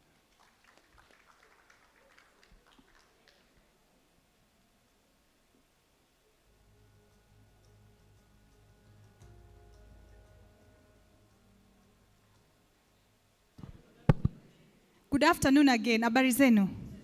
Tumesema kidogo hoteli iko na watu wengi, si ndio? Kulingana na hiyo, tutakuwa na mpangilio fulani ya vile tutakapoenda kupata chakula chetu. Everyone is entitled for a meal. Na lazima ingawa tutafanya mipango kuhakikisha kwamba kila mtu amepata chakula na kwa njia mwafaka, ambapo hakutakuwa na yule ambaye atakuwa hapati nafasi mzuri ya kufikia buffet. So tutajipanga vilivyo kama watu wa hapa. Sisi wenyewe, we have our own courtesy and we know we will be able to deliver and have the best lunch for ourselves. So for us to make that happen, we have vouchers. The ladies Anyone with the vouchers, please? We have vouchers which we will issue to all of us. And I'm requesting that I probably start with the first tables so that we allow, and please allow me to say, everyone will get a meal. However, because the hotel is busy, tutakuwa na mpangilio ndo tusikuwe na nafasi ama wengine wasikose ama kuwe na challenge katika kuchukua chakula. So nitawaomba my colleagues here, tafadhali patiana kwa hiyo table, patiana kwa hii table, patiana kwa hiyo table, that other table. We go to this other table so that the first lot here can go and have their meal. Naam, asante sana kwa utaratibu. Yes. Wengine wetu naomba tutulie, tuketi. Please, if you get your meal card, please you can pass to these aisles, have lunch. The first, this one, that other one, Wengine this wetu one, naomba this tutulie. one. Please, yes. Have you been given? Yes. Let's go so that we can have. Please, if you've gotten a meal card, please leave, go for lunch. All of us will get a meal, but then we have to make it better, or we have to access that meal in a better way. Tafadhali kama umechukua meal card, let's leave so that we can allow time for the rest to also get a chance to leave.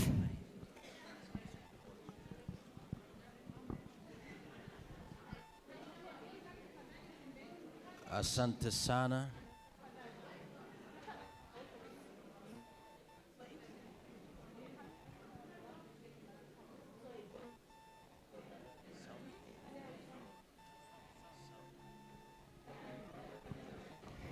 Ukipata voucher pole tu.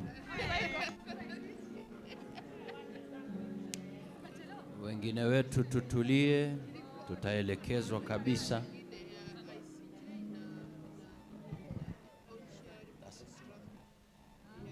Asanteni sana kwa kuja.